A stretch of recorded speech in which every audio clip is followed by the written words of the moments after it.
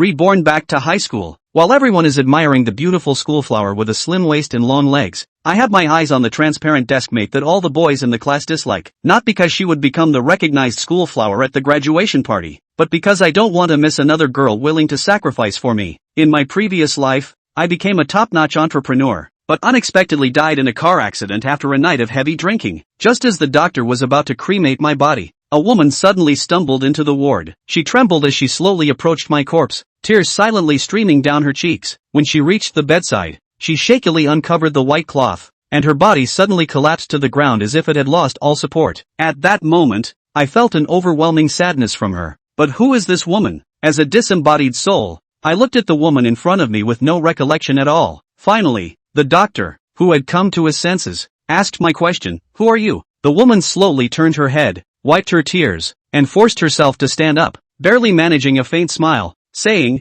"I am his lover." Lover? I was stunned again. I had never been married in my life. When did I have a lover? The woman seemed unwilling to explain further, her voice filled with pleading. "Can I help him arrange the funeral?" The people present were probably moved by her sincerity, and after much consideration, the doctor nodded in agreement. Floating in the air, I was shocked. She actually wants to arrange a funeral for me. For the next 2 days, I followed the woman closely. On the night after the funeral, she cried all night in her empty rental apartment, holding her frail body. When dawn broke, she took a wish bottle to the riverbank, gently touched the candy wrapper in her hand as if it were a treasure, then raised her hand and let the wrapper fall into the water with the wind. "Lin Zhou, do you not remember me anymore? I am Sun Yenshu." Upon hearing this, I was taken aback. How could it be her? The Sun Yenshu I remembered back then was completely different from the woman in front of me now. In my senior year of high school, Sun Yenshu became my deskmate as soon as she transferred in. Because she was frail and timid, everyone regarded her as the ugly duckling. At that time,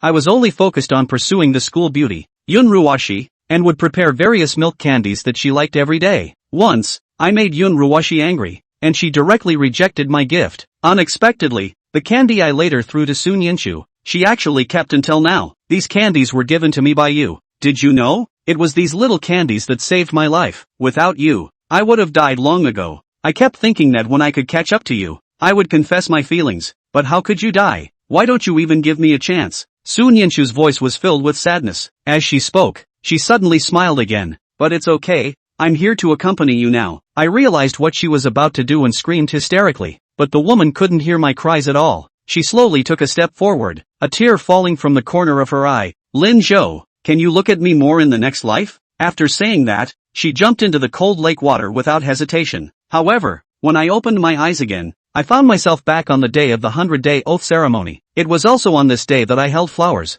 originally prepared to confess to the school beauty I had liked for 3 years, but she publicly rejected me and turned to embrace a rich second-generation heir. Having experienced the events of my previous life, how could I possibly repeat the same mistake? So I handed the flowers in my arms to the director, Zhang Shuqing. Before Zhang Shuqing could react, I quickly turned and left the podium. Yun Ruwashi beside me looked at me in disbelief. "Lin Zhou, what does this mean? These flowers really aren't for me? Aren't you planning to confess to me today? How is that possible?" After Zhang Shuqing rambled on for a long time, the rally officially ended. On the way back to the classroom, I clearly remember that Sun Yenshu was brought to the classroom during this class and became my deskmate. She is a girl who has liked me for many years and is willing to die for me. I don't want to miss her again. After returning to the classroom, the class bell rang. At this moment, the homeroom teacher walked into the classroom in high heels, followed by a girl who looked as thin as a piece of paper. "Today we have a transfer student in our class, named Sun Yenshu. Let's welcome her with applause." Sun Yenshu stood nervously on the podium to introduce herself,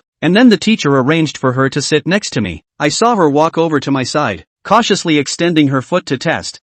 Excuse me, classmate, is this the right place? Is this my seat from now on?" "Hello, classmate. I am your new deskmate Lin Zhou. Thank you." After Sun Yenshu cautiously responded, she sat down. She opened her worn-out backpack, took out a stack of books, and then pulled out a notebook, quietly starting to listen to the class. I rummaged through the desk and found a test paper filled with red crosses, and couldn't help but sigh at how poor my grades were. With only 100 days left until the college entrance examination, I wondered if I could improve. Suddenly, I felt a weak gaze intentionally or unintentionally looking this way. I turned my head and saw Sun Yenshu hurriedly retracting her gaze, lowering her head to scribble on a piece of scrap paper. It seemed like she didn't have yesterday's test paper. From the look on her face, she seemed to want to borrow my test paper to take a look, but was too shy to ask. This girl really has social anxiety. I sighed inwardly, then deliberately placed the test paper in the middle of the two of us. Soon Yinshu looked as if she had discovered a new world, smiling happily for a moment. However, a moment later, I noticed my deskmate frowning, seemingly confused about the red crosses on the exam paper. At that moment, all I wanted was to find a crack in the ground to hide in. It seemed I first needed to find a way to improve my grades. As soon as class was over, my deskmate ran out. I was also about to go to the bathroom and see where my deskmate was going. At that moment, my good friend Lu Shiming chased after me. Lu Shiming followed my gaze and saw that I was looking at the new deskmate. Zhou Ge, have you fallen for someone else? After all, since the first year of middle school, I had claimed that I would only marry Yun Ruwashi. Hearing this, I shot Lu Shiming a glare. Speak properly. What do you mean by falling for someone else? This is called realizing my mistakes and cutting my losses. Lu Shiming looked at me as if he had seen a ghost. No way. You really like Su Classmate, right? I didn't answer his question, just nodded. Watching Sun Yinshu's figure gradually fade away, I fell into deep thought. I realized that this rebirth had a significant drawback. Apart from knowing that Sun Yinshu liked me a lot, I knew nothing else. Thinking of this, I put my arm around Lu Shiming's shoulder. I heard you have a few brothers at number 2 middle school. Can you help me with something? What is it? Help me find out about Sun Yinshu. She transferred from number 2 middle school. The college entrance examination is coming up, yet she transferred to number 1 middle school. I think it's necessary to understand the situation. At this moment, Yun Ruwashi lowered her head and walked towards the bathroom, feeling lost along the way. What on earth is going on with Lin Zhou? A whole class has passed. He should give me an explanation. What is Lin Zhou doing? Why hasn't he shown up yet? While thinking this, she suddenly heard Lu Shiming's voice. Yun Ruwashi raised her head and saw Lu Shiming standing with me. Directly ignoring Lu Shiming, she happily shouted at me. Lin Zhou. I restrained my smile. You guys chat. I'll head back to the classroom first. In this life of rebirth, I really don't want to have any entanglement with Yun Ruwashi again. Yun Ruwashi was stunned, looking at me with disbelief in her eyes. Lin Zhou, what's wrong with you? I'm fine, but, Yun Ruwashi seemed a bit anxious. She wanted to say something, but Lu Shiming was here. Seeing this, I said to Yun Ruwashi with a serious face, if you have something to say,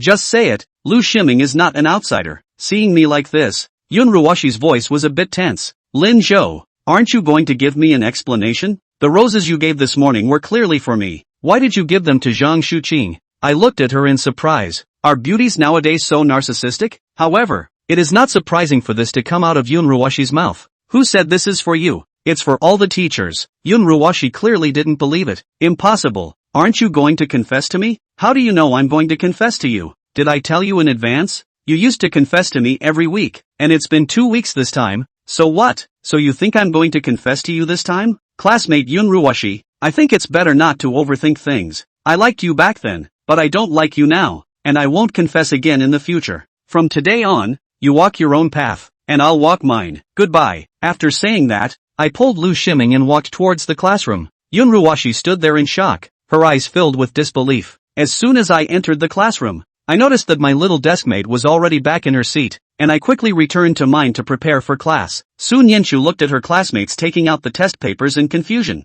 Feeling a bit at a loss, she instinctively shrank back, her mind filled with the words she had unintentionally overheard in the bathroom stall. Why did the teacher let the transfer student sit with Lin Zhou today? Lin Zhou is a bully. Several of his deskmates have been driven away. Sun Yinshu felt a bit flustered. Was her new deskmate that bad? But in the last class, he had actively let her look at the test paper and talked about studying. Thinking of this, Sun Yinshu felt a chill run down her spine. No wonder her deskmate immediately followed the neighbor at the other desk across the corridor after class. Could it be that they were planning to play a prank on her? Back in the second middle school, those classmates also used to tease her like this. While she was thinking, Sun Yinshu saw me pull the test paper out from the desk and look at her, saying, let's look at it together. Sun Yinshu was slightly taken aback and instinctively shrank back, saying, no, it's fine. I was curious. What was wrong with my little deskmate? Why have I become so timid in this short time after class? In the end, her determination to learn overcame her fear, and she cautiously moved closer to me. But before she could read a single word, I quickly pulled the test paper back. You can look,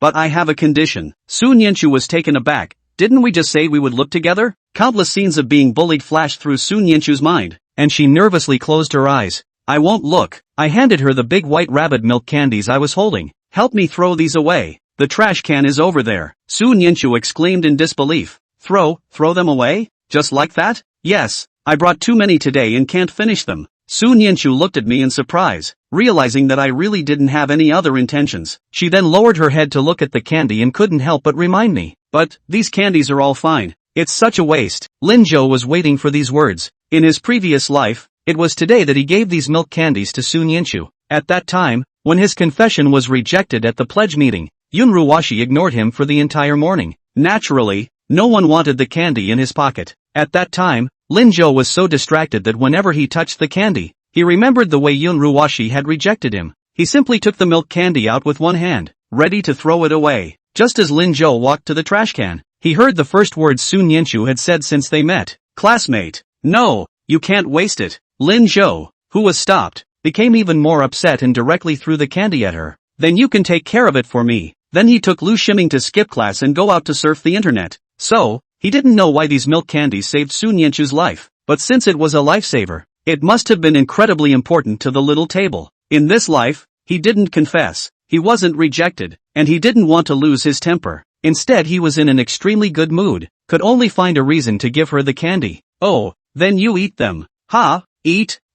Well, yeah, I don't want to eat it, and you won't let me throw it away. So who's going to eat it if you don't?" That's a great excuse to find. Lin Zhou himself wanted to praise himself. "You can have it tomorrow." Lin Zhou quickly put the test paper in the middle of the two, then sighed, "Ugh, there's more tomorrow. My dad asked me to bring some every day, saying it's to prevent low blood sugar, but I don't even like to eat great white rabbit milk candy. I'm so strong, how can I have low blood sugar? But I don't want to take him down. If you don't want to eat it, why don't you throw it away for me?" Only then did Su Nianchu carefully put the candy into her desk. "Thanks, you're welcome." Knowing that she couldn't afford to waste it, Lin Zhou's purpose was achieved, so he didn't bother her anymore. The teacher has begun his lecture. Lin Zhou concentrated and listened carefully to the lesson, and realized that just like the language, he could remember everything he had seen once. Lin Zhou couldn't help but laugh. This rebirth perk sure is good. Then in this life, no matter what school Su Nianchu takes, he should be able to get in. Instead, Su Nianchu was a bit dumbfounded. Not only did her new deskmates let her read her papers, they gave her candy?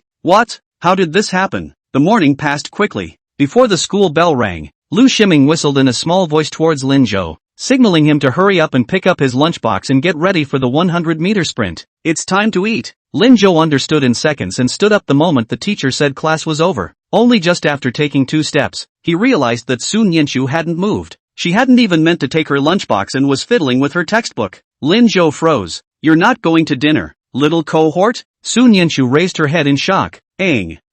I'll go back later." "Okay, I'll go first then." Lin Zhou didn't care much. The young tablemate was after all sociopathic, so timid in her speech. Perhaps she didn't like to go grabbing food when there were many people, preferring to keep to herself. "I'll just take her with me later when I'm familiar with it." Lin Zhou went out of the classroom and went straight to the cafeteria as Lu Shiming urged him on. Second shift entrance. When Yun Ruwashi and Li Xiaowan came out, they saw Lin Zhou and Lu Shiming. Yun Ruwashi had completely forgotten that she had just sworn to stop paying attention to Lin Zhou, and she subconsciously shouted, "Lin Zhou, can you type one for me as well?" But, the teenager in front of him seemed to be going faster as if he hadn't heard. Yun Ruwashi's hand holding up her lunchbox froze in place. In the past, without her calling out, Lin Zhou would wait for her at the door and bring her food. Today, it's amazing that he didn't even hear her calling out to him. Yun Ruwashi's heart was clogged with tears. Li Xiaoyuan was a bit worried. "Ruwashi, did you and Lin Zhou have a falling out?" Yun Ruwashi didn't answer, and a boy's voice came from behind her. "Ruwashi, why don't I help you fight?" It was Fan Yunhao, Lin Zhou's classmate. He's a good student and has always had a crush on Yun Ruwashi. Only he's never dared to say so explicitly. You can't fall in love in high school. You'll get a demerit. Plus the Lin Zhou beside Yun Ruwashi was too high profile. He could only endure in silence. Today, seeing Lin Zhou ignoring Yun Ruwashi, he finally found an opportunity. Yun Ruwashi's face turned cold as she pulled Li Xiaowan outside. "I'll buy it myself." Fan Yunhao's face was suddenly embarrassed. In the cafeteria, because Lin Zhou and Lu Shiming were fast enough, they quickly hit the meal. While eating, Lin Zhou took out a piece of paper from his pocket and read it. Lu Shiming suspiciously came over and after realizing that it was a certain test paper, his entire body froze. "Lin Zhou, what is this?" "Well, math papers. I know it's a math paper. I mean, why is it a math paper? Study hard, didn't I say?" Lu Shiming immediately looked at Lin Zhou like a monster, and the noodles he had already sucked into his mouth fell out raw. "Brother Zhou, are you possessed by something or not? Why don't I have my mom go to the temple on the weekend to offer incense and beg for it for you?" Lin Zhou gave Lu Shiming a blank look. Okay, don't be poor. If you don't learn, be careful, you won't even get into college. If you can't get in, you can't get in. What's so great about college anyway? Lin Jo thought about the various small waists and long legs as well as tender model faces that he had seen in his previous life in the university town and nodded seriously. College girls are pretty good. Lu Shiming had a look of contempt on his face. How do you know if you've never been on it? Lin Jo? Lu Shiming, do you like guys? Bull asterisk asterisk asterisk asterisk. I'm straight and true. That's good. What are you asking for? Boat? Aren't we talking about college girls? Lin Jo sighed in relief and changed the subject. How's it going with what I asked you to look into? Speaking of this, Lu Shiming came to be interested. I'm not going to lie, Boat. I do have news. And guess what? Lu Shiming smacked his lips and shook his head. Speak up. If you don't tell me, the point card is gone. Okay, I'll talk. This Su Nianchu, it's miserable. I heard from one of my classmates over there that Su Nianchu is the school bully in their school and is particularly good at her studies. But their family's family conditions are very tough. How grueling is it? It's just that you can't afford to pay tuition. And sometimes you can't even eat. Then the teacher over at the second high school was also very good, and directly gave her a tuition reduction. But this girl's character is a bit timid. And you know that there are quite a few bullies like you in the school. No, it's that there are quite a few of those bullies as well. So there will be some incidents of school bullying, and Su Nianchu is often bullied. Later, she really cannot stand to drop out. The teacher took those who bullied her classmates cannot help, and cannot follow Su students all the time, although very much want to let her go back to continue to study, but afraid of Su students to stay in the school and then out of the problem. Will be her withdrawal of this news leaked to the teacher of the first high school, that is, Zhang Pai. Zhang Paopi. This person cherishes talent, can't see such a good learner drop out of school, so he took the female devil Lu Qingyan with him, went to their home to lobby, and then brought her to No. 1 middle school and arranged her to be in our class. Lin Jo frowned tightly as he listened. Poor student? Bullied? Chapter 8. He was once the light in other people's lives. Yeah, her family lives in a big mountain nest, that's Su Jiai, north of the county town. You know it, right? That big mountain road. I've been there once and I was scared, and it's rumored that both her parents are gone, and that grandpa and grandma support their 2 siblings, and their brother is in school. Not long ago, grandpa went to the mountains to pick herbs to sell for money, and he fell and broke his leg. The family's only source of income was cut off, and she used that as an excuse to drop out of school. Crap! Lin Jo dabbed his feet and walked outside. Lu Shiming was startled. Brother Zhou, what are you doing? Wait here for me. I'll be right back. Eat slowly. Okay.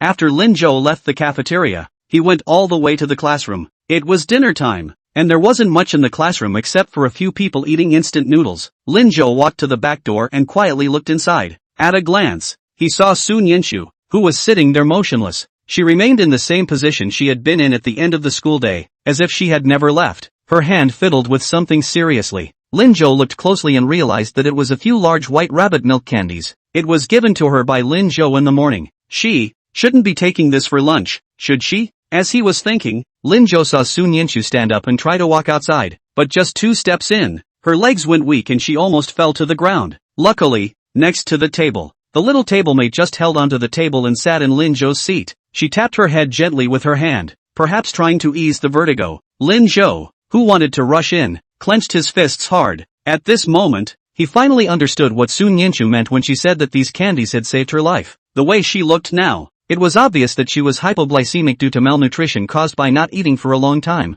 and that must be the reason why she is so thin. Those sugars, the most useful remedy to relieve hypoglycemia. Su Nianchu must have gotten by for a few days in her previous life because she didn't have money to eat, and because she had been bullied for so long that she didn't want to talk and socialize, much less ask for help, and relied on these candies. Just thinking about this, Lin Jo felt a raw pain in his chest. He wanted to rush in and tell her not to do this to herself, but Lin Jo knew that he couldn't. Su Nianchu was very stubborn, which can be seen from the fact that she is not willing to accept Lin Jo's candy even though she is already so bitter. It was Lin Jo who said she was going to throw it away, so she reluctantly accepted it. To rush right in would surely shatter what was left of her pride. This was a major blow to her, and maybe, as a result, move further away from him, but she mustn't be seen to be so hungry. Something had to be done. Lin Jo shook hands again, turned around, and walked towards the cafeteria. Lu Shiming had already finished his meal, and was currently crossing his legs and picking his teeth. When he saw Lin Jo come back, he hurriedly stood up.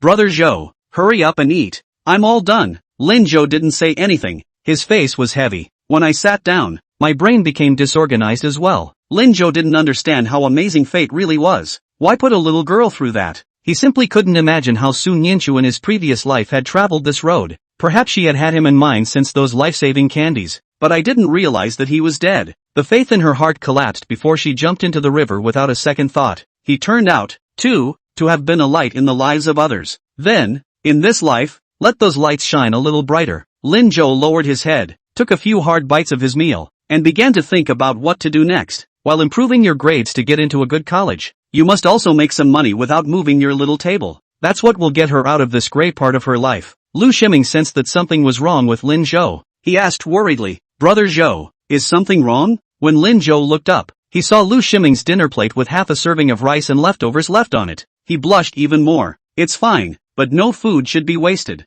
"Ha?" Lu Shiming had a puzzled look on his face, obviously not understanding what Lin Zhou's words meant. "Boat, what are you talking about?" "I said, finish your own lunchbox and don't leave until you do." Lu Shiming burped and looked at the rest of the rice, falling into a tangle. "Brother Zhou, I'm full. You have to eat even when you're full. Otherwise why would you fight so much?" "But Boat, you also told me to lose weight today. Eat before you lose." Seeing that Lin Zhou did not look like he was joking and was in danger of breaking out at any moment, Lu Shiming had no choice but to sit down, and stiffly grubbed all the rice into his stomach, and vowed to fight for less rice in the future. Isn't this torture? After eating, Lu Shiming felt like his belly was going to explode. Seeing Lin Zhou's immaculately clean plate, Lu Shiming was a bit confused. "Boat, what's going on?" Lin Zhou ignored him and stood up, walking towards the food-selling window. Lu Shiming watched as he bought a chicken leg, a loaf of bread, and a carton of milk, and was shocked on the spot. "Boat, you're not full yet?" Lin Zhou turned around and looked at him. "Fatty, do me a favor." "Ha?" Sun Yinchu had been sitting there for a while. One by one, her classmates returned, and she felt a little better about the dizziness. Today, it was her first day of school at the first grade. Although the teacher promised to help her reduce tuition fees and apply for grants, but it will take a few days for the application to come down. All she had on her was the $10 her grandmother had given her when she left. "I don't know how long it will last." So, Sun Yinchu set goals for herself. Only one meal a day until the bursary comes down. Feeling tolerable at lunch, she didn't go for it. "But I didn't realize that the hypoglycemia had returned." Luckily, there were milk candies from the same table. The table said that these candies can relieve hypoglycemia. She didn't resist taking one, and it was much better. This tablemate is a bit of a waster, but it doesn't seem that bad. Sun Yinchu thought as such. In fact, when she just came to the classroom, Sun Yinchu saw Lin Zhou sitting in the last row. He was tall, good-looking, and had a very personalized haircut, the kind of being that could be seen at a glance when placed in a crowd. Only, in her own experience, such flamboyant students don't like her, call her an ugly duckling, and love to joke with her. So don't mess with her if you can. So she wasn't about to cross paths with her tablemates, but as soon as the class started, she found out the hard way that she didn't have a test paper, and so, all she could do was carefully peek at her desk's papers. Seeing the table keep flipping through the book and reading the questions and taking notes, Sun Yinchu thought that Lin Zhou was just dressed in a non-mainstream way, but in fact, people still love to learn. Until I heard those words in the restroom, Sun Yinchu was instantly scared. Her instincts were right. Her new deskmate was really a bad student, but the bad student actually offered to invite her to look at the test papers and gave her candy. Sun Yinchu squeezed the candy paper in her hand. The sugar was sweet and delicious. The sugar paper looks great too. No one had shared a snack with her since school. It's a snack that also relieves hypoglycemia. She would often have low blood sugar, but no one knew. These candies, they just saved her life. Sun Yinchu thought, this tablemate, in the end, what kind of person? Why does it not match what others have said? At all? How about being completely different from the ones you knew before? 2. Just thinking about it, Sun Yinchu heard the doorway. Lin Zhou's voice, Fatty Lu. I've said I can't finish it. You have to buy so much. Look at it. What do we do now? Chapter 9 actually. The feel of the hand.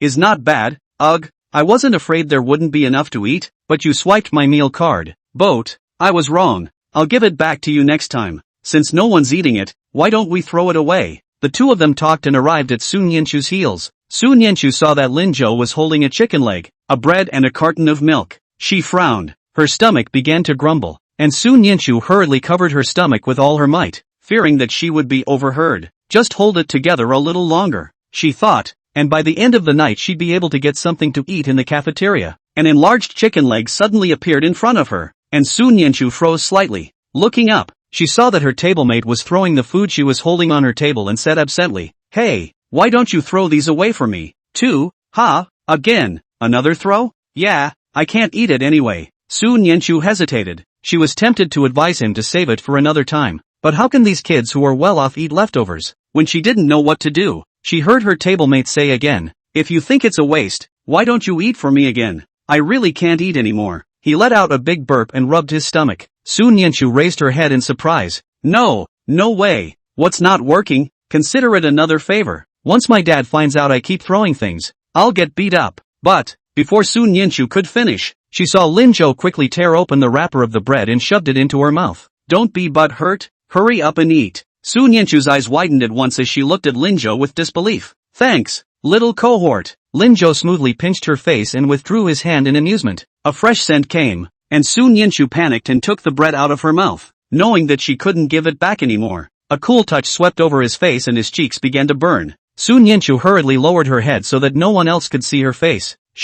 I should be the one thanking you. He gave her food and he said thank you. How bad could such a person be? It must be a misunderstanding on the part of those people, right? Gently biting into the bread, the aroma filled her taste buds, and Su Nianchu felt an unprecedented satisfaction. Remembering that Lin Zhou had just called out his little tablemate, Su Nianchu said seriously, I am Su Nianchu. The term little tablemate is a little too intimate. She's not used to it. Got it, little cohort. Su Nianchu's figure trembled. This guy is really, forget it, just let him yell? Just get used to it yourself. Lin Zhou couldn't help but smile as he watched her eat seriously. That's the way to go. Seeing her eating seriously, Lin Zhou took out the test paper he had read at noon and quickly got into studying. There were only 100 days left before the college entrance exams. There was no time to waste. He had to race against the clock. Next to it, Lu Shiming looked at this scene dumbfounded, his entire body shocked. Just now in the cafeteria, when Lin Zhou asked him to help, he was still curious about what was worth him talking about so seriously.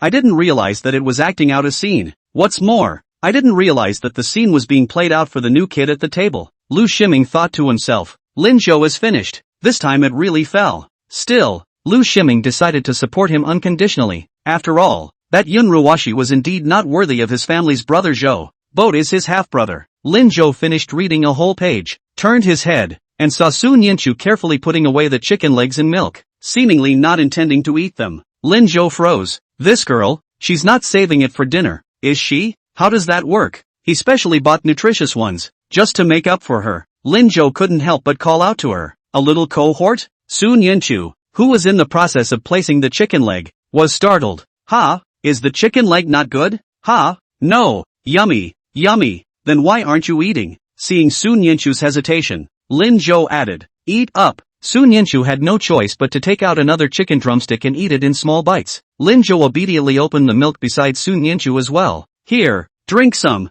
be careful of choking. Oh yeah, you can't put this milk away when it's unwrapped, it's easy to spoil. Su Nianchu hurriedly took the milk, put it to her lips and gulped it down. You can't break something this good. What a waste. Looking at her cute appearance with puffed cheeks, Lin Zhou smiled with satisfaction. I have to say, looking over it like that, the little table is very durable. It's just a shame that it's too skinny and the face lacks the collagen it should have at that age. When you fatten up a bit, you'll definitely be an even more amazing presence than Yun Ruwashi. Thinking about this, he lifted the hand that had just squeezed his young cohort's hand and examined it carefully. It actually feels not too bad in the hand. Aha! Raise more in the future. Recalling a different touch for a moment, Lin Zhou was once again engaged in his studies. He was now in a quandary, with this big question at the end of the paper, which was a little hard for him to read. Math, unlike language, just needs to be memorized. This one still needs to be understood. His foundation is so poor. Just when Lin Zhou didn't know what to do, he heard the small desk next to him whisper,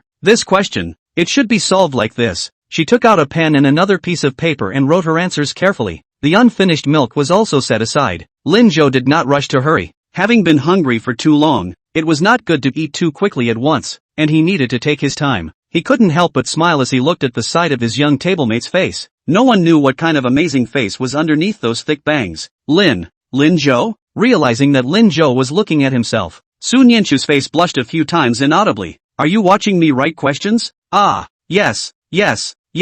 In reading, you keep writing. I find I can read everything you write. Lin Zhou's eyes didn't move and kept staring in the direction of Su Nianchu's face. Oh, Su Nianchu's mind calmed down a bit, and she continued to write earnestly. The little cohort's font is very crisp. The fingers are also very slender. It took only 5 minutes to write down a big question. Lin Zhou, who was not yet finished, had to sigh, the school bully is awesome. After writing, Sun Yanchu handed the piece of paper to Lin Zhou and whispered, look, ask me again if you can't read it. Since he had eaten Lin Zhou's food, he had to do something. Lin Zhou nodded and reached out to take it. Okay, go ahead and eat. The moment her fingertips touched, a slight coldness crossed her heart. Sun Yanchu retracted her hand in panic and lowered her head, not daring to look at Lin Zhou again. With her heart thumping, Sun Yanchu felt like she was going crazy. What's going on? Today the table not only pinched her face, but also touched her hand. Although he didn't even mean to, she also. It hasn't been touched by anyone else yet. Sun Yanchu blushed so red that she couldn't wait to find a crack in the ground.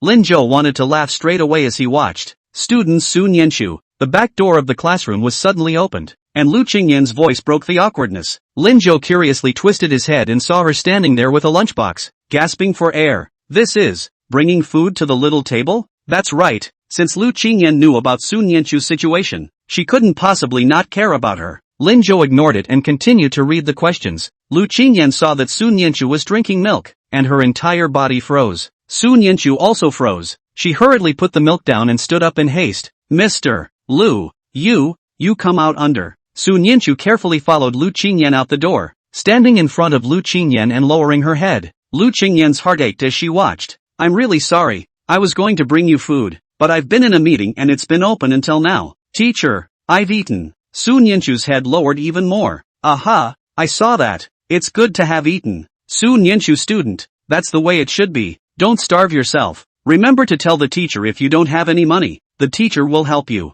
Sun Yanchu was flattered. Thank you teacher. Well, you're welcome, and that deskmate of yours today, if he bullies you, don't pay any attention to him. Come over and tell me, I'll help you clean him up, and I'll think of a suitable place for you to move to later. And when I'm done, I'll come over and change your seat for you this afternoon. There was only that one empty seat left in the class, and Lin Zhou couldn't sit with anyone. It's either loud noise or fighting in class. Lu Qingyan, who was going to a meeting after the first class, hadn't figured out who would be the best person to sit with him. Just now Sun Yanchu's mood was a bit off, so she thought that Lin Zhou had bullied her. Lu Qingyan was a bit worried. Sun Yanchu raised her head in panic. No need, Mr. Willow. Ha? No change? Well, there's no need to change. Lin Zhou's classmates didn't bully me. He's quite nice. Those food I just had, he gave them to me, and in the morning, he even gave me some milk candies. Despite the harsh words of others, Sun Yanchu felt that Lin Zhou was still quite good. She trusted her judgment. If she changed, she would still have to reach out to the new table. It's just too hard. Lu Qingyan looked at Sun Yanchu in shock. What you're talking about? Is it Lin Zhou?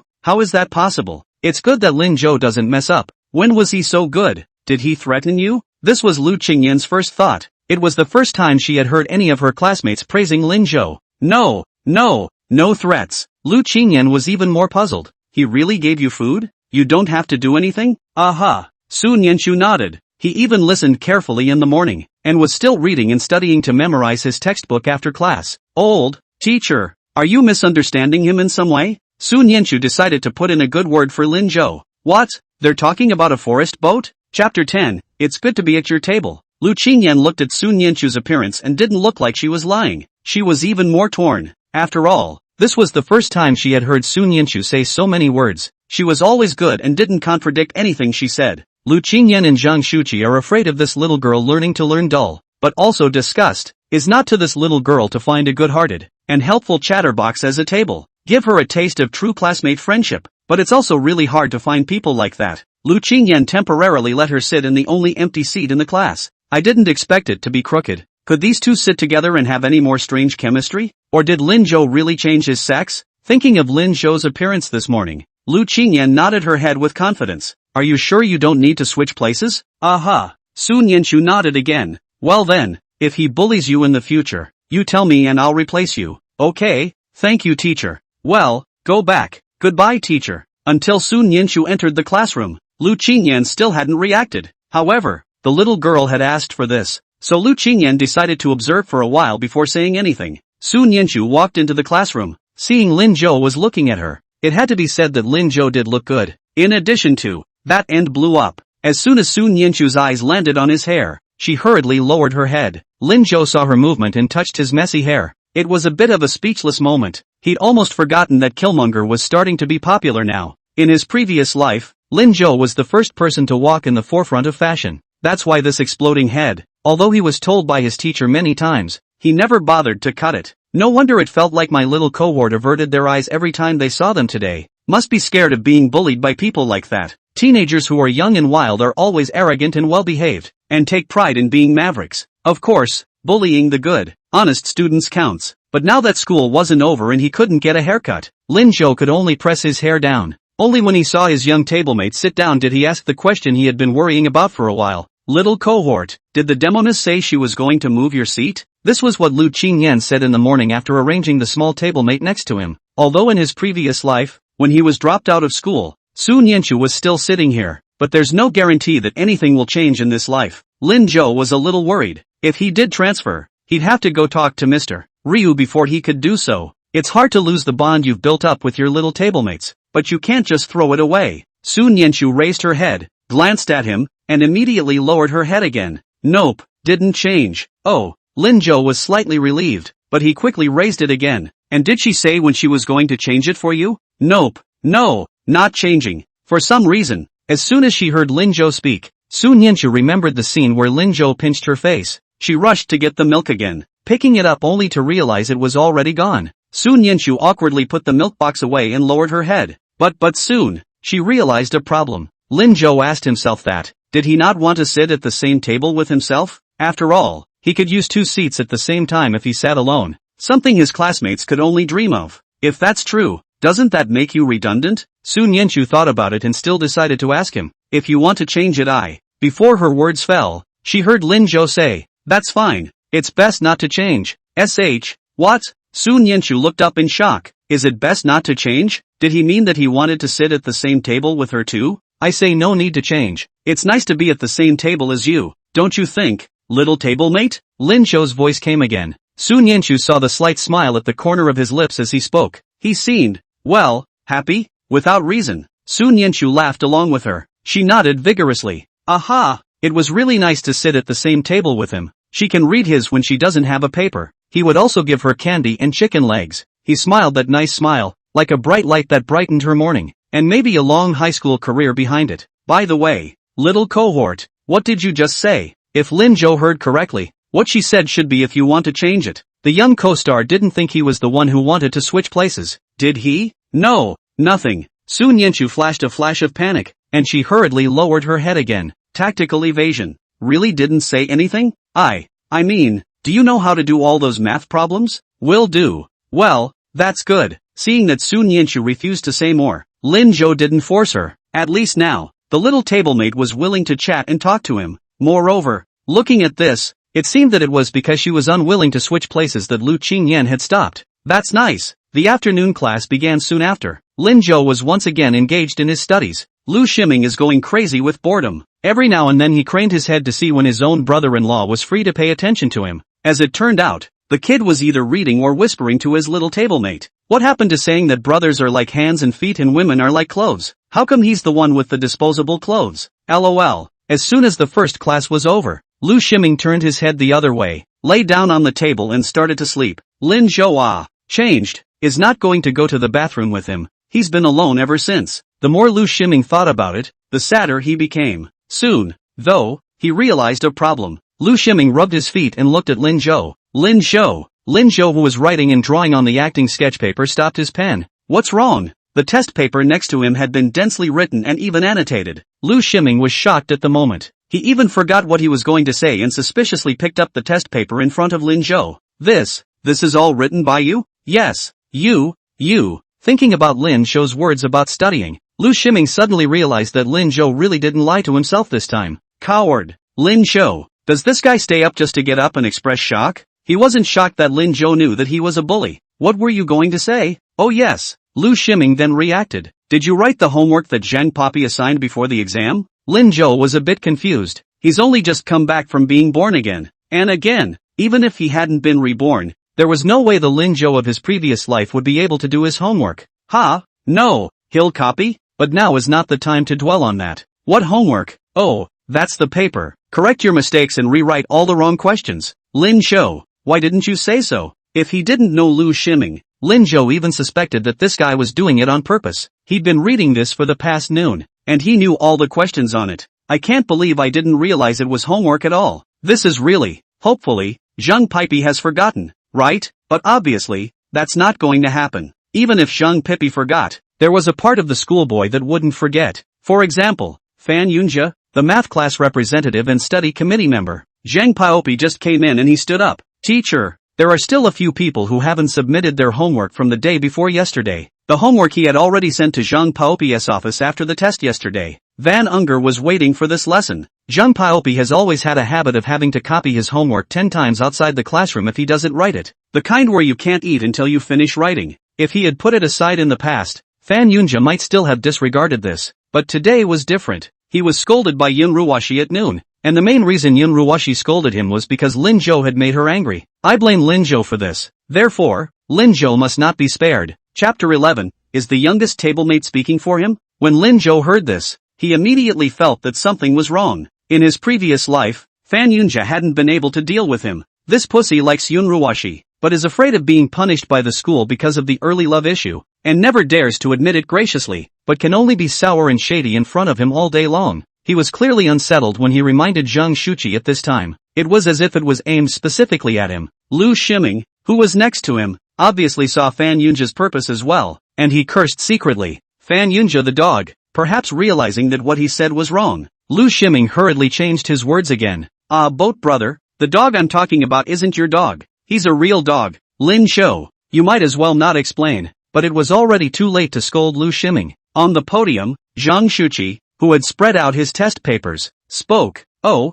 yeah, who all didn't pay? Just the ones in the back, like Lin Zhou Lu Shiming SS. Sound of air sucked between the teeth, indicating hesitation or thinking over. He knew it. Lin Zhou? Zhang Shuqi pushed up his glasses. Today, he was also too impressed with Lin Zhou. For a while, I didn't even hear anyone else's name. Lin Zhou, did you do your homework? You didn't write it, did you? Go out and copy it 10 times at the door. Lin Zhou. He stood up silently, thinking quickly about how he was going to deal with the inning. The originator, Fan Yunjia, immediately looked at Lin Zhou with excitement. Today, think of it as taking it out for Yun Ruoshi. Yun Ruoshi was the goddess of their school and had a good relationship with the students in their class. So after class, someone was sure to go and talk to her about these things. She'll be so happy when the time comes. Lu Shiming gritted his teeth and squeezed out a sentence from between his teeth that only he and Lin Zhou could hear. Sooner or later, I'm going to waste this dog bay. Next to him, Sun Yenshu also looked at Lin Zhou suspiciously. Well, the same table doesn't like homework yet. But, is it too serious if you're punished by copying 10 times? Thinking so, Sun Yenshu didn't know what was wrong with her, so she carefully raised her hand. Old, teacher. Lin Zhou froze slightly and looked at her.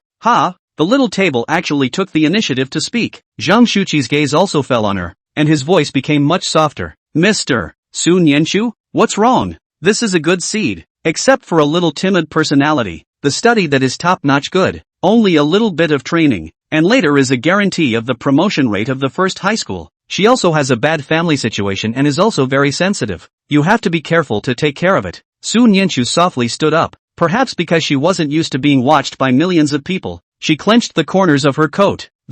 If you already know all those questions, don't you have to do the penalty? Learning new things is a little more important. Sun Yenshu had just heard Lu Shiming and Lin Zhou's conversation and knew the content of the homework. This is what we did before. As she spoke, her head dropped even lower. After all, I'm not used to venturing out on such occasions, and I always feel like everyone is looking at me. Lin Zhou looked at her in shock and then laughed. The little cohort is actually speaking for himself? Looks like he's starting to have a place in her heart. Fan Yunjia's face changed when he heard this. Mr. Zhang. But before his words fell, he saw Zhang Shuqi nod his head. There seems to be some truth in what you're saying. The college entrance exam is coming up soon, and repeating what you know is really not very useful for students. So it's naturally better if you can acquire more knowledge. Besides, Lin Zhou's performance today showed that he might still be saved as well. Zhang Shuqi doesn't want to give up on any of his students. But Lin Zhou, do you know how to do all these questions? Why don't we let him try? The little tablemate's voice was soft,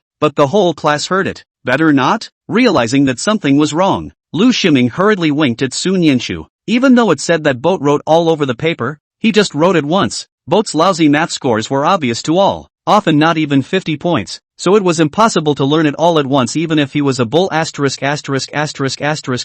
Lu Shiming was very worried. He didn't want Lin Zhou to make a fool of himself. Brother Boat, come on, let's go copy the questions together. As soon as Lu Shiming's words fell, he heard Fan Yunjia gloat. How's that going to work, teacher? Although Lin Zhou is not a good student, I think this newly transferred student has a point. Or let Lin Zhou try? What if he can write? Fan Yunjia had always been a very good judge of character. It was already evident at this moment that Zhang Shuqi's thoughts had changed. Originally, he was still hesitant, feeling that this newly transferred female classmate was helping Lin Zhou, but after hearing Lu Shiming say this, Fan Yunjia was relieved. Yeah, Lin Zhou is so bad at studying. Even if these papers had been graded, it is unlikely that he would have been able to do these questions. Just let him go up there and make a fool of himself. In that case, Ruwashi would definitely be happier. Lin Zhou sighed silently. This guy, he really hasn't changed from his previous life. Zhang Shuqi pushed up his glasses. Since everyone has said so, come up here and I'll pick 2 questions for you and you write them for me. If you can, you don't have to stand in penalty and listen to the lesson in the classroom.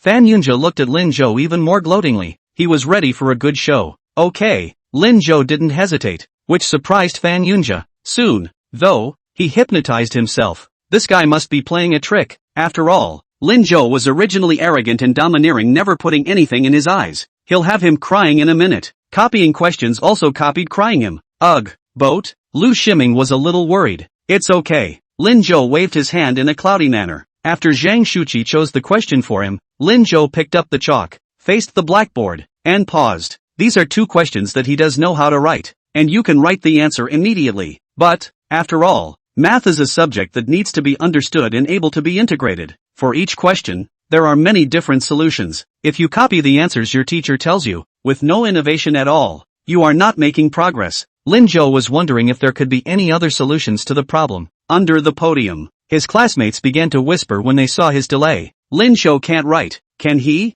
Definitely also do not know what to pretend then. Directly say will not be not on the line. Waste of everyone's time. Sun Yanchu, who was sitting in the last row, was filled with worry. What to do? She seemed to have harmed Lin Zhou. Lu Shiming also clenched his hand. Done. Boat really can't write. It's all because of Fan Yunjia, the dog. Well, he deserves to die. Fan Yunjia was already laughing in his heart at this point. He had known this would be the outcome. This is the time to spice up the forest, Boat. Teacher, why don't we forget about it? It seems that the transfer students method doesn't work for Mr. Lin Zhou, so why don't we just let him copy the papers? Zhang Shuqi also sighed and was about to speak. Just see Lin Zhou start to move his pen. He wrote the word solve carefully. Zhang Shuqi's words were swallowed back. The nunzal scoffed. What are you pretending? Who doesn't know how to write the word solve? This is stalling. However, the next moment, Fan Yunjia saw that Lin Zhou didn't stop after writing the word solve. Instead, the answer continues to be written. Chapter 12, Can we help each other from now on? What was even more amazing was that Lin Zhou's answer seemed to be completely different from what the teacher had told him. The other students saw it too. What's going on? Wrong writing, right? That's right. That's not what the teacher said. Fan Yunjia's tablemate Zhou Shanshan couldn't help but tug on his sleeve. Fan Yunjia, speak up. Get him down. Fan Yunjia didn't move a muscle. He stared at the blackboard with a deadpan look of disbelief. Others can't see it, but as a math class representative, Fan Yunjia has always had top math scores. He could see at a glance that although Lin Zhou's answers were different, the overall thought process, all of them were correct. And, more subtly than the correct answer, easier to find answers. This realization made Fan Yunjia not know how to react for a moment. When did Lin Zhou become so powerful? Seeing that he didn't say anything, Zhou Shanshan decided to say it herself. Teachers. Before she could finish a sentence, she saw Zhang Shuqi reaching out to stop her. Lin Zhou's idea of solving the problem seems to be novel. He'll have to look at it again. Under the podium, Lu Shiming, who couldn't read it at all, was a little worried, but no one was with him. In his anxiety, he only saw Sun Yanchu smile. Lu Shiming worriedly tilted his body towards Sun Yanchu's side. Hey, Mr. Su, what are you laughing at? Quickly think of a way to help Brother Zhou. He's going to be laughed at in a while. He won't be laughed at. Sun Yanchu's voice was soft, but her eyes didn't leave the blackboard for a moment. But what if he writes it wrong? Yes, all right. Ha, you don't think so? Did you really learn everything? Are you serious? Aha. Lu Shiming couldn't help but swallow his saliva. If what Su said is true, then the boat brother is also too bullish. After the 2 questions were written, Lin Zhou turned around in a dashing manner. Teacher, it's finished. On the stage, there was silence. At this moment the answer had come out, and those students who had just questioned Lin Zhou had already seen that Lin Zhou had used a new solution. None of them dared to speak. Ha ha ha. Zhang Shuqi laughed with satisfaction. Not bad, not bad. Lin Zhou, great job. Keep it up. You go down and listen to the lesson well. Lin Zhou was very different today, and Zhang Shuqi thought that it must be his discipline for so long that made him put away his love of fun.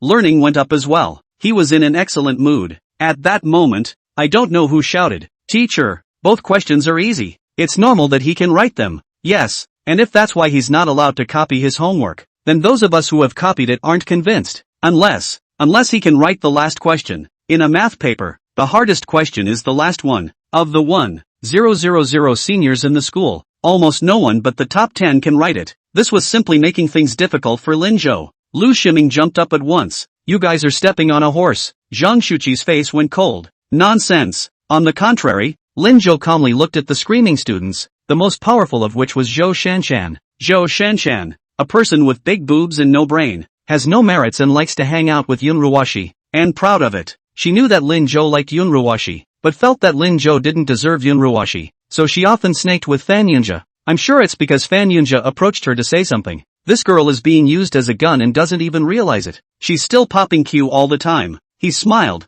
and as far as Fan Yunjia could see, he stretched out his middle finger, then slowly lowered it. Seeing Fan Yunjia's suddenly white face, Lin Zhou was satisfied and he smiled. It's fine, Mr. Zhang. It just so happens that I have some new ideas to try for this last question. A new idea? Then write about it. As a math teacher, what Zhang Shuqi likes most is when his students have new ideas for solving problems. The first two questions were indeed simple, and it was normal for Lin Zhou to be able to write them. Zhang Shuqi didn't comment too much, but this question would be really something if he could write it correctly as well. Zhang Shuqi decided to give Lin Zhou a chance. Lin Zhou turned around, erased the answers to the original two questions, and began to write the questions. This time, he didn't pause. This last big question came to light after I asked my youngest cohort about it today. Just now between classes on the acting sketchpad, he was writing the answers and already had the results. As a reborn person, Lin Zhou did not like to be high profile, but there are some out-of-tune bears who have to pick a fight. Then don't blame him for punching you in the face. And so,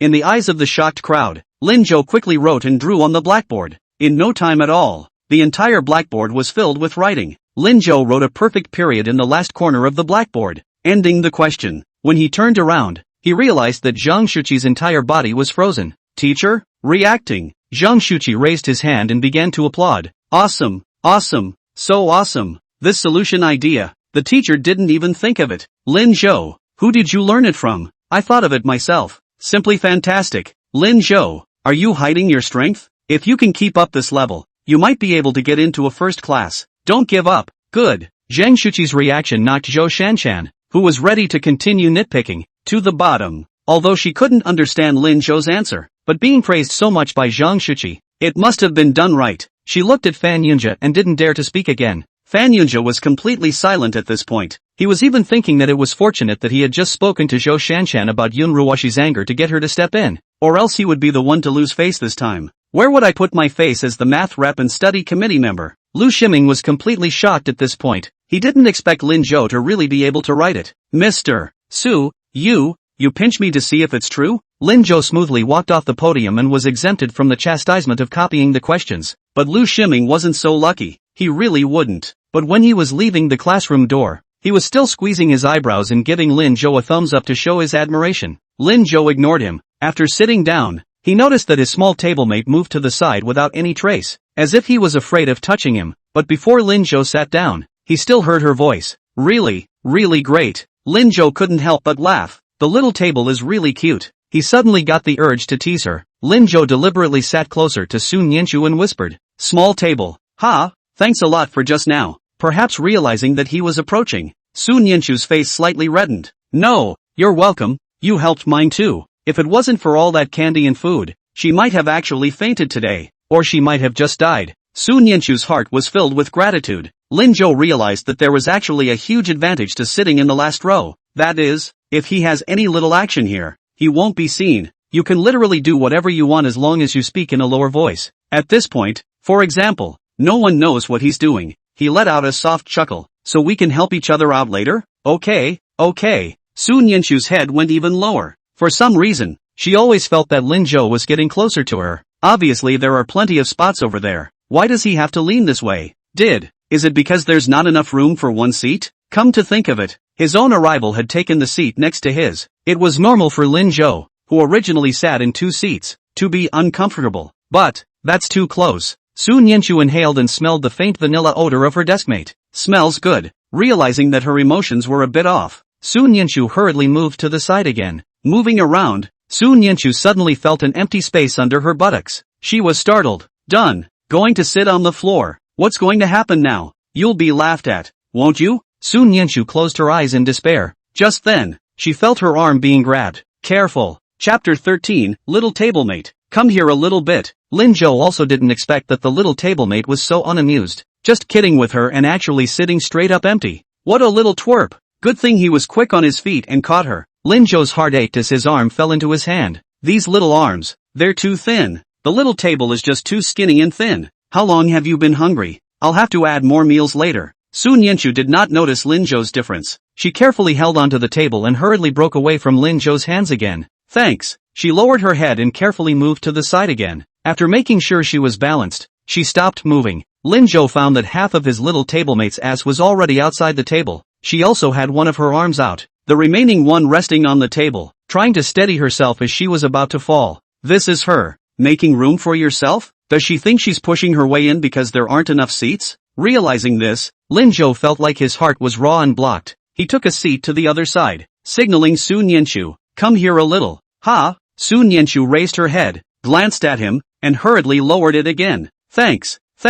Although he sat down in this direction, he was still far away from Lin Zhou. The words of reproach came to his lips, but not a word could be uttered. Lin Zhou took out the test paper and placed it in the middle of the table. Still listening to the lecture? Soon Yanchu finally realized that she couldn't see the test paper from her position, which made her move in Lin Zhou's direction. Perhaps feeling like she was taking up a lot of space again, she spoke in a low voice. I'm sorry. No need to say sorry. Ha! Soon Yanchu, remember, you don't even have to say sorry to me in the future. Soon Yanchu stared blankly at Lin Zhou. Don't you ever use it again? But those former classmates love to hear her say she's sorry. Also, you're at my table. This table is for both of us. Half for you and half for me. Your side should be yours. No one can hog it, including me. Got it? Soon Yanchu covered her chest, where it seemed a strange emotion was coming out. This class ended with Zhang Shuqi's sentence. Lin Zhou, come to my office after school. Zhang Shuqi is gone. The whole classroom was instantly abuzz. Many people came directly next to Lin Zhou to express their respect. Wow! Lin Zhou,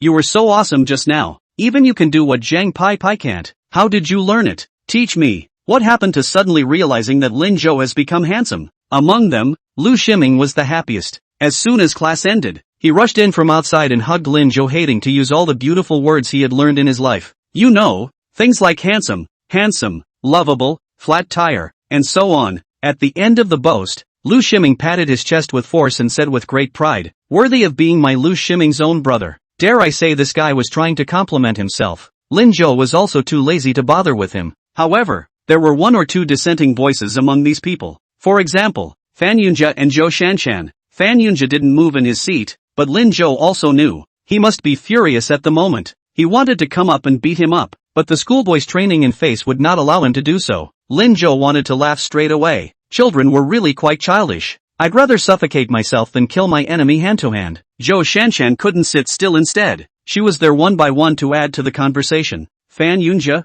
don't worry. Lin Zhou is definitely lucky. Wait for the first model. And then you can compare with him. You're definitely better than him. Lin Zhou, how about it? Do you dare to compare? Lin Zhou raised his head and looked at her. Then math? Zhou Shanshan froze and immediately gloated and shouted. Yes, just compare math. Fan Yunjia was the math class representative, and math was his best subject. It has always been the first in the class and the top 10 in the grade. Zhou Shanshan originally wanted to give Lin Zhou a little step down, but she didn't expect him to bring it up himself. Without waiting for Lin Zhou to speak, Fan Yunjia angrily stood up, turning around and giving Lin Zhou a blank look. He fiercely said he's also worthy and walked out of the classroom. Seeing this, Lu Ximing was about to go up and Fan Yunjia, but Lin Zhou stopped him. Lu Ximing was a bit unconvinced. Brother Zhou, don't stop me. Lin Zhou, I didn't stop you. But fatty, if a dog bites you, are you going to bite back? Lu Ximing, what does it mean? I don't know who shouted. He called Fan Yunjia a dog. Lu Ximing, ah.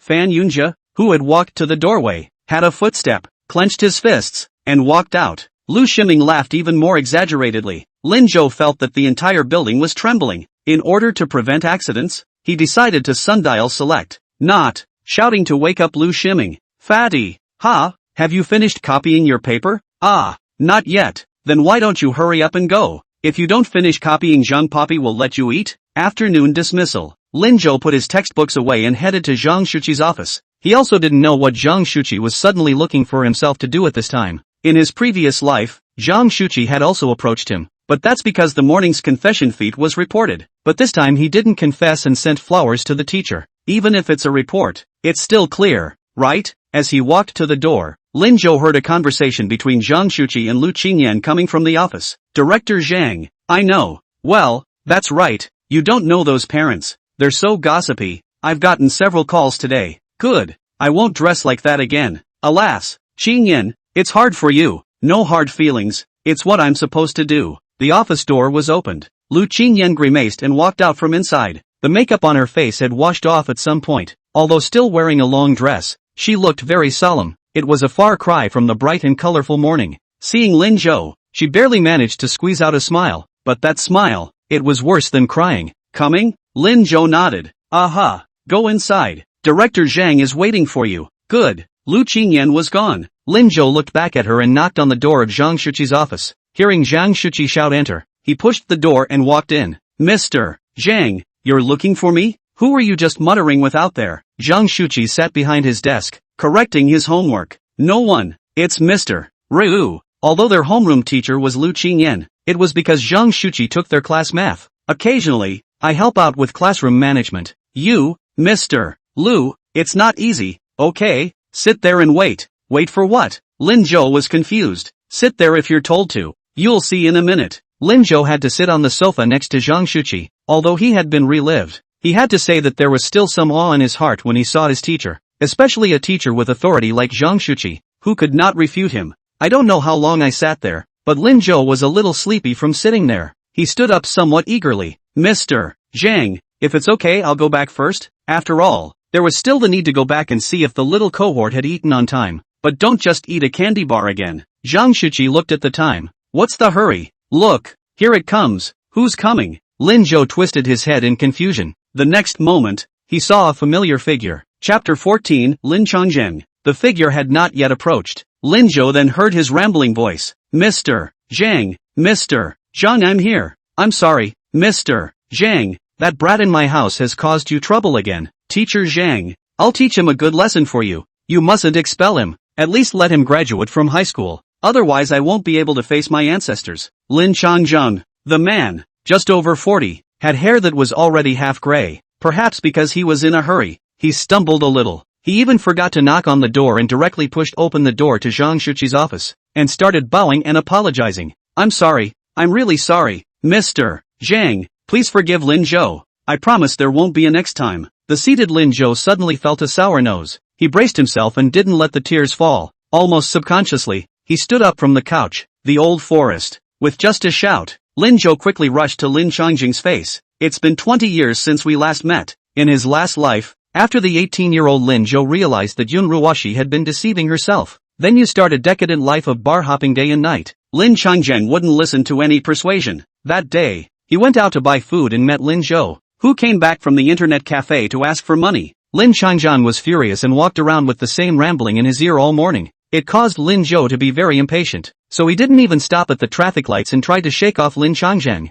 Unexpectedly, just then, a car rushed by. Lin Changjing threw away the vegetable basket and pushed him away. Later, Lin Zhou watched him fall into a pool of blood, watching his eyes open and making sure he was okay before closing them for good. Lin Zhou's brain turned blank. He crouched down and shouted as hard as he could, trying to get Lin Changjing to come back. But no more Lin Changjing. Lin Zhou's world came crashing down. Since then, he has repented and started working hard to earn money, trying to fill the emptiness in his heart with that. For countless nights, he dreamed of Lin Changjing scolding him incessantly. He tried to hug him, but floundered. When I opened my eyes, I realized that my pillow was wet at some point. His heart was also raw. Now the figure from his dream truly stood before him. Lin Zhou's heart trembled slightly. Brat, why are you here too? Why don't you hurry up and apologize to Teacher Zhang? Lin Changjing, who had just seen him, was trying to gain the teacher's sympathy by scolding him, just like in his previous life. But he didn't expect to see his brat, who never loved to talk to him. Just after his words fell, up came a hug. It's great that you're still alive. Old Lin. Lin Changjung froze. Ugh, brat. What nonsense are you saying? Quickly let go. He was still a little uncomfortable being held like that, especially in front of Zhang Shuqi. After all, he was a strict teacher, and he couldn't be no big deal. Teacher Zhang, don't mind if I do. This brat suddenly went crazy. I'll discipline him. Lin Zhou looked up from Lin Changjing's arms and revealed a smile. Dad, you can leave me alone. I'm fine. Ha, you, what did you call me? Lin Zhou has been rather skinny since he was a child. Ever since I can remember, I've always called out for old Lin, except when I want money. When I call out for dad, you don't have any money? Lin Zhou was moved to look at him. Yes, how could it not be? I'm just telling you that I intend to study hard. You, Lin Changjing reached out his hand and touched Lin Zhou's forehead suspiciously. No fever. Why are you talking nonsense? After all, getting your son to learn this thing is harder than getting to the top. Lin Changjing no longer counted on it. He only hoped that Lin Zhou would graduate from high school properly. If possible,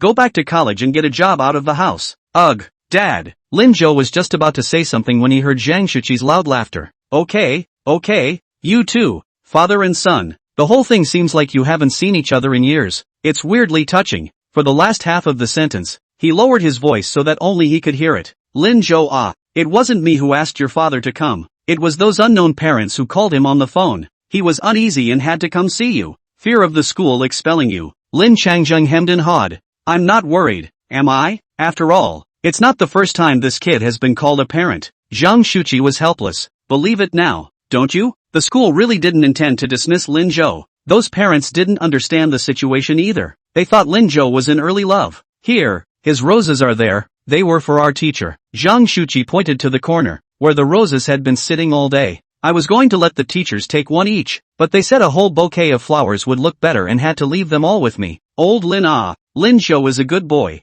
I'll explain to those parents. Don't worry about it. Lin Changjing was a bit disbelieving. Really?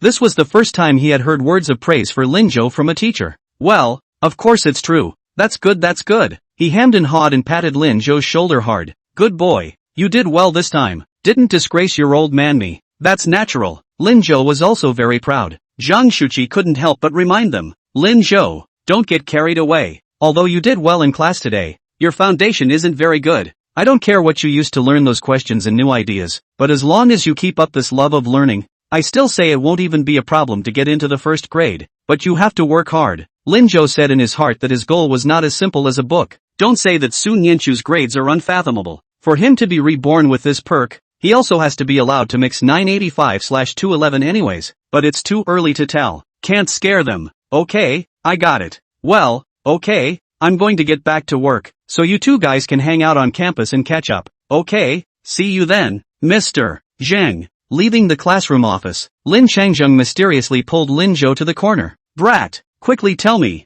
what did Mr. Zheng just say about having to perform well today? What did you perform today? This smug look was as if Lin Zhou had gotten first place on the exam. Just got 2 questions right. That good. Ha! Lin Zhou suspected that his old Lin was a child treasure man, a man with only a son in his eyes. Dad, it's nothing. I'm a student. I should. Well, I know, but I still think my son is great. If he can get 2 right this time, he can get 10 right next time. 100 right. And he'll definitely get all of them right on the college entrance exam. I'm sure the baby boy is right. If you're okay, Dad, I'm going to head back to class. Ugh, no. I even brought you food. Saying that, Lin Changjing took out a lunchbox from the bag he was carrying. Inside were stewed ribs, and a box of rice. Here, have some more tonic. Dad, we're not allowed to bring food to school. It's okay, Dad snuck it in without letting your teacher know. Lin Zhou had to take it. Lin Changjing pulled out another large handful of great white rabbit milk candy from his pocket and handed it to Lin Zhou.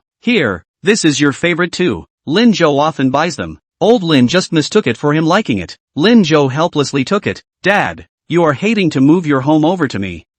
Okay? Well Dad, I really have to go. Okay, go on. I'll wait at home for you to come back. Lin Changjing stuffed Lin Zhou with another $100 before he waved his hand, signaling Lin Zhou to go. Lin Zhou took 2 steps and turned back. Old Lin, why don't you find me a mom? Chapter 15 isn't this? Indirect kissing. Lin Zhou was scolded by Lin Changjing. When I walked into the classroom, I realized that the class was still largely unreturned. Dinner is a little longer and the school playground opens up. After a long day of school, most of the students will choose to go to the playground to take a break. Of course, there are those who go on sneaky dates under the guise of taking a break. In the back 3 rows of the classroom, Soon Yinchu was the only one sitting alone. She had a book on her left-hand side, and a bun in his right hand. He also held a bun that he had already nibbled on. Prices were cheap in '04, even cheaper at school. 2 of these little buns for 50 cents. Lin Zhou can eat 8 in one meal, but Soon Yinchu only bought 2. Lin Zhou took a deep breath and walked over. Before Soon Yinchu could react, he quickly stepped forward, snatched the bun out of her hand, and took a bite. Soon Yinchu raised her head in shock, then her entire body froze. The position where Lin Zhou had eaten was just where she had bitten it.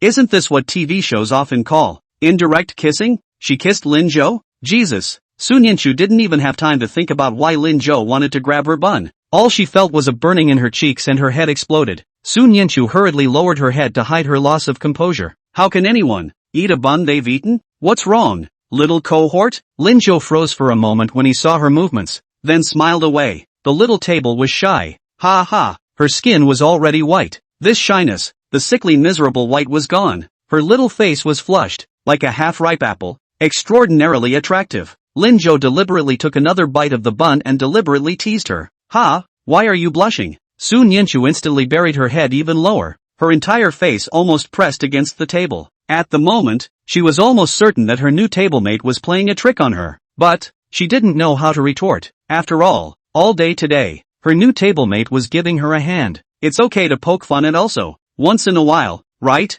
No, I'm just. After stuttering for a while, Soon Yinchu froze without saying a single word. She took a deep breath, finally finding some sense. Picking up the other bun in his hand, he handed it to Lin Zhou.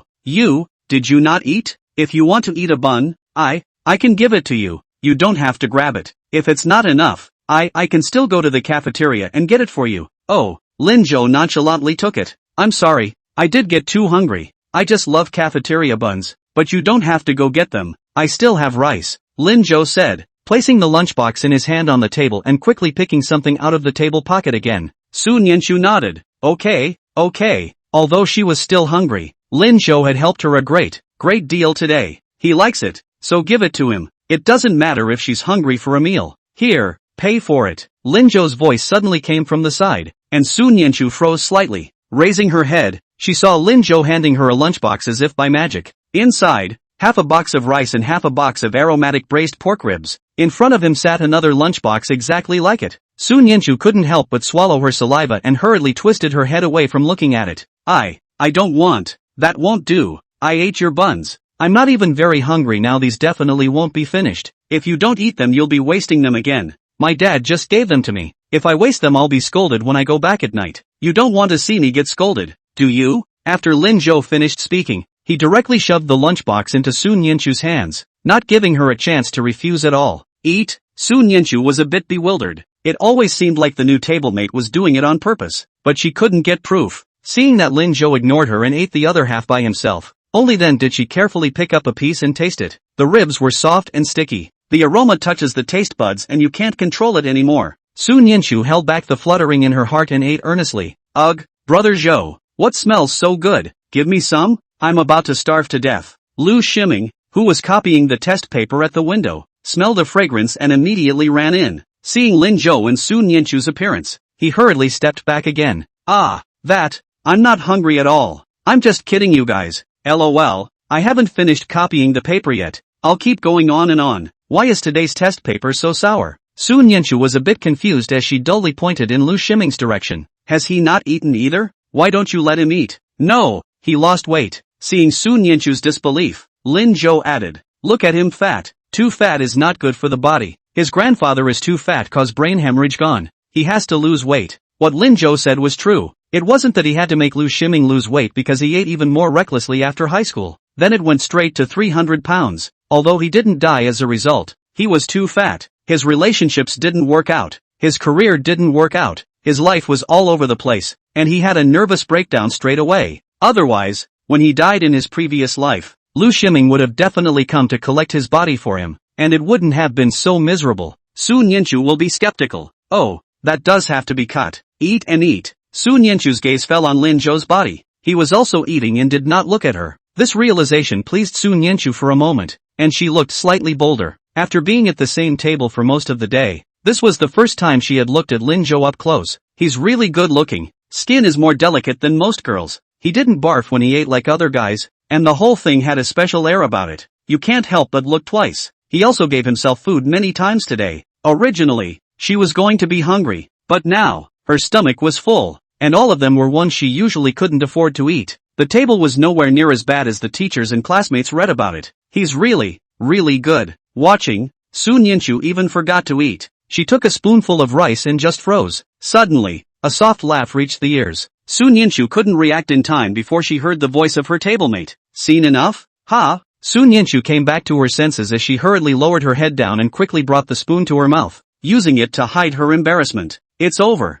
It's over. It's over. It was discovered by the table. Sun Yinshu was going crazy. Her little face turned red and her hands flustered. That spoonful of rice just hit the face without warning. Put! The laugh from the table came again. Sun Yinshu hurriedly adjusted her direction again, finally getting that spoonful of rice into her mouth. Ha ha! Lin Zhou's laughter got louder. The little tablemates are too stupid, aren't they? What does she look like now? Aha! It's like cute, messy one, kitten. The kitten was still eating non-stop, the little grains of rice on her face moving. Lin Zhou couldn't help but take out a piece of paper and hand it to her. Kitten. Sun Yinshu, who was burying her head in dry rice, was startled. Ha! Is that for her? When did she become a kitten? Wipe your face. Sun Yinshu then realized that she had rice on her face. She was desperate to find a crack in the ground. Yeah, sorry. The words came out of her mouth and she hurriedly changed them. No, thank you, thank you. The table said so that she can't say sorry in the future. Receiving the paper and wiping her face carelessly,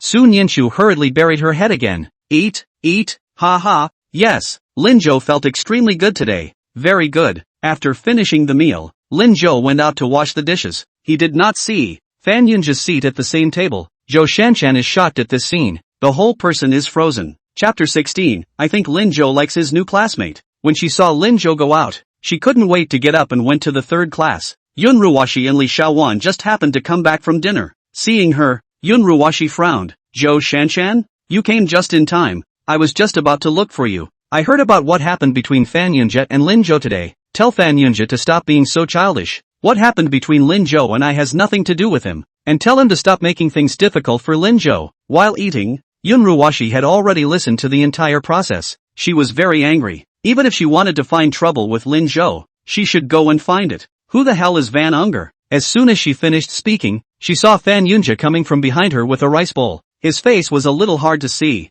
Ruwashi, oh, it's good that you're here, and it saves Zhou Shanshan from having to say it again. Fan Yunja clenched his hands tightly, not daring to say a word, all because of Lin Zhou. This time in the first mold, he must make Lin Zhou look good. He couldn't believe that someone who had failed math could test him. Yun Ruwashi finished speaking and pulled Li Xiaowan to leave. Zhou Shanshan anxiously stopped her. Ruwashi, wait. I didn't come to you because of this. Zhou Shanshan told the situation of Lin Zhou and Sun Yinshu eating together. Finally, a conclusion was reached. I think Lin Zhou likes his new deskmate. What?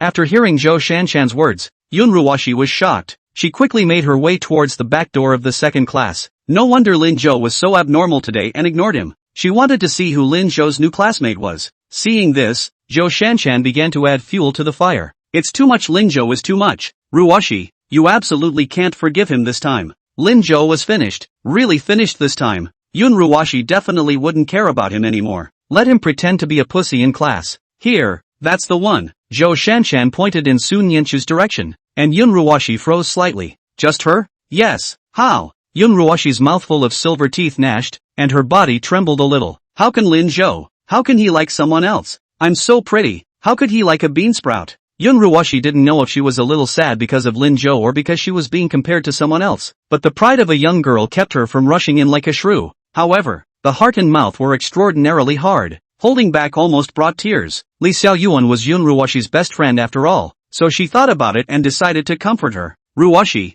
you're right. There's no way Lin Zhou would like a beansprout. Yun Ruwashi twisted her head around and looked at her. Then he did it. Maybe, to piss you off? Angry at me? Right. Lin Zhou has liked you since middle school. For 6 years. How could he suddenly like a beansprout? Zhou Shanshan, I think you must have misunderstood. Ruwashi, boys are all so naive. They think they can get the goddess's attention this way. You mustn't fall for this. In case anger creates a conflict, Your reputation as the school's flower girl will be damaged as well. Yunruwashi froze. The next moment she laughed. Yeah, why didn't I think of that? This one called Sun Yenshu was dressed so plainly and so thin. Standing in a crowd you wouldn't even be noticed. How do you compare her? How could Linjo like such a mediocre girl? Linjo could only possibly like her. Zhou Shanshan. You don't have to tell me next time something like this happens. Xiaowan. Let's go. Samantha Chow? Feeling that something was wrong somewhere, but as Yun Ruwashi's best friend, Zhou Shanshan eventually nodded. Good to know. When Lin Zhou came back, Zhou Shanshan hadn't left yet. Lin Zhou directly ignored her and walked towards the classroom.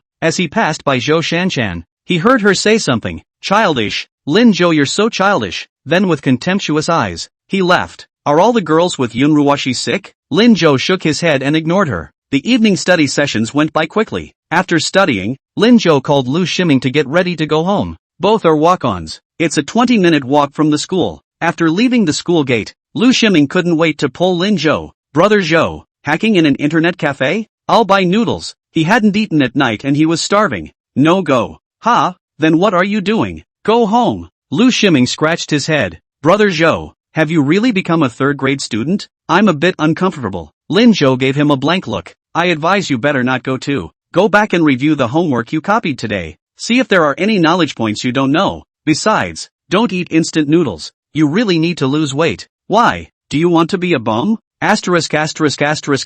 Don't want to. Then listen to your brother and lose weight. After Lin Zhou finished speaking, he patted Lu Shiming's shoulder and was about to leave. Lu Shiming was a bit confused. Boat has been talking really deep lately. If you don't lose weight, you're going to be a bum? When he thought of them covered in flies and delirious, Lu Shiming had a nasty chill. Shall we, lass? Looking up, he saw that Lin Zhou had already walked away. Lu Shiming reacted instantly. No, Boat, you owe me a point card. I'll fill you up after high school. On the way home, you have to pass a big stall. Lin Zhou was about to leave when he noticed a familiar face in front of him. The man was holding a bottle of beer and seemed to want to drink it, but was afraid to. She tried, and finally sighed and set the bottle down next to her. Lin Zhou took 2 steps and then backed up. Mr. Ryu. Lu Qingyan didn't know when, but she had painted herself with lipstick again. The color was a little better, but the whole thing looked a little funereal. Lin Zhou? Seeing Lin Zhou, she was startled and she hurriedly hid the beer behind her for fear that Lin Zhou would see it. That, I just, didn't eat at night. Lin Zhou smiled. Don't hide it. I saw it all. Lu Qingyan got a little embarrassed. That, I won't tell Zhang Pickpocket. Don't worry. Rules in school. Teachers can't drink. Lu Qingyan sighed in relief. Thank you. You're welcome. Lin Zhou came to sit beside Lu Qingyan. Happy birthday, Ms. Willow. Lu Qingyan was slightly stunned. You know? Just realized. Today's Lu Qingyan's entire body was strange. Lin Zhou also passed by the school's excellent teacher office column when he came out of Zhang Shuqi's office. He saw the picture of Lu Qingyan. Below the photo is her birth year. That bulletin board hasn't actually been changed in a while. Lu Qingyan had always been the best teacher in the first middle school, but no one cared. Lin Zhou in his previous life didn't know about this either. Lu Qingyan lowered her head and let out a light laugh. Lin Zhou, you really are a bit different today. No wonder Sun Yenshu didn't want to change seats. So much the better. So does the teacher think I've gotten better or worse? Naturally it's gotten better. So that's good. And if the learning improves up there, that's even better. Ha! I was planning on studying hard. Well, come on. Your teacher will support you. Thanks. Lu Qingyan opened the wine and poured a cup and handed it to Lin Zhou. Drink? Mr. Lu, I have to study, so I won't drink. Okay. Lu Qingyan took a sip herself, her expression a little dark. Actually, birthdays aren't happy at all. I put on my makeup beautifully in the morning, but I was forced to go on a blind date, and I even missed my students' 100-day pledge meeting. Later, there were complaints from parents that they were not doing their job. Lu Qingyan didn't know why her life was going on like this. Mr. Ryu, I actually don't think it's necessary to care what those people think. Lu Qingyan raised her head in shock. Lin Zhou continued. Who says teachers can't dress up? It's their minds that are so stereotypical. Anyone has the freedom. You are no exception. And teachers who love to dress up can bring up very good students. One lives for oneself, not for others. It's all about being human for the first time. So why change yourself for someone else? Getting our class grades up. That's the main thing, isn't it? When the time comes, our class will have the top promotion rate for the whole year,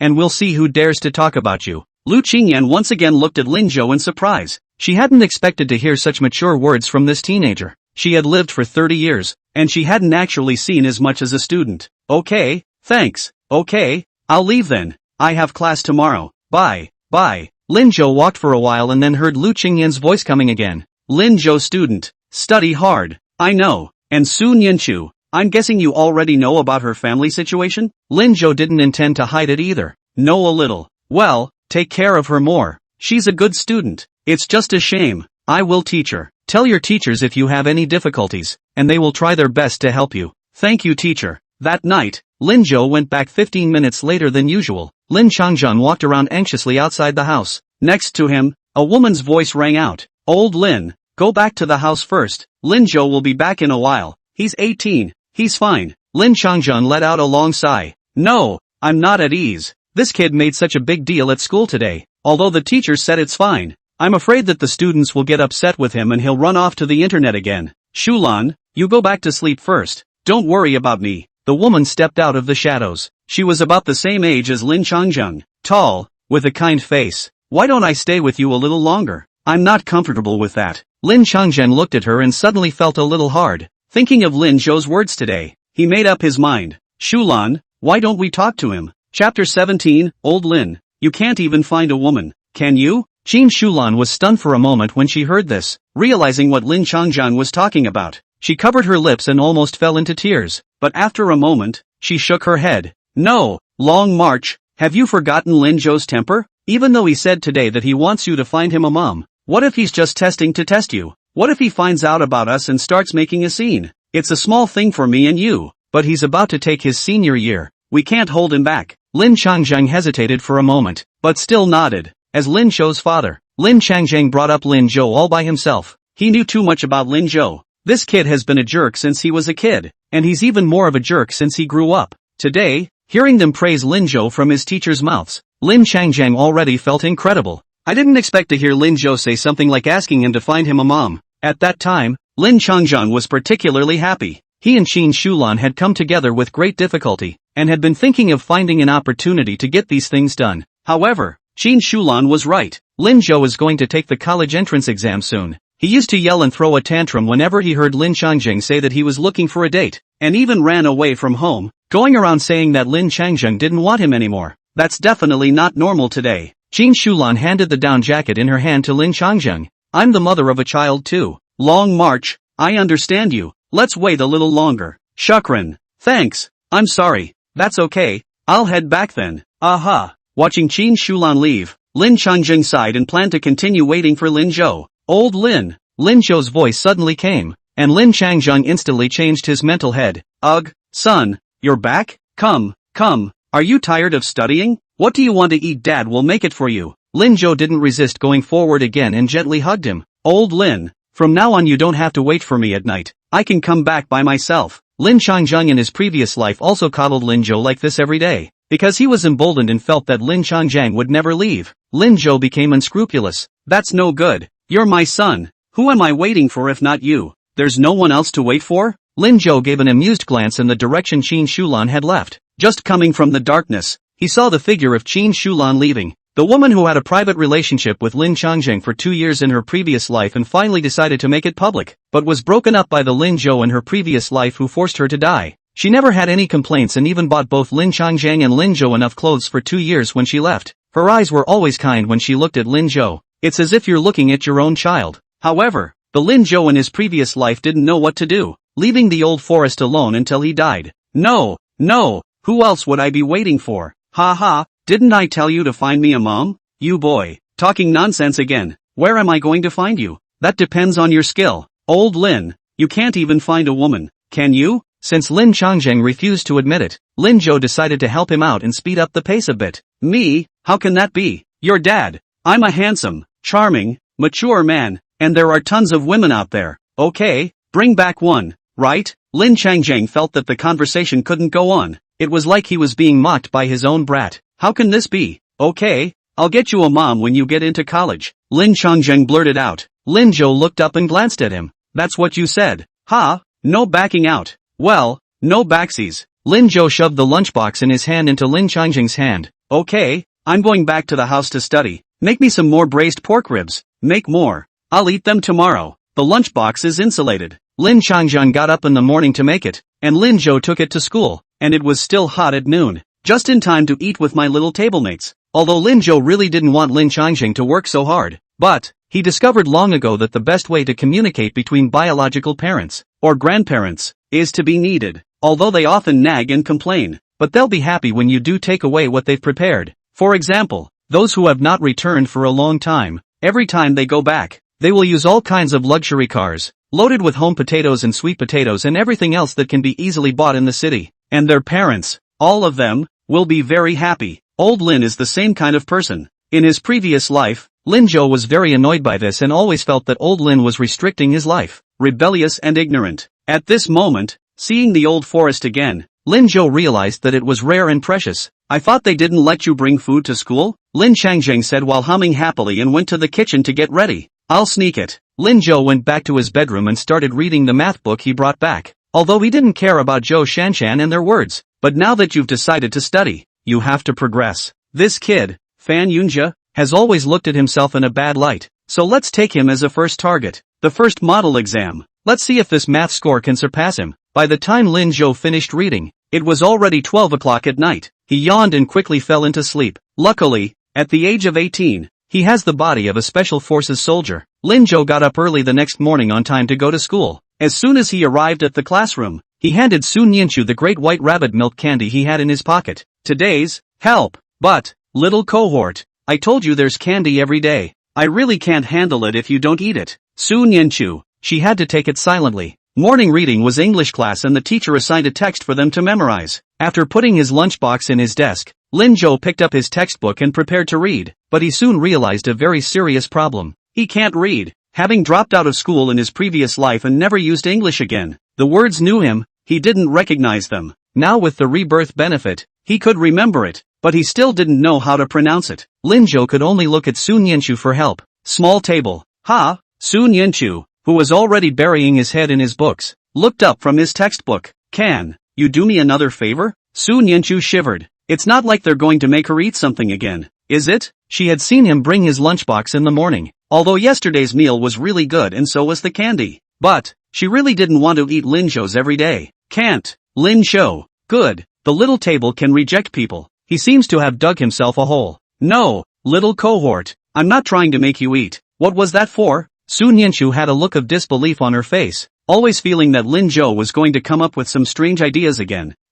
Lin Zhou moved his textbook towards Sun Yanchu's side. I can't read. Sun Yanchu. She seemed a little disbelieving. Not a single one? Yes. The two were silent again. Thinking of the red cross on yesterday's test paper, Sun Yanchu fell silent. Lin Zhou shouldn't be joking, but he was that good at math again yesterday. Did he learn it on the fly? So awesome. Thinking of this, Sun Yanchu put down her textbook and pulled Lin Zhou's textbook over. Then you read with me. Good. Sun Yanchu read a word and Lin Zhou read a word after him. It had to be said that Sun Yanchu's pronunciation was very standard. Teaching her was extraordinarily conscientious. Lin Zhou originally had the rebirth benefit and could almost never forget, so it's extremely quick to learn. It didn't take long to learn all the words in this text. The text was memorized by the way. At this time, Sun Yanchu was still teaching him seriously, afraid to miss any detail. Her eyelashes were long and her thin body leaned over in Lin Zhou's direction. Just reach out and hold her. I wish I could hold it in my arms for the rest of my life. Lin Zhou moved his fingers and eventually put them down. Have you thought about what college you want to go to yet? Little cohort? Chapter 18, you'll go to college. Trust me. As long as he knew where his little cohort was taking the test, Lin Zhou had a direction to work on. One day, it would be possible to hold her in his arms forever. Sun Yanchu's tiny body gave a start. College? I haven't thought about it yet. She pushed up her own glasses, her expression darkening. And I don't know if I'll be able to go to college. I've heard that college tuition is very, very expensive. And so is the cost of living. The family has run out of money. So start thinking about it now? Looking at her expression, Lin Zhou almost guessed what she was thinking. Now? Yeah, just start now. There's still 100 days to go. It's perfectly timed. But, you'll go to college. Trust me, Lin Zhou said with conviction. Sun Yanchu's heart followed the ripples. She suddenly began to yearn for college life. College? What's college like? Sun Yanchu has lived in Jiangcheng since she was a child. Jiangcheng is a small county. She has never seen a university. No relatives in the family have gone to college yet either. College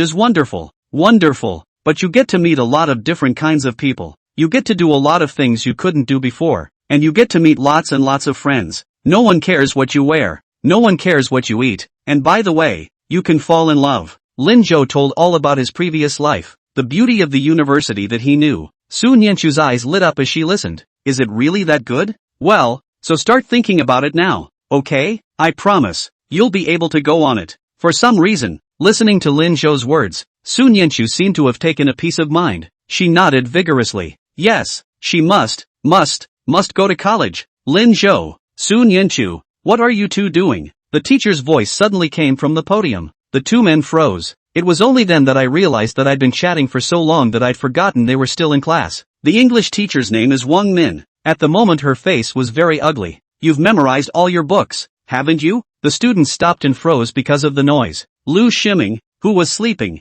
was directly woken up. He looked around in bewilderment. What's wrong? What happened, Brother Zhou? An earthquake? Lin Zhou. He really didn't want to admit to knowing this kid. Wang Min had become enraged. Lu Shiming, you stand up too. Have you, all three of you, memorized your texts? Lin Zhou finished memorizing. Su Nianchu memorized, finished memorizing. Lu Shiming?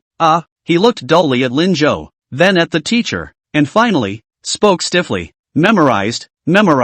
Wang Min was obviously not convinced. Finished memorizing? You three really finished memorizing? Su Nianchu was a new transfer student that she didn't understand, but she still knew about Lin Zhou and Lu Shimin. It's only been 20 minutes into class and they're chatting and sleeping. How is it possible to memorize a text so quickly that you normally can't memorize all morning? The students looked over, and some of those who still looked at him with disdain were already whispering. Why was Lin Zhou called up again? It must have disturbed his classmate's study. It's bad luck to be his classmate. The corners of Fan Yunja's lips lifted into a smile. As long as he watched Lin Zhou make a fool of himself, he was happy. Seeing that the three did not speak, Wang Min nodded. Alright then, since you've finished memorizing, then memorize it for me. Su Nianchu, starting with you. Regarding Su Nianchu's matter, Lu Qingyan and Zhang Shuqi hadn't had time to tell the other classroom teachers. Wang Min only knew her name and didn't know if she was a good student. There was nothing good about her either. Su Nianchu was slightly stunned and lowered her head. What do I do? What do I do? So many people watching. She really can't. Yesterday, he was able to stand up and speak for Lin Zhou purely because of an impulse. Lin Zhou had helped her, so she subconsciously wanted to help Lin Zhou. Zhang Shuqi is also a very nice person. Not much of a stand. She sat down after only a couple of words. But now, an entire text takes at least 3 minutes. The whole class, including the teacher, would stare at her, or English. Su Nianchu's entire body panicked. In the past, in the second grade, the teachers basically wouldn't question her because of this condition. Su Nianchu's nervous brain went blank, and suddenly she couldn't think of a single word. Seeing that she didn't say anything, Wang Min shouted again. Su Nianchu, if you don't know how to memorize, take your textbook and stand back. Su Nianchu jerked her head up, her nose sore. She can memorize. She obviously knows how to memorize. Why is that? She doesn't want this. Teacher, At this moment, Lin Zhou also realized that something was wrong. He turned his face sideways and saw the body of his young cohort trembling slightly. She, in a panic? Thinking back to the first day I met her, I was too scared to introduce myself. Lin Zhou realized that things seemed a bit complicated. Even though she could talk to him and answer him, she was still timid. It's not so easy for people who have always been inferior and timid to stand in the light again. Still have to take my time. Mr. Wang. What?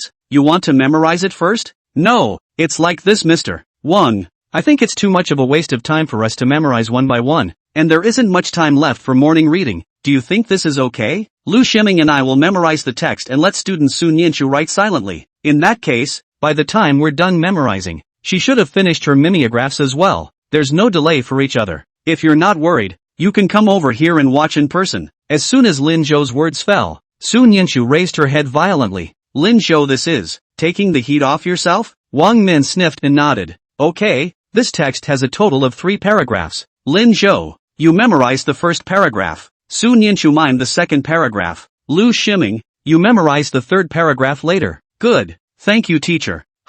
No, teacher. I'll recite it first. Then, Lin Zhou closed both his and Su Nianchu's books, gesturing Su Nianchu to sit down. Start reciting it slowly to yourself. Su Nianchu, who was finally relieved, raised her head and glanced at Lin Zhou. As if encouraged, she took a pen from her stationery box and began to mime. Wang Min had come to the duo and observed them carefully. Lin Zhou's voice was smooth, and unlike the Chinese English pronunciation of the other students, his English pronunciation was very standard. Wang Min was a bit shocked. looking at Sun Yinshu again. She had a beautiful script. The entire movement is also as fluid and unbroken as when you are mimeographing. When Lin Zhou finished memorizing, Wang Min's taut face gradually revealed a smile. Well, good. As soon as her words fell, Sun Yinshu finished her mimeograph as well. Wang Min took the workbook that Sun Yinshu handed over and once again revealed a pleased smile. This one is great too. The class was also a little confused. Lin Zhou can even memorize English so quickly? This is too much, isn't it? What happened to the promise of being affected by the table's learning?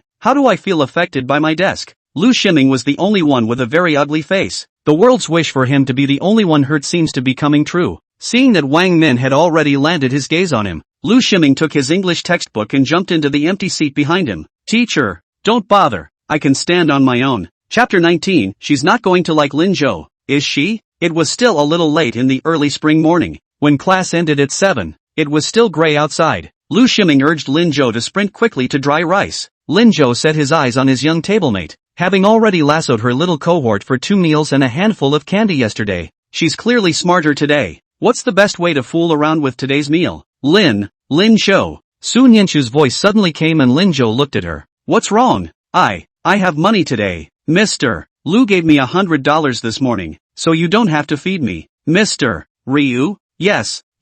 She also said that she would sponsor me $100 a month from now on, and that I would make money to pay her back when I finished my high school exams. After eating 2 meals plus a bunch of big white rabbits from Lin Zhou, and Lin Zhou's reaction today, Sun Yinshu was almost certain Lin Zhou was deliberately giving her food. Although she didn't know why, Sun Yinshu knew that it couldn't stay like this. So today, when Lu Qingyan said to give her money, Sun Yinshu thought about it and took it in the name of borrowing, and promised to pay her back when she got a job. Mr. Ryu is still weirdly enthusiastic. Lin Zhou couldn't help but mutter. In that case, how is he going to get close to his little cohort? What did you say? I said Mr. Ryu is so nice. Aha, yeah, I'm going to the cafeteria now too. Afraid that Lin Zhou wouldn't believe her, Sun Yinshu stood up, took out her lunchbox from her desk and quickly left her seat. Ugh, Lin Zhou sighed helplessly. Fatty, let's go to the cafeteria. Lin Zhou saw his little tablemate go to window number 2. There aren't many people left over there. She ordered 2 buns and a complimentary bowl of polenta and found a corner to sit in.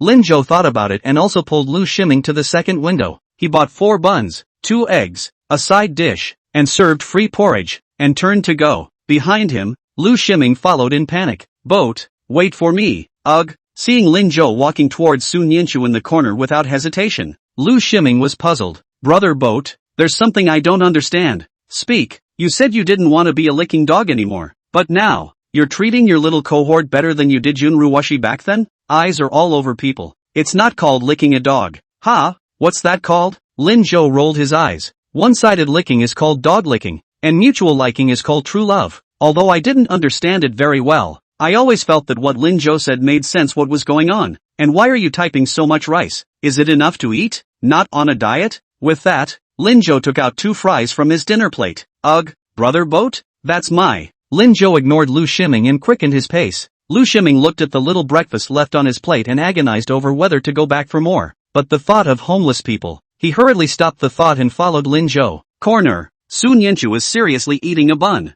Suddenly it felt like a shadow in front of my eyes. Without waiting for her to look up, she saw Lin Zhou placing an egg and a donut on her plate. Boss, give me more food to eat together. Sun Yinshu, how can the boss be so kind? Lin Zhou. Lu Shiming how did not send. Also, his meals seemed to be quite a bit less. Lu Shiming, who was already ready to sit down, looked at the food on Sun Yinshu's plate and silently revealed an aggrieved expression. The boss gave it away but I didn't want it. I lost weight. Lin Zhou gave Lu Shiming a thumbs up. That's what I'm talking about. That's for sure. Had dinner. Sun Yinshu, red-faced and flustered, went back to the classroom first. Because Lu Shiming ate slowly, Lin Zhou had to stay and wait for him. In his words, when food is scarce, you have to chew it slowly or you'll finish it before you taste it. Lin Zhou could only silently give a nod to his magical brain circuits. By the time Lu Shiming finished eating, the people in the cafeteria were almost gone. Lin Zhou was about to get up and leave when he heard Yunruwashi's shout from behind him. Lin Zhou. Lin Zhou turned his head and saw Yunruwashi wearing a designer down jacket with a cute rabbit hat on her head. Lin Zhou's complexion darkened.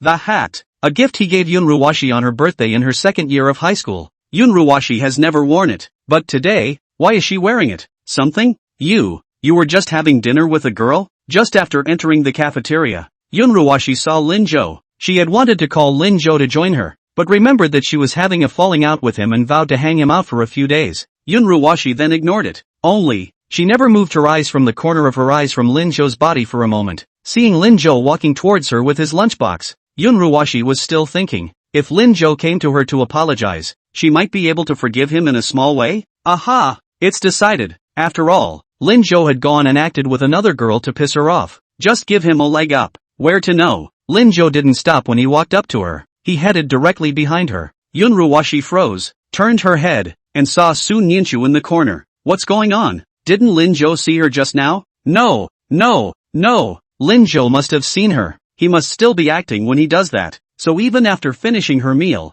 Yunruwashi didn't leave. She was waiting for Lin Zhou. He waited until Lin Zhou finished his meal and stood up, ready to leave. It was only then that Yunruwashi finally relented. She called out to him. After asking that question, Yunruwashi became even angrier. Without waiting for Lin Zhou to answer, she continued, how can you be like this? Lin Zhou, you're too childish. Lin Zhou, who hadn't had a chance to say a word, was dumbfounded. Why is this girl saying the same thing as Zhou Shanshan? What the hell are they talking about? You think if you find another girl to piss me off, I'll just ignore you? You're dreaming. If you keep this up, I'll ignore you forever. Yunruwashi couldn't figure it out. Lin Zhou first gave the roses that belonged to her to someone else yesterday, and then he said something as desperate as that. So why didn't he come to her today to apologize? Wasn't he just mad at her for not agreeing to so many confessions? Then he didn't confess the last time, either. What does Lin Zhou want? Want to see her bow down first? No way. Never. She's the proudest schoolgirl, and there are tons of guys all over the school who like her. How could she give in to a boy who liked her? It was Lin Zhou who liked her, not her who liked Lin Zhou. Oh,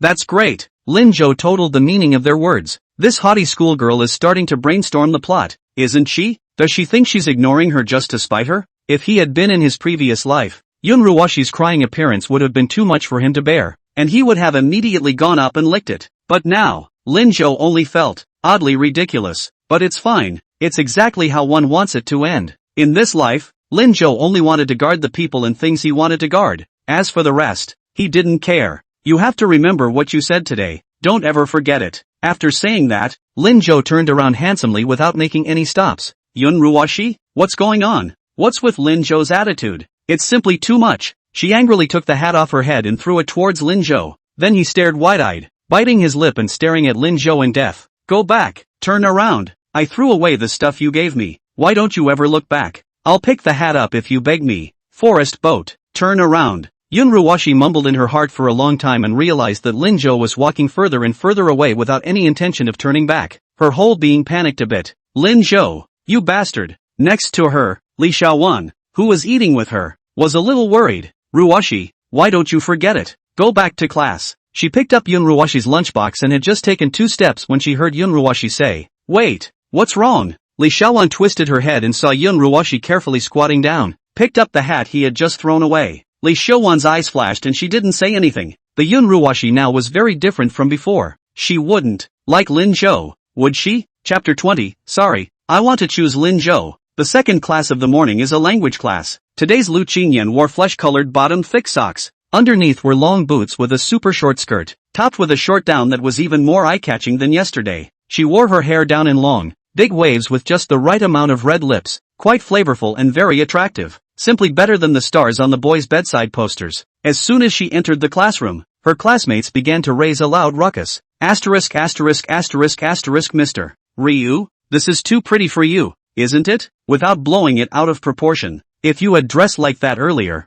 I would have gotten 130 in languages. Lu Qingyan placed her textbook on the podium and looked down at the stage with a smile. Okay, then you all get 103 for me, and I'll wear this every day from now on. I could tell she was happier today than she was yesterday. Really? Then I'm going to start working on it. Of course it's true. Great. Mr. Willow, without further ado, let's start the class now. I don't want to miss a second of learning. Ha. Okay, everyone open your exercise books. Today we'll talk about practice problems. Lin Zhou, let your deskmate look at your book too. I haven't brought hers over to her yet. The exercise book in the second form is different from the one used in the first form. These are specially selected materials for the students by the teachers of the first school. Lu Qingyan promised to find Su Nianchu a new set, but she hasn't gotten it together yet. Okay, no problem. Lin Zhou saw that Lu Qingyan specifically looked at him one more time when he spoke. In his eyes, with some gratitude. Guess she figured it out after last night. This is good. Living in chains is just too tiring. Lin Zhou placed the textbook between the two seats. Seeing Sun Yinshu still staring at the stage, seemingly dumbfounded, he froze. A little cohort? Ha, on. Sun Yinshu hurriedly withdrew her eyes and looked seriously at the book. However, her eyes, from time to time, looked at Lu Qingyan with envy in her eyes. Lin Zhou asked with amusement, is Ms. Lu pretty? Aha. Sun Yinshu nodded vigorously. Want to be as pretty as her? Aha. Sun Yinshu nodded again, quickly, reacting. She hurriedly shook her head again. Ha, no, how can I be as pretty as Ms. Ryu? They all say she's the ugly duckling yet. Why not? In his previous life, Sun Yinshu, who went to help him with the funeral, could be even more beautiful than the current Lu Qingyan. You eat well, and after a while, you'll be beautiful. Sun Yinshu stared blankly at Lin Zhou. Does it get prettier? Wouldn't that make you less likely to be bullied? Really? Well, really, so make sure you eat well. Sun Yinshu smiled, her eyes curving into a crescent moon. Good. When there were still 5 minutes left until the end of class, Lu Qingyan stopped lecturing. She closed her textbook and looked around the room, realizing that her classmates had indeed been more attentive this class than before. Lu Qingyan looked in Lin Zhou's direction again. He was found talking to Sun Yinshu about something. Sun Yinshu's eyes were bright with laughter. Lu Qingyan was satisfied. Class, the rubric for this test is basically over. And I've done a little post-test summarizing with all the teachers. And I think there could be a more effective way to study. And I'd like to build a study group for you. 4 people in each group. You can discuss the formation on your own. The study committee will count them and give me the results by the end of the school day today. It's about to be the first model. Our class has always been in the top 5 of the 30 classes in the high school, but we've never taken the top 2. So this time, we'll all step up and try to get a good ranking. Yes, there was a burst of joy among the students. At that moment, as a member of the study committee, Fan Yunja stood up. I propose that each group of 2 good learners be paired with 2 not-so-good learners so that everyone can progress a little faster. Yes, yes, yes, what Fan Un said makes sense. Fan Yunja finished and glanced in Lin Zhou's direction. Lin Zhou froze, always feeling that this bastard was uneasy. Just as he was thinking, he heard Fan Yunja add, I've heard that Sun Yinshu, the new transfer from our class, is a school bully and has top grades in the second middle school, so we can all look for her to team up and get some lessons. This matter was inquired about privately by Fan Yunja yesterday. Lin Zhou made a fool of himself in math class, and Fan Yunja always felt something was wrong. How can someone who was usually so bad at studying suddenly get the hang of it? The problem must be with Sun Yinshu. As expected, it was only after checking that I realized that Sun Yinshu studied very well. The answers to those questions must have been told to him by Sun Yinshu. The whole class was buzzing with this statement. Really? No wonder you were so good at mimeographing English last time. So Lin Zhou can do the questions because she taught her? It should be, right? Or else would Lin Zhou be able to do such difficult math problems? Lin Zhou, this one's up to his childish tricks again. Does he think this will break him and Sun Yinshu apart? It's ridiculous. He really didn't understand Sun Yinshu. This little ninny could have liked him for a few candies in her previous life. This life will certainly be no exception. Besides, she's so social. She's been in class all day and hasn't talked to anyone but him. And how can you be in a group with someone else? Okay, this is something we can all discuss after class. Lu Qingyan stopped the farce in time, and explained some more notes about the study group. The bell rang and she grabbed her textbook and left. The classroom was a mess. Many people ran to the last row and surrounded Sun Yinshu. Mr. Su, studying together? Su, group with me. I'm in the top 10 of my class. We'll study and exchange together. Mr. Su, pick me. I'll buy you a snack. Sun Yinshu's entire body froze. She'd never been noticed by so many people before. For a moment the heart was a little overwhelmed. Fan Yunja looked at this scene with a great feeling in his heart. He walked over as well, with a kind face. Student Su, I'm Fan Yunja, the study committee member of our class, and I've also always been the number 1 in our class and in the top 10 of the entire grade. This time, I'm going to put together a really good group. Do you want to join me? I could have helped you catch up on what you didn't learn. Although Sun Yinshu was the school bully in the second middle school, all the students in the second middle school were picked from the first middle school during the midterm exams, and Fan Yunja didn't think that Sun Yinshu was a better student than him. So, it was decided to throw an olive branch at her. When he spoke, the other students stopped talking. Fan Yunja's words were not true at all. With his grades, everyone else is dying to team up with him. After all, learning experiences can be a valuable asset. He was willing to help Sun Yinshu, and Sun Yinshu would definitely choose him. For him to come and invite Sun Yinshu was tantamount to cutting off other people's hopes. Su Nianchu was even more dumbfounded. For some reason, even though he was a good student, she kind of disliked the guy. Also, she doesn't seem to need to study with anyone else. But, she didn't know how to say no. Su Nianchu subconsciously looked at Lin Zhou. Even she didn't realize that unknowingly, Lin Zhou had become her savior. The moment. Lin Zhou also looked over and wanted to say something, but then he heard Lu Qingyan's shouts at the back entrance. Lin Zhou, come out for a moment. Lin Zhou could only say helplessly, don't be afraid, little cohort, just pick what's on your mind and don't worry about what anyone else thinks. Su Nianchu nodded. She took a deep breath and looked to the bustling classmates in front of her and forced a smile. And I figured out who to pick. Fan. Classmate Fan. Excuse me, I want to group with Lin Zhou. Lin Zhou, who walked to the door, heard this and smiled slightly. The little table is so good. Inside the classroom, Fan Yunja's entire body froze. Have you thought about it? Classmate Su, you may not know about Lin Zhou's academic performance. He hangs on every time. Before he could finish his sentence, he heard Su Nianchu again. I've thought about it, but I want to pick him. But not only is he bad at school, he's not a good person either, and he bullies girls a lot. It was thanks to you that I was able to write those math problems last time. Otherwise Teacher Zhang would have scolded him. Mr. Fan, I choose Lin Zhou. Fan Yunja's entire body froze. He opened his mouth, unable to say a word. Emotionally, Yun Ruwashi was angry because of Lin Zhou, and academically, Su Nianchu actually chose Lin Zhou as well? Why? Without waiting for him to think of something, he heard, again, the soft voice of the young girl in front of him. Also, people are misunderstanding. I didn't teach Lin Zhou the solutions to those math problems. He came up with them himself. Chapter 21, is this something Lin Zhou could say? Outside the classroom, 18-year-old Lin Zhou is already 1 meter 8 in height. Lu Qingyan was wearing high-heeled boots and was still a head lower than him. She stood across from him and looked up at him.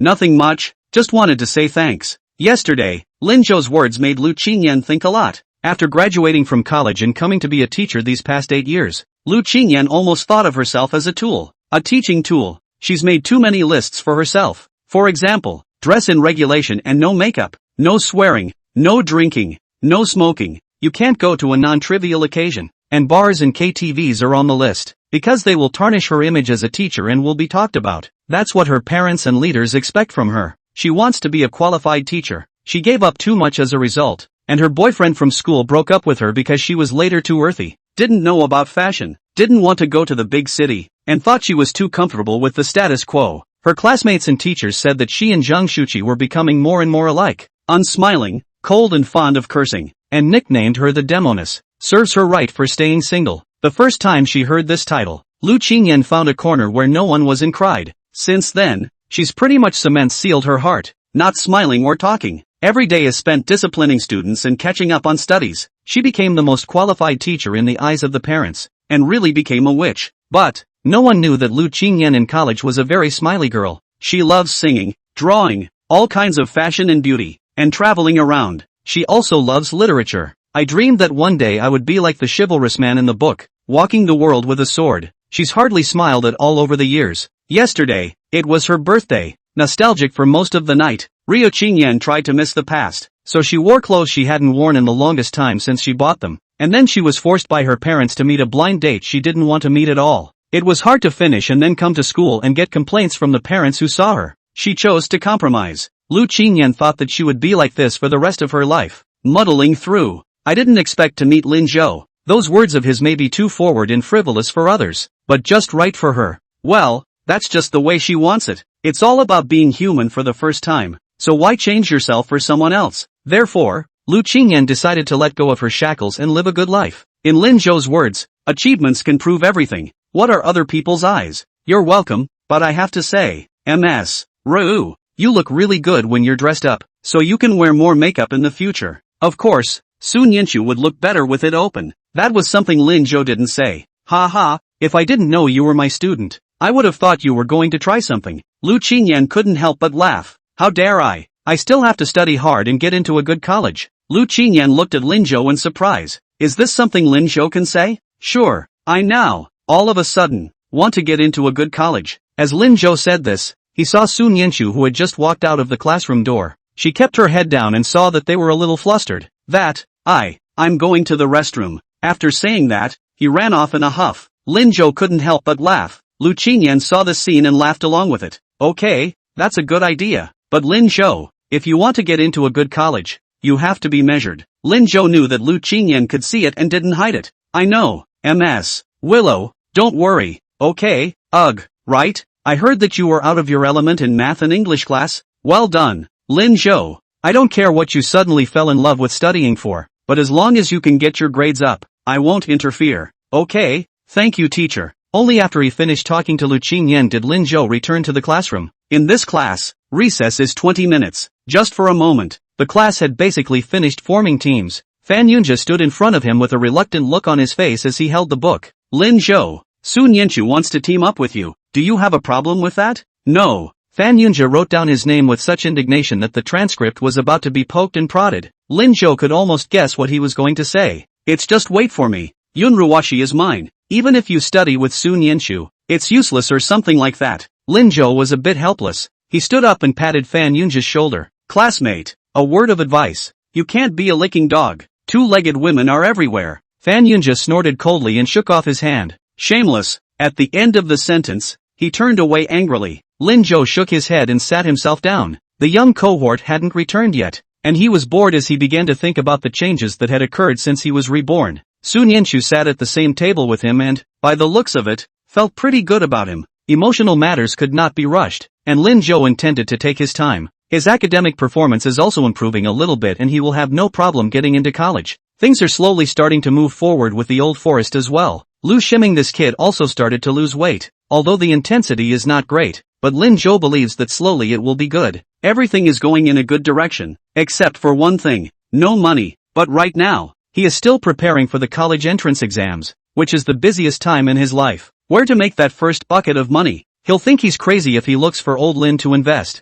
It wasn't practical to borrow from his classmates, after all, they were all as poor as he was. As he was thinking, Lin Zhou saw Lu Shiming come over with a frustrated face. It's over. Boat. What's wrong? There's no one else to group with me. It's all lined up. Lu Shiming isn't very good at studying either. He had just gone to Fan Yunjia to look at the list and found that other than Lin Zhou and Sun Yanchu, all the other groups were full. Lin Zhou's group was not selected because of Lin Zhou. I can only reluctantly group with you guys. Brother Zhou, save me. It's not that I wanted to bother you guys. Lin Zhou frowned. The class plus Sun Yanchu totaled 72. For a group of 4, it's just right to split into 18 groups. Lu Shiming fell. There should be someone else who fell along with him. He looked around. Where's the other one? The words just fell. Lin Zhou then saw a little girl heading this way. The reason why I said she was small was because the girl had a round baby face with 2 dimples on her face, as if she was smiling at all times. She wasn't tall either, and in her baggy uniform, she didn't look like a high school student at all. At this point, her little round face, which loved to smile, was scrunched together. Wanting to get close to the Lin Zhou few people, he seemed to be afraid to do so. He could only carefully walk over to the only girl,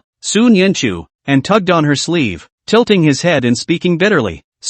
Mr. Su, can you take me in? Sun Yanchu, who had just returned from the restroom, subconsciously put her hand away and quickly took a step back, her face carrying some uneasiness and alarm. The round-faced girl almost cried. So you don't want to, so what do I do? Lu Shiming next to him was a bit confused. Xian Guogua, why are you alone too? It shouldn't be. The girl's name is none other than Xian Guogua. Her academic performance was moderate, not good or bad. Perhaps because of her natural smile, people are not bad. Lin Zhou was also very curious as to how the one who had fallen behind was her. Xian Guogua became even more frustrated when she heard this. I was just in too much of a hurry and went to the restroom first. I didn't expect that once I came back, they all formed a team and forgot about me. Why am I so miserable?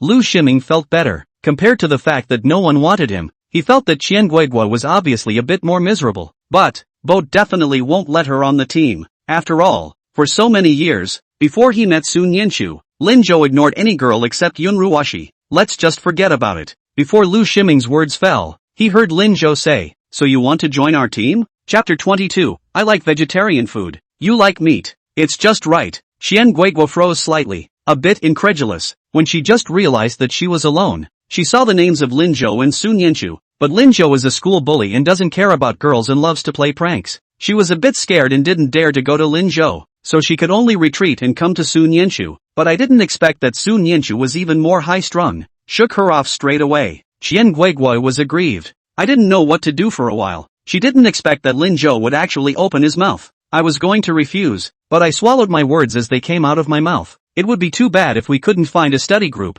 wouldn't it? Me? Am I okay? Sure thing, we're just short of people in our group. What do you think, little cohort? Soon Yinshu also reacted at this moment. She was a little embarrassed and closed her hand. Good. Although she didn't like to have much contact with people, since Lin Zhou had agreed, she also agreed. Lin Zhou looked at Lu Shiming again. Lu Shiming followed and nodded. Brother Zhou has spoken. I have no opinion. Well, it's decided then. Welcome. Qian Guigua quickly laughed heartlessly. Hey, you guys are really too nice. That's it then. Lu Shiming, you take student Qian Guigua to the study committee site to enroll. Okay. Looking at the back of the two of them, Lin Zhou smiled. The reason why he accepted Qian Guigua was not because Lin Zhou had a good heart. Rather, it was because the Qian Guigua family, like her last name, was very rich. If Lin Zhou remembered correctly, this weekend, the Qian family would be hosting a sunset outdoor fellowship. It was a retired staff reunion, and the seniors who came were all previous leaders at all levels. The Money family takes it very seriously. Unfortunately that day, it was very cold and snowing heavily. The older people in the sorority, who were already intolerant of the cold, were still outdoors and ended up in a very unpleasant situation. Isn't this a chance to make money? Lin Zhou didn't intend to let it go. Of course, Lin Zhou was looking at more than that. Although the Qian family was rich, Qian Guogua had not been raised to be as arrogant as Yun Ruoshi, a rich girl. She was kind and heartless, laughing and joking all day, a natural optimist, completely different from Sun Yenshu. Perhaps such a nature could slightly improve Sun Yenshu's social phobia. Lin Zhou wanted to try. It's only fair that the little table should have its own friends. Waiting for Lu Shiming and Qian Guogui to return from enrollment, Qian Guogua had already forgotten about being rejected by Sun Yenshu just now with her nerves, and she came forward to take Sun Yenshu's arm in a self-conscious manner. Great, Mr. Su, thank you. Sun Yenshu visibly paused, wanting to refuse but feeling that she was now in a study group. She relented, but moved carefully to the side. That, you should thank Lin Zhou. When Lin Zhou was mentioned, Qian Guogua was still a little scared. Also thank Lin Zhou and Lu Shiming students. It's okay, but Qian Guogua, we did you a favor, and we'd like to ask you a favor too. What? Is your family having a sorority this weekend? Can you take me in? Lu Shiming looked puzzled. What sorority? Lin Zhou completely ignored him. Never seen that kind of scene before. Wanted to get in on the action. Qian Guogua stayed and thought for a while and nodded seriously. Okay, I'll go back and ask my dad, but you have to promise that you won't get in trouble. No problem. At noon, Lin Zhou stood in the cafeteria, taking the ribs and rice he had brought with him. He made a mistake. The little cohort is now starting to eat on their own. It would seem redundant for him to appear before her with such a box of food, but the little table had seen him bring his meal. Going to buy food now was even more of a mistake here. Just when he didn't know what to do, he saw Lu Shiming waving his arms desperately with his lunchbox, smiley face. Boat, I thought you weren't coming to the cafeteria to eat? Lin Zhou was delighted and quickly handed the boxed lunch in his hand to Lu Shiming. Again, he grabbed the meal he had just typed from his hand. It's cheap. Eat the meat and leave the rice alone. After all, staples are obesity killers. Ha! Lu Shiming didn't see Lin Zhou's purpose at all. All he had in his eyes was the suddenly extra ribs in his hand. Alas, brother Boat, you really are my blood brother. As for Lin Zhou, he got what he wanted and sat across from Sun Yenshu, and managed to share the chicken drumstick on his plate with her. Sun Yenshu was a bit torn. Where are your ribs? It was snatched by Lu Shiming. Lin Zhou replied with a straight face. This guy is really horrible. He has to eat my ribs. I simply can't grab him, so I can only come to the cafeteria to eat. Sun Yenshu willfully picked up the chicken thigh on her plate. But I can get full without a chicken leg. I know, but aren't we supposed to help each other? I like veggies. You like meat. It's just right. Saying this, Lin Zhou took a chopstick of cabbage from Sun Yenshu's plate. Sun Yenshu looked at him dumbfounded for a while and realized that he was eating very well, so she had to lower her head and continue eating. However, Lin Zhou fell into deep thought. It did seem like these 2 days were too deliberate. No, there had to be a way to eat squarely with my little cohort before I could do that. Just as he was thinking, Lin Zhou saw Qian Guogua who was walking over with his meal. He suddenly had an idea. Money Gogo. Qian Guogua saw them and looked surprised. Ha, come sit over here. Qian Guogua hesitated for a moment, but remembering their current relationship, she walked over. So you guys eat together. Ha? Sun Yenshu lowered her head and didn't say anything. Lin Zhou said, yes, does Qian want to join us? Ha? Together for what? Dinner? Yes, we're in the same study group now. We have to study well together. And naturally, mealtime shouldn't be wasted. If we eat together, we can still study together. Don't you think so, Qian student? It seems to make sense, but something doesn't feel right. Xian Guigui nodded blankly. True. But, then it's decided. Lin Zhou directly tapped the board. Xian Guigui? She was a little confused. She but hadn't finished. In Xingguingguo's perception, this whole study group thing is just something that comes with the territory. And even when it's organized, almost no one studies. Everyone did what they were supposed to do, as usual. But how come we have to eat together? Lin Zhou wants to come for real? As she was thinking, she saw Sun Yinshu, who hadn't said anything, raise her head. She also seemed a little unable to understand. Lin Zhou, I haven't made a comment yet. Ha, is that so? But little tablemate, Xian Guigui and Lu Shiming and I all agreed. And you're one of us, so isn't it a case of the minority obeying the majority? Xian Guigui? What the hell was Lin Zhou talking about? Why did it feel like he was fooling people? Sun Yinshu also felt that something was wrong, but, Lu Shiming he is not here It's fine, my opinion is Lu Shiming's opinion. He wouldn't dare to disagree. Sun Yinshu silently lowered her head again. Okay, since we're all in agreement, let's hurry up and eat. Money Gogo, who hasn't been able to interject, her whole body froze. Will someone please tell her what's going on? Why does it feel like I've been a toolman for once? Chapter 23, Lin Zhou? When did he know how to study? Xian Guigui couldn't figure it out even after thinking about it for a while. She eventually chose to give up. Evening study is a free review time for seniors. Because of the formation of study groups, the class president suggested that the groups could get together and review freely. Xian Guigui, who yawned, holding his textbook, came to the last row to look for Lin Zhou's trio. Lu Shiming's table went to another group. She then sat down on the empty seat next to Lu Shiming and got down and started to sleep. Forced to eat together though, but Xian Guigui still felt that it was impossible for people to learn at all. After all, there were Lin Zhou and Lu Shiming in this group.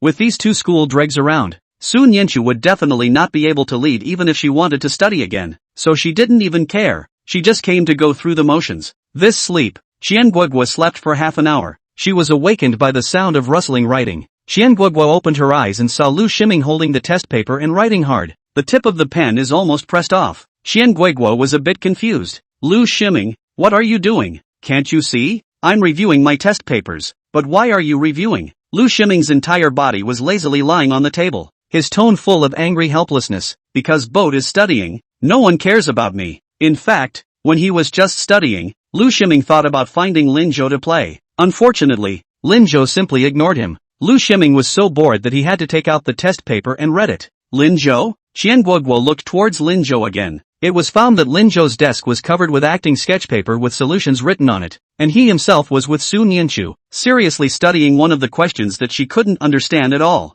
Xian Guigui? She thought she was mistaken and rubbed her eyes hard. Upon discovering the truth, the entire group was stunned. Lin Zhou, studying too? Yeah. No. How come he knows how to study too? No. I have to go check it out. Aga? Don't you go over there. Lu Shiming hurriedly stopped her. Have some eyes. What? Don't you realize that the two of us look like two giant light bulbs right now? Xian Guigui? But doesn't Lin Zhou like Yunruwashi? Then do you think that Yunruwashi is worthy of my brother Zhou? Xian Guigui was in deep thought. Yunruwashi is a school flower, and her studies are in the top 10 of her class. How come you're not good enough for Lin Zhou? Lu Shiming said the opposite, didn't he? All this week, Xian Guigui has been living a muddled life. Every time she ate, she would see Sun Yinshu, Lu Shiming and Lin Zhou waiting for her. Every time there was a group study time, she would also see Lin Zhou and Sun Yinshu learning seriously. Lu Shiming also paddles along. On the second day, Lin Zhou threw her and Lu Shiming a notebook. There is a lot of study material organized above, and tell them to learn by this. Xian Guigui's entire body was messed up. She felt for a moment that she had become the least productive person in the group, so she watched along. So much so that the table called out to play with themselves. This led to the table thinking she was crazy, but Xian Guigui felt that it wasn't her who was crazy, but the entire Lin Zhou group. She even felt that the last time her classmates said that Lin Zhou was able to solve the math problem because Sun Yinshu gave the answer. It might not be true either. Sun Yinshu himself disproved the rumor, not to mention Lin Zhou the serious look. Maybe. Really anything? At the end of the week, Xian Guigui, who had been following the lessons for a week, returned home as if he had been relieved of his burden. It's exhausting going to school when you finally don't have to roll anymore. It feels like the body is almost empty. In the kitchen, Sun Huira was wearing an apron and cooking carefully. Hearing her voice, Sun Huira happily walked out. Guigui is back? Quickly, pack up. After dinner I'll take you out for a night out. No mom, I want to sleep. Ha? Sun Huira was a bit confused. What's wrong? Go. Sick? Nope, just studied too long and didn't sleep well. Ha? Studying? My daughter knows about studying? Xian Guogui rolled over. Yeah, it can't be helped. Our teacher made us form a study group, and the people in our group study hard. So, no wonder. Your classmates in this group are good then. Go, learn well with them, and if you manage to improve, have your father treat them to dinner someday to thank them. For Qian Guogua's study, Sun Huiro and her husband and wife have taken great pains, but there has been no progress. They are also sad. They were very happy to hear that their daughter loved to learn. Qian Yukai on the sofa also said, Yes Guogua, learn well. Thank them? Qian Guogua sat up quickly when she heard this. Dad, Mom, do you really want to thank them? Yeah, so can I bring them along for the fun at the sorority this week? Qian Guogua had almost forgotten about it. Luckily, he thought of it at this moment, otherwise he would definitely be scolded by Lin Zhou. A sorority? No way. No way. Qian Yukai immediately refused. Those are senior sororities. What are you kids doing there? Qian Guogua came over and hugged Qian Yukai's neck in a sticky manner. Dad, we're so tired of studying, we want to follow and relax. We've never seen everyone before, so we'll just go and have a good time. And we definitely won't bother you. That won't work either. This sorority is so important that no outsiders are allowed to attend. And you're not going to mess it up. The fellowship is full of former leaders at all levels. It took a lot of effort for Qian Yukai to undertake it. It's not about making money for the sake of it either. It's about networking. Serving these old guys well would make his business path smoother in the future. Qian Yuzai can't allow any slip-ups. Qian Guigui was a little sad when he saw that he couldn't make sense of it. Dad, I all but promised to take them for a ride. That won't work either. Qian Guigui beamed and shouted towards Sun Huiru in a petulant manner. Mom, look at my dad. Where could Sun Huiru stand her daughter's pampering? She held up the spatula in her hand that she hadn't had time to put down. Let them go. People are taking your daughter to study. What's wrong with you letting them go and have fun? Besides, they're all little kids, and those who are older might just happen to like kids. If you don't agree, don't eat tonight. Qian Yukai shrunk his neck and had to agree. That's fine. But daughter, say yes. It's okay to go. Never make a mess. Just play around. Okay? Thanks Dad. Qian Guigui happily hugged Qian Yukai and kissed him, then quickly collapsed on the couch and fell asleep. This kid, he seems to have really worked hard in school. Weekend. Lin Zhou got up early. Seeing Lin Changjung busy with breakfast,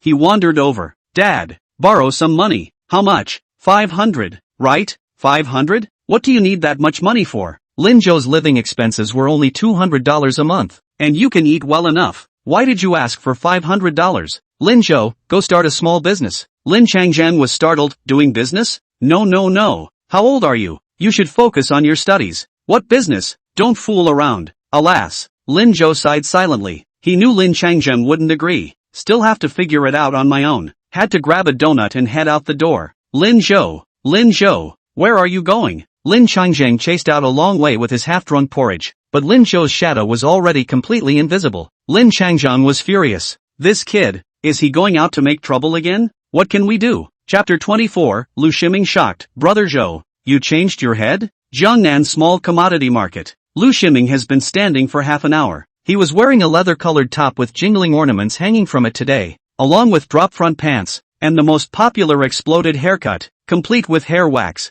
Leaning on the motorcycle, Lu Shiming struck what he thought was the most handsome pose. When he saw Lin Zhou, he tossed his head flirtatiously, followed by a puzzled expression. Ha, brother Boat, why are you dressed so plainly? Today's Lin Zhou wore a gray sweater with a white casual down jacket. Underneath was a pair of baggy light gray slack sneakers that didn't match the messy hair at all. Lin Zhou looked at Lu Shiming with contempt. You are? Aren't we going to a sorority? Aren't sororities full of hot, sexy women? How can you dress like a child? Today is the day that the Money family will host the sorority. Lin Zhou had also called out to Sun Yinshu, but she said she had something to do and couldn't come. Only Lu Shiming, this guy is very active, and mysteriously said that he will definitely be there. Boat brother, you are really great. At that time, Lin Zhou did not understand what this really great meant, but for the moment, he understood. The fellowship Lu Shiming has in mind is not a simple fellowship. I'm afraid. Just look at him in this sassy outfit. Lin Zhou was rather helpless, but he didn't bother to explain. Straight away, he grabbed the motorcycle's driving privileges. Sit back and go.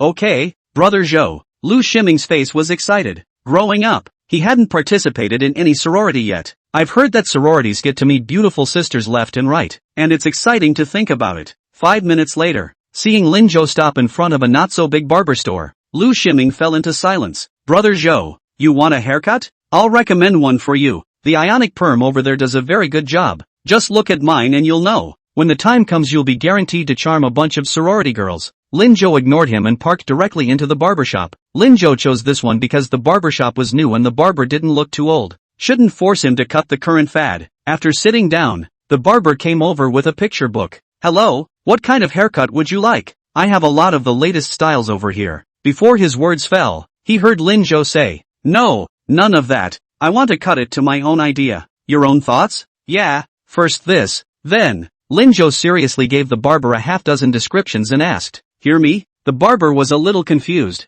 Got it, but, are you sure you want to cut it like that? Well, here goes. The barber swallowed worriedly with his scissors. That, if it doesn't look good after the cut, it won't come back to haunt you. You just cut it. Okay. The barber took a deep breath. In Lu Shiming's voice, boat brother, you reconsider it. Began the exploration of the haircut journey. Half an hour later, the haircut is finally done. The barber looked at his work and was stunned. Only the teenager in front of him. His exploding head had completely disappeared, leaving behind simple broken hair that was positioned above his eyebrows. The sparse bangs slightly blocked the shapely face. The whole face is more and more defined and looks clean and handsome. Simply the most handsome man the barber had seen in the 2 months he had been in business. Linjo also stood up. He fiddled with his hair and looked at himself in the mirror. Very satisfied. I'm sure it's better to have a new age hairstyle. The non-mainstream kind that doesn't bear nostalgia. Who invented it, anyway? Very nice. Thanks, boss. No thanks. The boss panicked and waved his hands, but he was still happy to be complimented.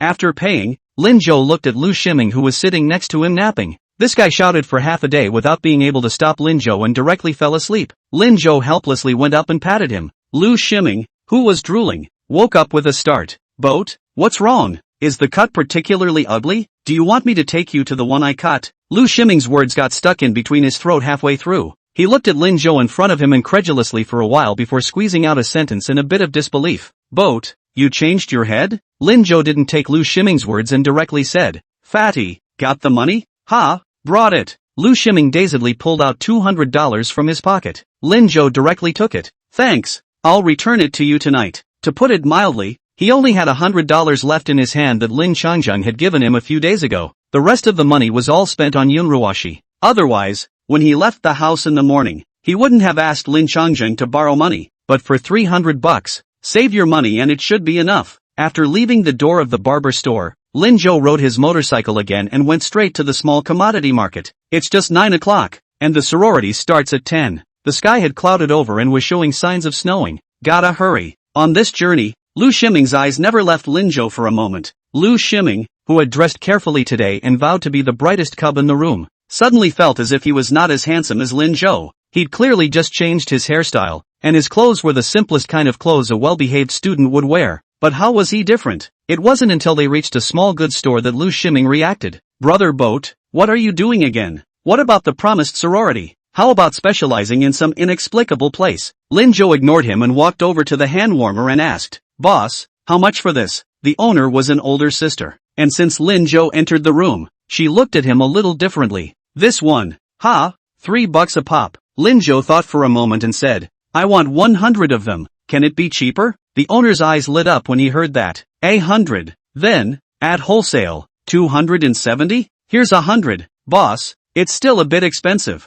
Look, we're still students and don't have much money. 250 doesn't sound too good. What do you think about 240? If you sell it, I'll take it from you. 240? No, that's too little. I can't even keep my capital on this. Linjo smiled down at his boss. Sister, look, it's the end of February. Winter will be over soon. At most there is one more snow. If you don't sell this hand warmer bag, it will be backlogged until the next winter. Then maybe it will be broken because it's been put away for a long time. So how much more costly is it? Why don't you sell it to me? I'll buy so many of them, as if it's for you to clear your inventory. This sister called the boss's heart. She thought carefully about Linjo's words and suddenly felt it made sense. There is still snow in the forecast, but based on past experience, it really is the last round. In March it will be true spring, with everything coming back to life and the weather warming up. Winter items like hand warmers really don't sell well either. Contemplating, the boss nodded. Also, it's okay, then you'll come to my place more often in the future to buy things a little handsome. Okay sis. Lu Shiming next to the entire stunned. Chapter 25, Is it possible that only a handsome man calling his sister is useful? Lu Shiming watched as Lin Zhou loaded up 100 hand warmers and then paid for them and went out. He hasn't reacted yet. Brother Boat, can you still bargain like this? What's wrong? It's called the art of talking, and you don't understand it. Then I'll tell you the same thing tomorrow when I go clothes shopping. Lu Shiming seemed to have discovered a new continent. Lin Zhou, do you think there's a possibility that it's only useful for good-looking people to call their sister? Next, Lin Zhou took Lu Shiming and found a restaurant that had just opened, paid $30 to heat hot water in their cauldron and spent the better part of an hour getting them to help fill all the hot water bags. With these hot water bags in Lu Shiming's bewildered eyes, he headed for the sorority site, Qian's group office. Chen Yukai was having a meeting in response to this fellowship, which would have been going on for over an hour. Seeing that it's going to be 10 o'clock, it was only when Qian Yuzai made his final summary. I'm sure you all know how important this fellowship is. Please make sure that everyone pays attention to it. Yes, boss.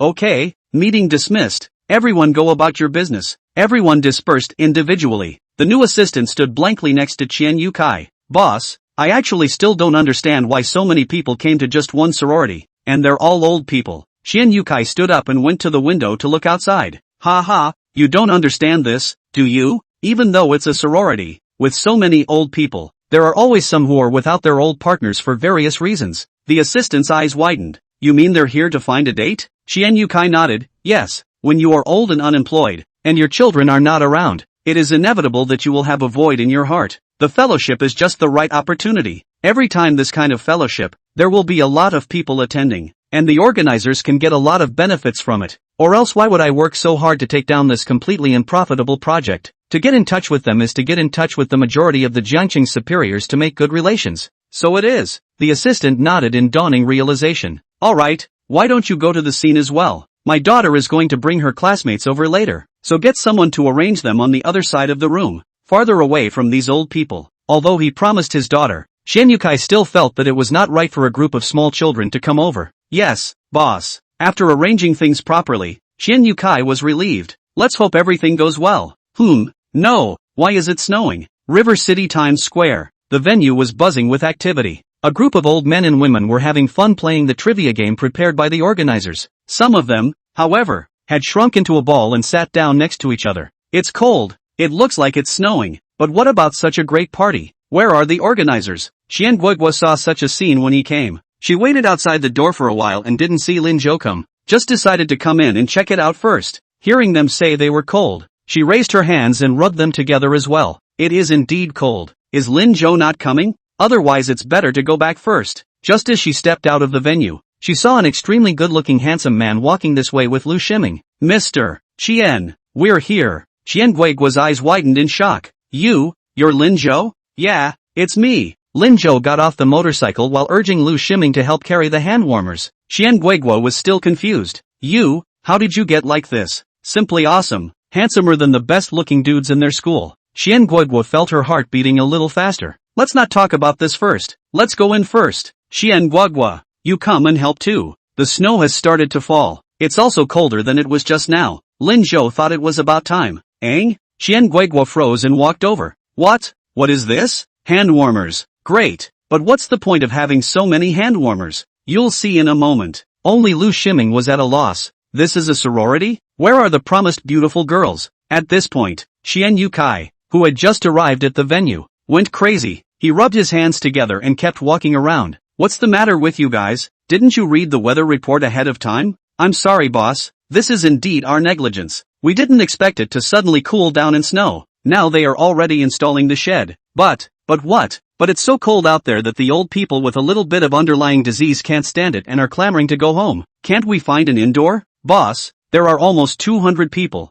We can't find an indoor venue that big for a while. There's also those little games that add interactivity that are hard to do. What? What can we do about this? There's no heating? Already got people ramping up their time to get it. Waste. Money has a fortune in exasperation. It had taken a while, but he had gotten several calls. It was all the old men on the scene who chimed in that it was too cold for him to figure out what to do. What can he do now? Just when he didn't know what to do, Qian Yukai suddenly saw that Qian Guigua was holding a bunch of unknown things, following behind a few teenagers, heading towards the venue. Qian Yukai followed anxiously. Go, what are you doing? It's so cold outside, hurry home. But Qian Guigua did not listen to him. Her eyes were completely drawn to Lin Zhou. watching Lin Zhou take out the hand warmers and set them on the ground. Qian Guoguo was still in a daze. She touched Lu Ximing next to her. What the hell is Lin Zhou doing? I don't know. Presumably, is going to sell hand warmers? The two men were discussing this when they saw approaching an older man in an old man's hat with a rose in his hand. Kids, what are you doing?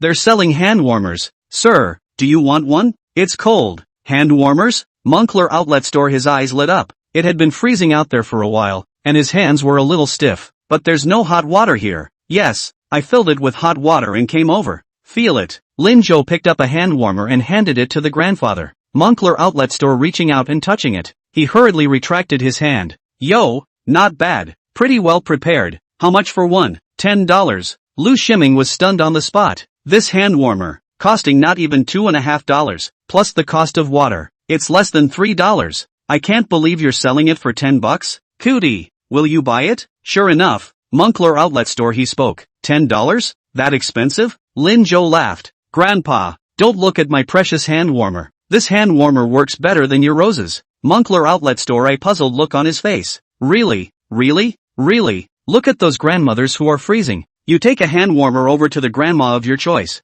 It's so cold. In case it warms someone's heart. Okay, I'll buy one. Hurry up. Don't let those old men find out. The Moncler outlet store quickly pulled $10 out of his pocket and handed it to Lin Zhou. Lu Ximing. It's also really cute. After Lin Zhou handed Moncler outlet store him a hand warmer, he got up happily and shouted as he walked away. Xiaolian, look what I bought you. In the crowd, an old man in a long fez with half-white hair twisted his head, beaming. Oops, it's a hand warmer. She'd been freezing here for 20 minutes and had been ready to leave, but the old men surrounding her kept looking for her to talk to and wouldn't let her go. Wang Xiaolian is getting annoyed. Yeah, get warm. Cuddle up with this so you don't get cold. Sango, it's nice of you to buy hand warmers in a place like this. That's right, don't look at who your third brother is. Although he's old, this heart doesn't lose to the young at all. With this it won't be cold anymore. Let's go over there and play some games. Aha. Wang Xiaolian shyly lowered her head. Moncler outlet store. While no one was looking,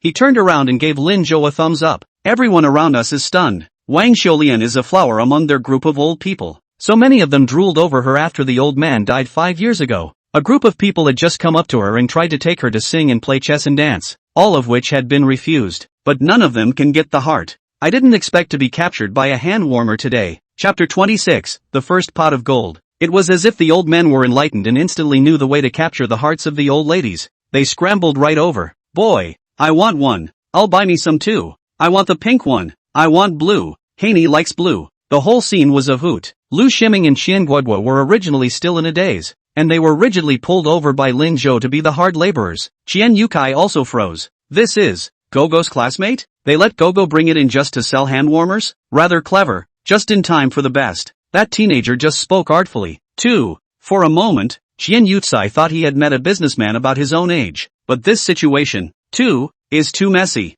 I wonder if it will affect the sorority. Qian Yukai thought about it and signaled his assistant to come over. After saying a few words to him, the assistant nodded and walked over. A few students, Lin Zhou and Qian Guoguo. Lu Ximing looked up. The assistant added, our boss asked us to ask, this hand warmer of yours, can you sell it to us as a package? We'll send it to all the old people later, and I'll give you a package price. Gogo, the boss told you to go back first too. It's too cold outside. Qian Guoguo looked at Lin Zhou a bit blankly, seeming to have taken Lin Zhou as the backbone. Lin Zhou frowned. He saw right through the assistant, tried to kick him out, and tried to take a low price for his goods. Although in his previous life, he really didn't care about this amount of money, but this was a different time. He's poor now. $100 is money too. So, Lin Zhou pointed to the group of old people gathered around him. Well, you'll have to ask them if they want to. At this statement, those old people boiled over. How's that going to work? We have to buy it in person to show our sincerity. That's right, my Haney can only use the hand warmers I bought. Boss Qian, you guys just stay out of it. What are you doing kicking people out when their teenagers are selling well? Wouldn't they have no way to offer the old ladies such a good opportunity to offer them once it became uniformly distributed by everyone? Upon hearing this, Qian Yukai was instantly embarrassed. Gentlemen, I didn't mean that. But in the current situation, his explanation was completely useless. These old men were already people with tempers, and at the moment they didn't give him any good looks at all. Qian Yuzai panicked a little. At that moment, he heard Lin Zhou, who was selling hand warmers, laugh again. Boss Qian didn't mean that. He was afraid that I would sell too slowly like this. and it wouldn't be good if the hand warmers got cold in a while, so that's why he wanted to buy all of them for a continuous supply of hot water for you guys to use. Don't get me wrong. Shen Yukai's face was delighted, and after a shocked glance at Linzhou, he hurriedly went down the steps. Yeah, that's what I mean. That's not easy. You now let them go to boil water. Hand warmers we buy our own. You provide hot water just. Okay, Xiao Lu. Why don't you hurry up and get someone to burn it and keep it supplied until the end of the fellowship? Okay boss, I'm on my way. Temporarily finding heating equipment and an indoor venue was difficult, but finding one that supplies hot water is easy. Any merchant next to the plaza? Just give some money. Xiao Lu immediately went to do it. The whole venue was buzzing again. Linzhou was busy selling goods. Shen Yukai wiped the sweat coming out of his forehead and finally breathed a sigh of relief. I almost made a mistake in judgment just now. Thinking of this, he looked at the busy Linzhou again. This teenager, it seemed, was unlike any other teenager he knew. Those words he had just said were clearly an attempt to help himself out. Because of those words, he, who was to be blamed, has now turned into a generous and enthusiastic organizer. The old men gained the goodwill of the old ladies, playing interactive trivia games while complimenting the organizers. He's just a high school student. Is he that good? After an hour of work, the hot water bags were all sold out. $1,000 total. After the $270 of cost, it netted $730. There is still money to be given to Lu Shiming and Qian Guoguo, so we can't let them help for nothing. Linzhou took the money and sat on the side of the road in a daze. That's still too slow to make money. Something has to be done about it. And both Lu Shiming and Qian Guoguo all froze. 730. That's 730 earned in one morning. What kind of speed is this? My mom's salary for a month is only 12,000. You earned in half a day what my mom earned in most of the month. Boat, are you still a human being? Lu Shiming kept expressing the feelings in his heart. If he hadn't seen it with his own eyes, he wouldn't have been able to believe that an 18-year-old teenager could make so much money in a morning's work. He was sure that no one would believe him if he said it. Qian Guoguo, do you think he's still human? Qian Guoguo shook her head and nodded again, confused. Although her family was said to be rich, she really hadn't seen a person who could make 730 so quickly. She was the same age as Linzhou, and she hadn't earned a penny except for her New Year's money. Linzhou is really different. Not only do you know how to study, you become handsome, but you also know how to make money. So awesome. Money go-go? Lu Shiming couldn't help but call out to Qian Guoguo when he saw that she didn't say anything. Qian Guoguo finally responded, and she nodded vigorously. I think, come on, you two don't stink. Linzhou pulled out $250 from the 1,000 and handed it to Lu Shiming. Your principal in wages. Then took out another $50 and handed it to Qian Guoguo. Your wages. To the bewilderment of the two men, he stood up. Well, we're done for the day, so let's all go our separate ways for the weekend this afternoon. I'll be off. When he finished, he left without looking back. Qian Guoguo and Lu Shiming looked at each other with the money. Lu Shiming, I don't think Yun Ruwashi is good enough for Linzhou anymore. It's not snowing much. It does get a little cold for older people, but for an 18-year-old like Linzhou, it was just right. After leaving the venue, he went to the other side of the square. There's a small playground there. Next to it is a bamboo forest. The snowflakes were fluttering down, and it couldn't have been more beautiful.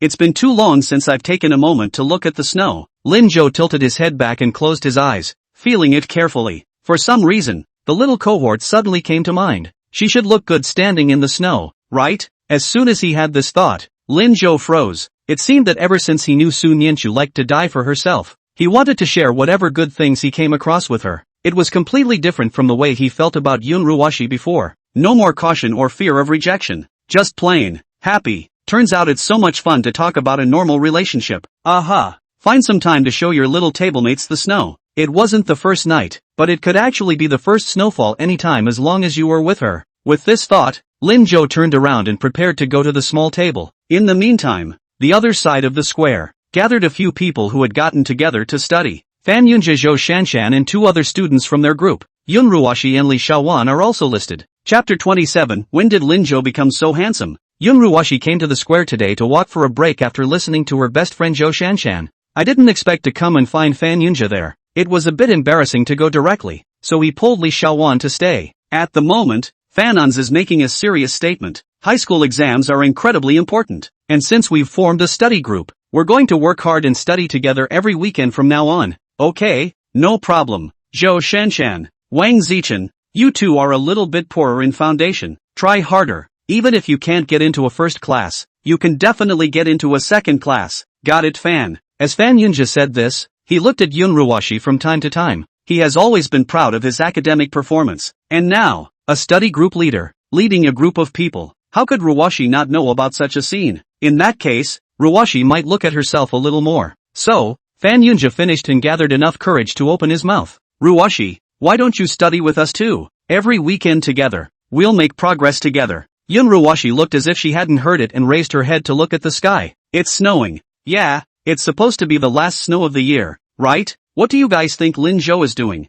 What? Fan Yunja's face changed. Why are you suddenly talking about Lin Zhou? Ruwashi. Before his words fell, he saw Yun Ruwashi suddenly take a step forward and shout in surprise. Lu Shiming? Lu Shiming, why are you here? Fan Yunja froze, turned his head, and saw Lu Shiming riding his motorcycle towards this side. His eyes darkened. It was so hard to get Zhou Shanshan to ask Yun Ruwashi out. How could she still meet Lu Shiming? That's bad luck. Lu Shiming also didn't expect to meet Yun Ruwashi. He stopped his motorcycle and dashingly propped it up with his feet. You guys are here too. Ha! Yo! Big weekend. Studying? Fan Yunja's face was ugly. Of course we have to study. Where are we as idle as you? Why are you alone? Where's Lin Zhou? Did he go somewhere to fool around again? Ha! You make a show of loving to study at school, and then you show your true colors once the weekend comes, right? In the past few days, Lin Zhou's group was also learning about this matter, which made Fan Yunja feel very incredible. But now, he understood. This bunch of schoolchildren are totally out to make it look good. Yun Ruwashi also looked curiously at Lu Shiming. Was Lin Zhou really not studying? Then why didn't you come to see her either? It's been a week. Why hasn't he shown up? The person who used to stick by her side all the time suddenly disappeared. She was the one who said that she would hang out to dry and wait for Lin Zhou to apologize. But for some reason, there was always something missing in my heart. This feeling was intensified by the sight of snow. Lu Shiming? What the hell are you talking about? My boat brother is done with school and is now busy making money. Where is he like you little scum? What? Without waiting for Fan Yunja to speak, Prince Chen beside him stood up. Making money? You mean Lin Zhou? Yes. Lu Shiming nodded. Ha ha ha. Lu Shiming, will you stop being funny? Lin Zhou, does he know how to write the word make money? Brother Zhe, listen to this. It's simply hilarious. Prince Chen didn't study as well as Fan Yunja, and he came to the study group to learn more from Fan Yunja. I can't wait to kneel down and lick Fan Yunja every day. Lu Shiming was not happy. Alas, I say you people, how come my boat brother doesn't know how to write about making money? My brother Joe made $1,000 in one morning.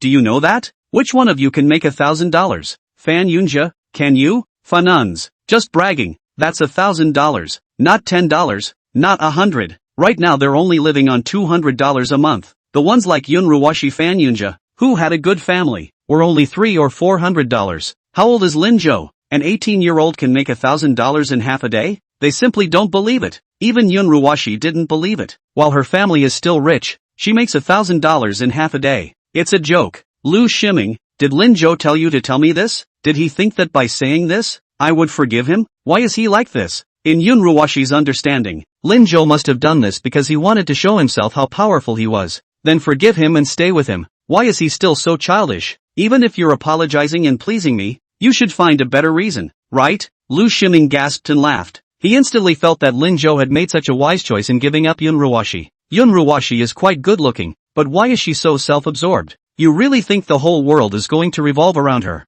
That's childish, isn't it? But now, what would it take to explain for them to believe it? He, Boat, really has a lot of cowhide. He was at a loss as to what to do when he saw a familiar figure. Lu Shiming laughed on the spot. Ugh, Boat brother, this way. Lin Zhou, who was about to leave the square, froze when he saw a few people. Fatty, what are you doing? Yun Ruwashi and a few others followed the sound and looked over. It froze instantly. A few of the girls' eyes widened in surprise. Is that Lin Zhou? When did he get so handsome? No, I mean, Zhou Shanshan realized that she had said something wrong and wanted to change her words, but it was too late. He could only lower his head and steal glances at Lin Zhou. After Li Xiaoyuan finished looking at Lin Zhou, for some reason, she inadvertently turned her gaze to Yun Ruwashi. She kind of wanted to know Yun Ruwashi's reaction at this point. Seeing Yun Ruwashi's mouth slightly open as well, Li Xiaowan was satisfied. It turned out that Ruwashi would be surprised for Lin Zhou as well. The other day, it seemed to be angry because of Lin Zhou. She was even more certain that Yun Ruwashi's feelings for Lin Zhou were not ordinary. But looking at Lin Zhou's current situation,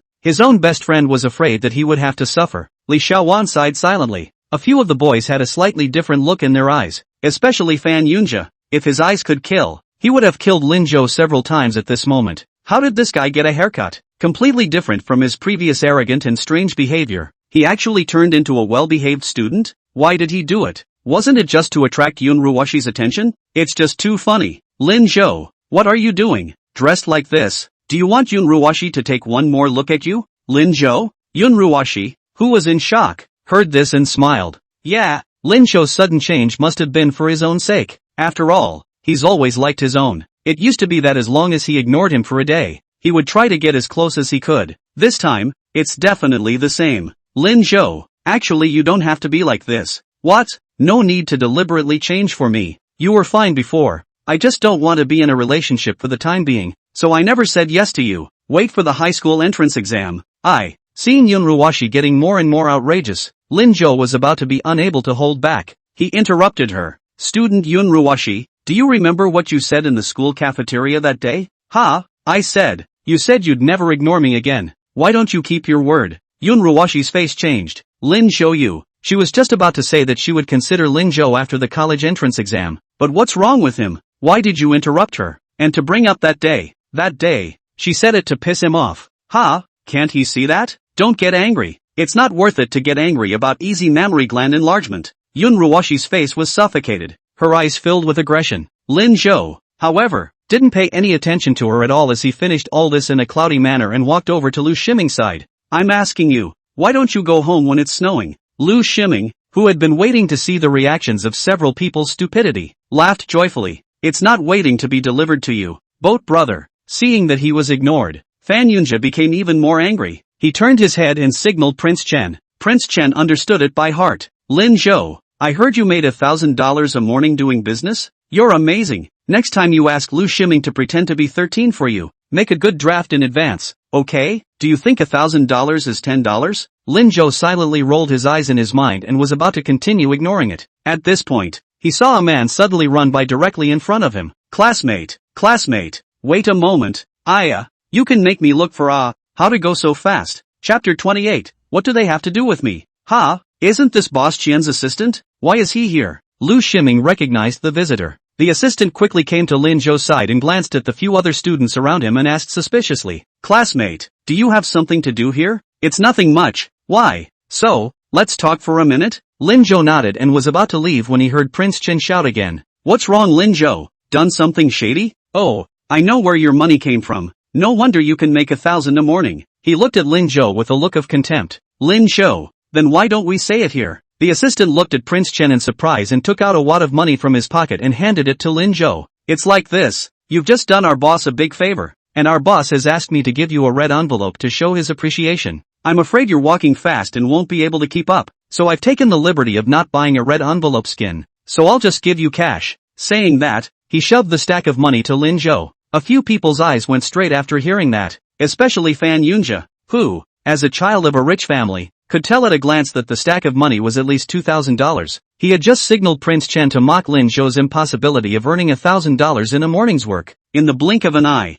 people are $2,000 in. Fan Yunjia only felt his face being slapped. He blacked out and never spoke again. Prince Chen wanted to say something else, but he pulled back as well. Yun Ruwashi was also a bit bewildered. She had just thought that Prince Chen had a point. At this moment, I only feel that Prince Chen is a Xian Yucai's assistant. She knew him. The assistant of such a big company actually came to thank Lin Zhou. Could it be that Lin Zhou had really made money this morning and helped such a big company? Yun Ruwashi looked at Lin Zhou in surprise, with some strange sentiments in her eyes. Lu Shiming looked at this scene with glee, simply happier than if he had pretended to be then. These little brats should see what his brother Zhou is capable of. Among the group of people, the most calm was Lin Zhou. It was as if the wad of money held no attraction for him. He shook his head calmly. No, I'm crooked too. I got paid what I deserved. Can't afford to be a red herring. Lu Shiming was shocked on the spot. Brother Zhou, that's $2,000. The assistant was also surprised, but his surprise was tinged with a hint of appreciation. That's $2,000. That's a lot of money for an 18-year-old student. He actually refused outright? After a moment, the assistant nodded again. Classmate, our boss also said that if you won't take this money, he'll host a banquet at the Moonwatch Tower at noon today as a thank you, so you can bring your classmates and go with you. Moonwatch Tower? This statement was made. The crowd was once again shocked. That's 000 plus a meal in a restaurant. It was simply out of reach in the eyes of their students. The Chin family actually wants to invite a student to the Moonwatch house for dinner? How much of a favor did Lin Zhou really do for others? So, that's fine. Thank Boss Qian for me. Well, I'll see you at the Moonwatch house then. The assistant glanced at a few more students next to him. Although it seemed as if they had had a falling out, teenagers' feelings were always changing rapidly, and there was no telling if he would take these people with him. After all, he and the girl seemed to have an unusual bond. Her eyes were glued to him. Maybe it's time to remind the owner to set more seats. At this moment, other than Fan Yunjia, several other people also had their own thoughts. The assistant said Lin Zhou could bring his classmates. Several of them are Lin Zhou's classmates, and they all heard the words, "Will Lin Zhou take them?" That's the Moonwatch Tower, places they've never been in all their lives. But when they thought about it, they didn't have a good relationship with Lin Zhou at school, and they get a little frustrated. If I had known, I would have hung out with Lin Zhou more. But Yun Ruwashi is different. Thus, several people looked enviously at Yun Ruwashi. Zhou Shanchan even tugged on Yun Ruwashi's sleeve, signaling that Yun Ruwashi could go and dabble. Feeling the gazes of several people, Yun Ruwashi proudly raised her head. Although she has been to the Moonwatch house, if Lin Zhou wants to take her, she wouldn't mind going more than once. Right at this moment, she suddenly saw Lin Zhou not even looking at her and directly got on Lu Shiming's motorcycle. Lu Shiming, go! Where to? Boat? Of course it's Moonwatch house. Yun Ruwashi? Why didn't Lin Zhou take her? Didn't Lin Zhou know that by taking her she might forgive her? Such a good opportunity, but he only brought Lu Shiming? At this time, Lu Shiming was also a bit flattered. Ha, brother Boat, are you taking me? Nonsense, how am I going to get there if I don't take you? I don't have a car. Well, what about them? What do they have to do with me? Van would take them to dinner, right? Several people turned their gazes to Fan Yunjia. Fan Yunjia, who didn't even plan to take care of food and didn't bring much money with him, but Yun Ruwashi was there, so he couldn't say anything. He had to say, okay, I'll treat you all to a big plate of chicken today. Crowd. They suddenly felt that Fan Yunjia was petty. What's a big chicken compared to Moon Palace? Yun Ruwashi even snorted coldly. I'm not eating, and left with Li Xiaowan. The entrance to the Moonwatch Tower. Lin Zhou looked at the time. It was already 12 noon. The snow is still falling. I'm afraid I'm going to be delayed past noon, so I'll have to go to the little table in the afternoon. Lu Shiming looked at the imposing building that he had never entered before, and had a little heartburn. Brother Boat, can we really eat here? Sure, you can eat at a better place later if you want. Really? Has Boat ever lied to you? Hurry up and go. Don't be so unproductive. Okay, Lo Boat brother. Boat brother, you are worthy of being my own brother. Lin Zhou's image was a little taller in Lu Shiming's eyes. Enter the Moonwatch house. Lin Zhou realized that Qian Yukai had already arrived.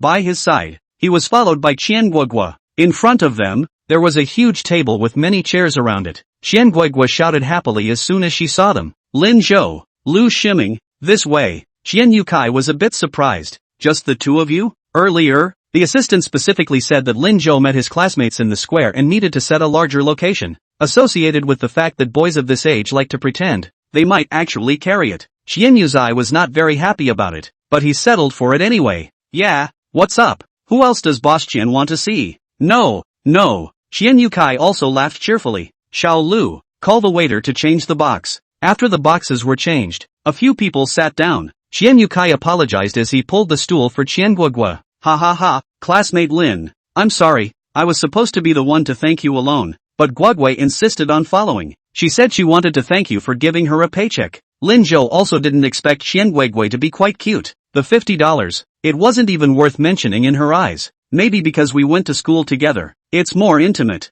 Ha ha, yeah, she even said she's following you guys to learn. I haven't seen Guogua love learning so much in a long time, so feel free to order whatever you want to eat. Boss Qian, it's better for you to order. For this meal, Qian Yukai ordered a lot of expensive dishes, such as king crab and the like. Lu Shiming and Qian Guogua's eyes went straight. Wow, Daddy, it's so good. Thank you, Uncle. A flurry of rainbow farts came down, and Qian Yu's eyes heart blossomed, but he realized that Lin Zhou had been slow and methodical, completely different from the two students beside him, who seemed to have taken the food for granted. He was a little curious. Mr. Lin Zhou, can I ask, are you the same age as our family Guogua? Before Lin Zhou could say anything, Qian Guogua, who was eating with his mouth full of oil, raised his head and said vaguely, Dad, I told you everything. Why are you asking? Ah, yes, look at my memory. Qian Yukai slapped his head. The eyes that looked at Lin Zhou again carried some appreciation. To be so composed at this age is either faking it, or it means that this son is extraordinary. Chapter 29, his shallow breath falling on her face. After the meal, Lu Shiming had to go to the restroom. Qian Yukai called out to Qian Guoguo and asked her to take him. Although Qian Guoguo was reluctant, she still followed and left. Qian Yukai poured Lin Zhou a glass of water. Lin Zhou wanted to refuse, but Qian Yukai didn't even give him a chance. This cup of water, you can afford it. If it wasn't for you today, that fellowship would have been messed up and I would have lost even more. You didn't want the red packet even after I gave it to you. Classmate Lin, I really don't know how to thank you. You can't drink either. Just have a cup of tea? Today's incident, whether this Lin Zhou student was intentional or unintentional, deserves a thank you. Just now, Gogo was there, and it was not good for him to pull down his face before he supported Qian Gogo away. Lin Zhou didn't refuse. He wanted to make money in the future and couldn't leave Jiangcheng until the college entrance exams were over. Someone like Money Harvest would be a good jumping off point. Boss Qian is polite. Lin Zhou raised his teacup. If you have any trouble in the future, you can tell Gogo and I can help you once unconditionally. Then thank you in advance. Boss Qian, $2,000 of red packets in exchange for a promise from Qian Yukai is well worth it. After a cup of tea, Qian Guoguo and Lu Shiming also returned. Realizing that Lin Zhou and Qian Yukai's relationship was somewhat subtle, Qian Guoguo beamed. Dad, what are you talking to Lin Zhou about? No, just small talk. Geez Dad, why are you guys being so secretive? Wine and dine. Lin Zhou left with Lu Shiming and Qian Yukai answered a phone call. The phone hung up and he looked a little hard. Qian Guoguo didn't see it at all as she surrounded Qian Yukai and started pampering him. Dad, my classmate is great, right? Qian Yukai nodded. Awesome is awesome, but you should still hang out with them less in the future. Why? Qian Guoguo raised her head in incomprehension. He was just chatting with Lin Zhou. Why did he suddenly change his mind? That classmate of yours is called Lin Zhou, right? Yes, didn't I just tell you? Well, yes, you did tell me, but you didn't tell me that this Lin Zhou student of yours, on the day of the 100-day pledge assembly, was still holding roses and preparing to confess his love to that little girl in public. And you didn't tell me that he's at the bottom of the academic list and is the problematic student of the class, who can't be controlled by anyone. Qian Yukai didn't know Lin Zhou's name before. It was before dinner that I found out by asking Qian Guoguo. He'd always thought the name was familiar. I just can't remember where I've heard it for a moment. I just had Xiao Lu check it out during dinner, and I didn't expect this result. Qian Yukai then remembered that in the QQ parent group that defends the rights of students, the name that appears most often is Lin Zhou. These days, those parents are making a joint complaint against him. Qian Yukai was very busy and just scanned the parent group without complaining, but he also knows Lin Zhou's honorable deeds. Dad, Lin Zhou didn't confess his love either. Wasn't that flower given to the teacher? Ha, give it to a teacher? It's only you simple high school students who believe that. Take it that we haven't been young? This kid, he must have suddenly changed his mind for fear of being punished, but he's studying seriously now too, and he even did you a favor today. These should really be coincidences. I'm naturally thankful that he helped me, but you don't have to, and in short, you stay away from him at all times except for compelling things like study groups. Money Gogo. This last snowfall in Jiangcheng lasted for half an afternoon. By the time it was smaller, the ground was thick. Lin Zhou came out of the Moonwatch house and ducked into an internet cafe with Lu Shiming. After 300 rounds of continuous battle, Lin Zhou stood up. Lu Shiming yelled with his headphones on, "Holy, brother Zhou, one more round, one more round. This time, I will definitely win you." Lin Zhou threw the game point card to Lu Shiming. "You're on your own. Let's go." "What? Brother Zhou, don't.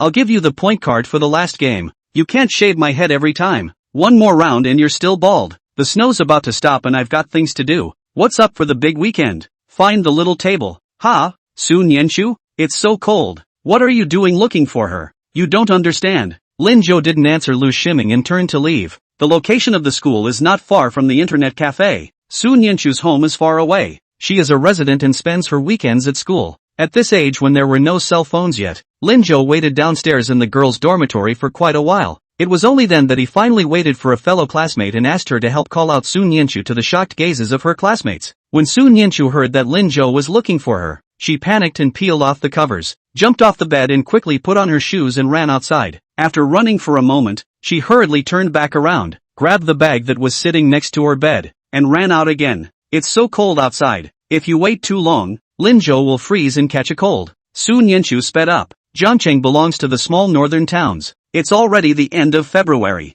The snow was falling heavily, but it was because the ground temperature was somewhat warm and people were coming and going on campus. Not much snow on the ground. Instead, All the greenery around them wore white snow caps, distinctly good-looking. Sun Yanchu did not see Lin Zhou when she came out. All that could be seen was a group of little girls gathered a few meters away to the left. They appeared to have gathered around a man, and were now chattering about something. Wow, this boy is so handsome. Yeah, more handsome than we got schoolboy. Oh, so tempting. And I wonder if handsome has a girlfriend? Ha ha, wouldn't you know if you asked? I wouldn't dare. School doesn't allow early love. What a wimp. Wait, I'll ask for a QQ. There were too many people, and Sun Yanchu couldn't see the boy surrounded in the center. But she was a little puzzled. Handsome? Can you be as handsome as Lin Zhou? Sun Yanchu carefully recalled Lin Zhou's appearance in her mind. Still thought that no boy could be more handsome than Lin Zhou except for that head of fried hair. And so it was completely uninteresting. Sun Yanchu looked around. Where is Lin Zhou? Didn't you say you were coming for her? Just as she was thinking, Sun Yanchu suddenly felt that behind her, someone had put a coat on herself. As soon as Sun Yanchu looked up, she saw the teenager who was a head taller than herself, was pulling at the corner of his duffel coat and looking at her with a smile. The teenager's fried hair was gone, replaced by a clean haircut. Even the whole face is cleaner. His eyelashes were long and his eyes were gentle as he looked at her. It was the first time Sun Yanchu saw such a clean and good-looking boy. He was standing right next to her, and when he looked down, he could touch her. Sun Yanchu looked dumbfounded. She didn't know how long it was before she felt a gentle tap on her head. Light laughter followed. Little tablemate, why so stupid? You don't even wear a jacket when you come out. How cold it is. Sun Yanchu then realized that she had just run too fast and didn't wear a jacket, and what he had just draped over himself was his own coat. On the jacket, there was still a faint scent of vanilla as well as a temperature unique to teenagers. Because of this action, the teenager was very close to himself. She could even feel his shallow breath falling on her face. Sun Yanchu's head exploded with a buzz. Chapter 30, is this a gift from his young classmate?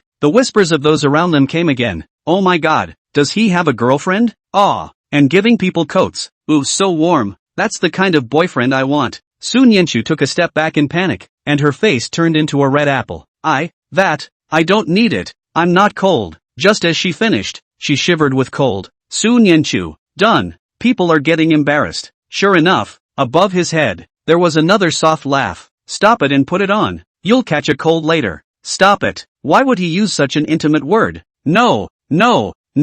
How could he have used such an intimate word for her? As far as she could remember, no one had ever said anything like that to her again, except for her mom and dad who had passed away. She's been an obedient, good girl since the day they left. Sun Yanchu felt like her heart was being scratched by a cat's claw, itching her unbearably. The teenager was simply too close to her. Sun Yanchu only felt that a hot gaze was about to burn her to death. Her head was getting lower and lower. I'm going to put on my coat. Wait for me. She panicked and rubbed herself out of Lin Zhou's arms. Just 2 steps away, he realized something else and turned his head in panic. This for you. Handing the bag in her hand to Lin Zhou, the young girl only resumed running away. She didn't even realize that on her shoulders, she was still draped in Lin Zhou's down jacket. Ugh, small table. Looking at the young girl fleeing away, Lin Zhou wanted to laugh a little. She also, too easy to be shy, right? But it's really cute. The cold wind hit Lin Zhou, and Lin Zhou only slightly sobered up. He lowered his head and looked into his hands, the pink bag that was thrown over by Sun Yanchu.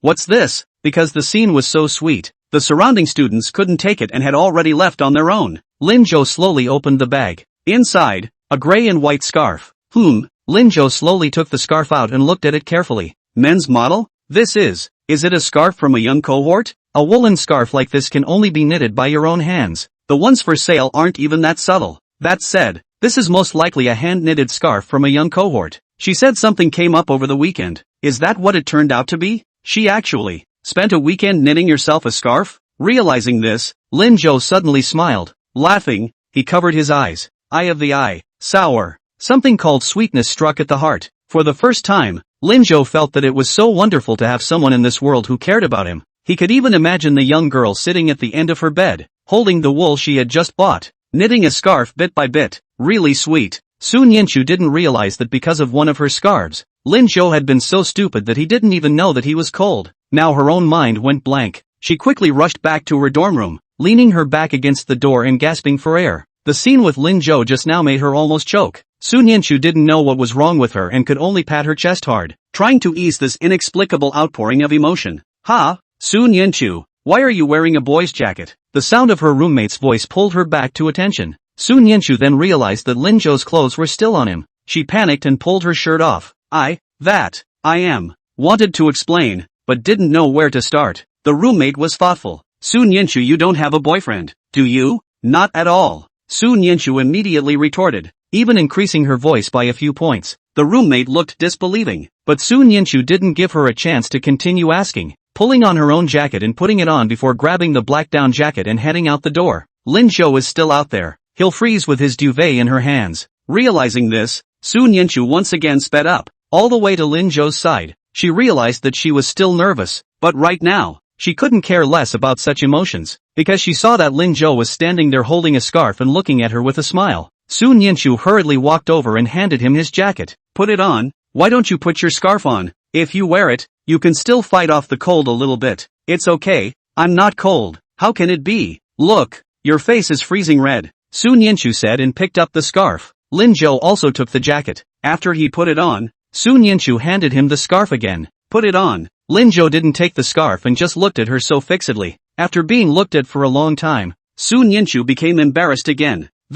You bought me so many meals and gave me candy every day. I really don't know what you're missing, so I thought I'd knit you a scarf, thinking I could use it if it snows today. But I didn't knit yesterday, and now the snow seems to have stopped. After saying this, Soon Yinchu didn't dare to raise her head. She passed the scarf in her hand forward. Lin Zhou, do you want it? May. After waiting for a while, Soon Yinchu realized that Lin Zhou had not yet taken the scarf. She panicked a little. Could it be because winter is over and Lin Zhou doesn't need a scarf anymore? When you think about it that way, this gift of your own seems a little redundant. If you don't want it. Before her words fell, she heard Lin Zhou say, who says I don't want it? Ha! Hold up your head, little fellow, and give a gift to someone. Soon Yinchu raised her head dumbfounded. Her eyes lit up when she saw the teenager in front of her. It's full of warmth inside. She heard him say, put it on me. Ha! Soon Yinchu froze, feeling like her brain wasn't enough. For a moment,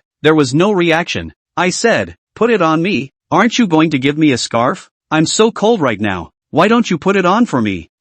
Soon Yinchu instinctively wanted to refuse, and when the words reached her mouth, she swallowed them down. She's never been a big fan of human contact. More than that, she doesn't like to get too close to people. Even girls she deliberately distances herself from. She doesn't know if she'll get hurt, so she chooses to stay away from it all. So, she has never given a scarf. Such intimate gestures were too much for her. But, if the person standing on the opposite side was Lin Zhou, if it's Lin Zhou, it's okay, isn't it? After all, that's a forest boat. It's Lin Zhou who was willing to give her candy, give her chicken leg bread, and willing to encourage her to study hard to go to college.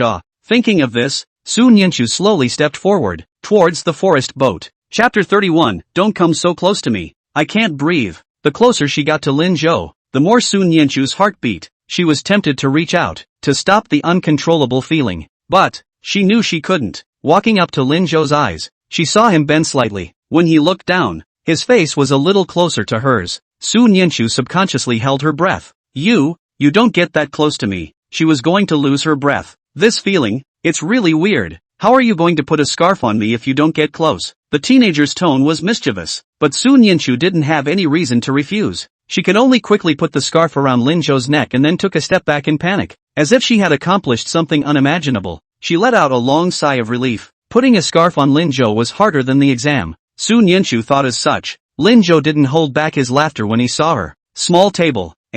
Thanks.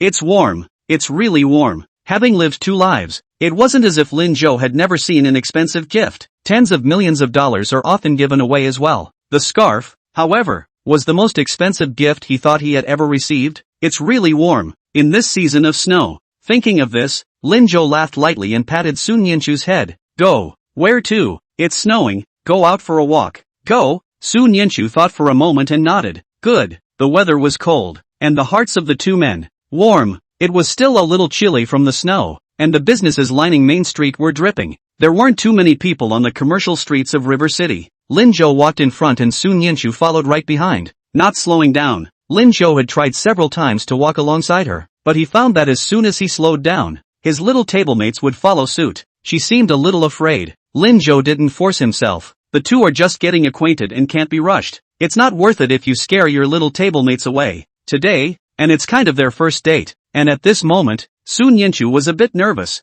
I've never been out shopping with a boy in my life. It's a strange feeling. Also, Lin Zhou didn't seem to be planning to buy anything. It was quite cold outside, freezing her to shiver. Although she wanted to continue slipping around with Lin Zhou, she was somewhat unable to carry on. Sun Yinchu began to think, did she have to find some excuse to go back to school? Going indoors would be fine. In any case, she couldn't stay outside. She didn't see that the boy in front of her suddenly stopped. Sun Yinchu just lowered her head and ran headlong into it. Lin Zhou was originally a whole head taller than Sun Yinchu. She bumped so hard that her face just touched Lin Zhou's back. The tip of her nose ached slightly, and she let out a soft aha when she heard the boy laugh softly. Done. He's laughing at himself again. Sun Yinchu hurriedly took a step back and wanted to say sorry, but the words reached her mouth and swallowed. She saw Lin Zhou stop in front of a stall. On the stalls, there were furry hats, ear warmers, scarves, and just looking at them was warm. And Lin Zhou was holding a pink and white hat and looking at her. On his nice lips was a warm smile. Sun Yinchu felt her brain go down for a second. She didn't know how to diffuse the awkwardness of what she'd just done, but it was impossible not to.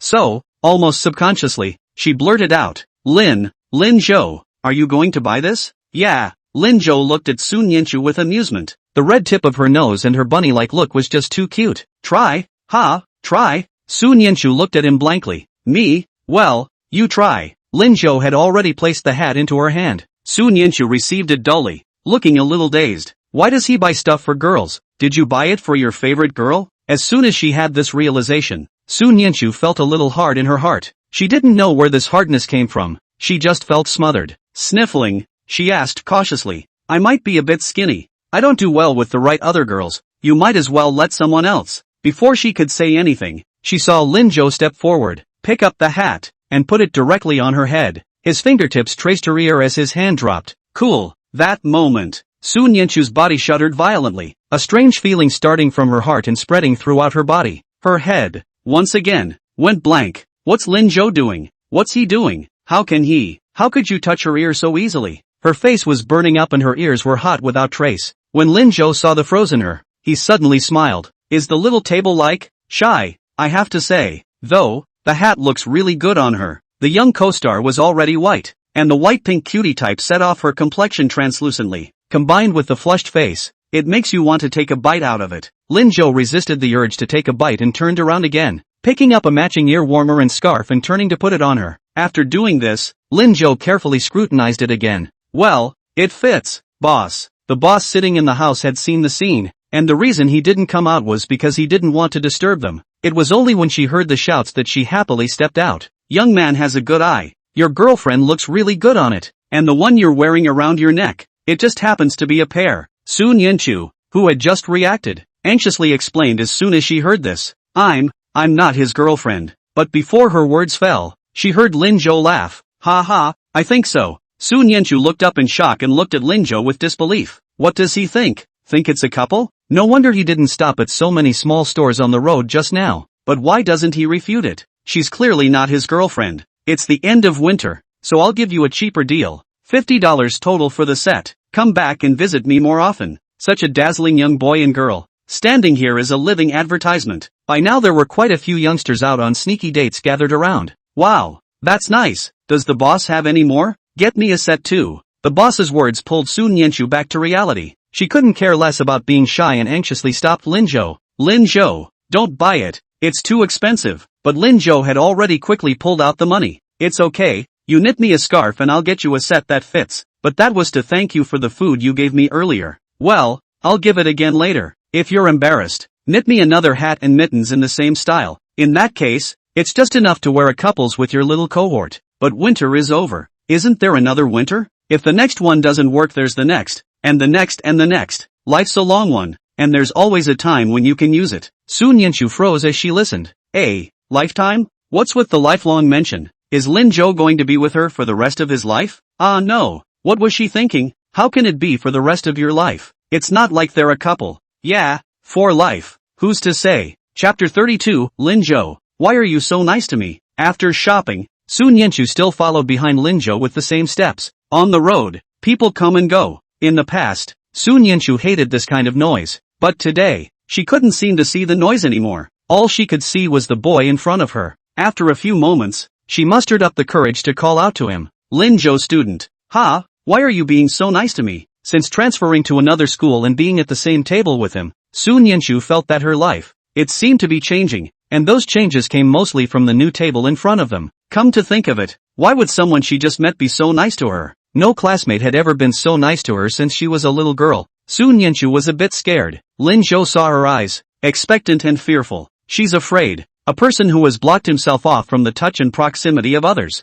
Although she was taking it slowly, she was still very cautious. If he was too aggressive, the little girl would run away in fear, right? Thinking of this, Lin Zhou went up and gently rubbed her head. Because we're friends. Friend? Though it felt like he gave her a feeling that wasn't as simple as a friend. But Su Nianchu still asked in doubt. Are we, like, friends now? Isn't it? I don't know. I didn't have any friends before. Those who came near her either begged her to help them with their homework or found ways to bully her. So you have it now. Lin Zhou helped her straighten her scarf again.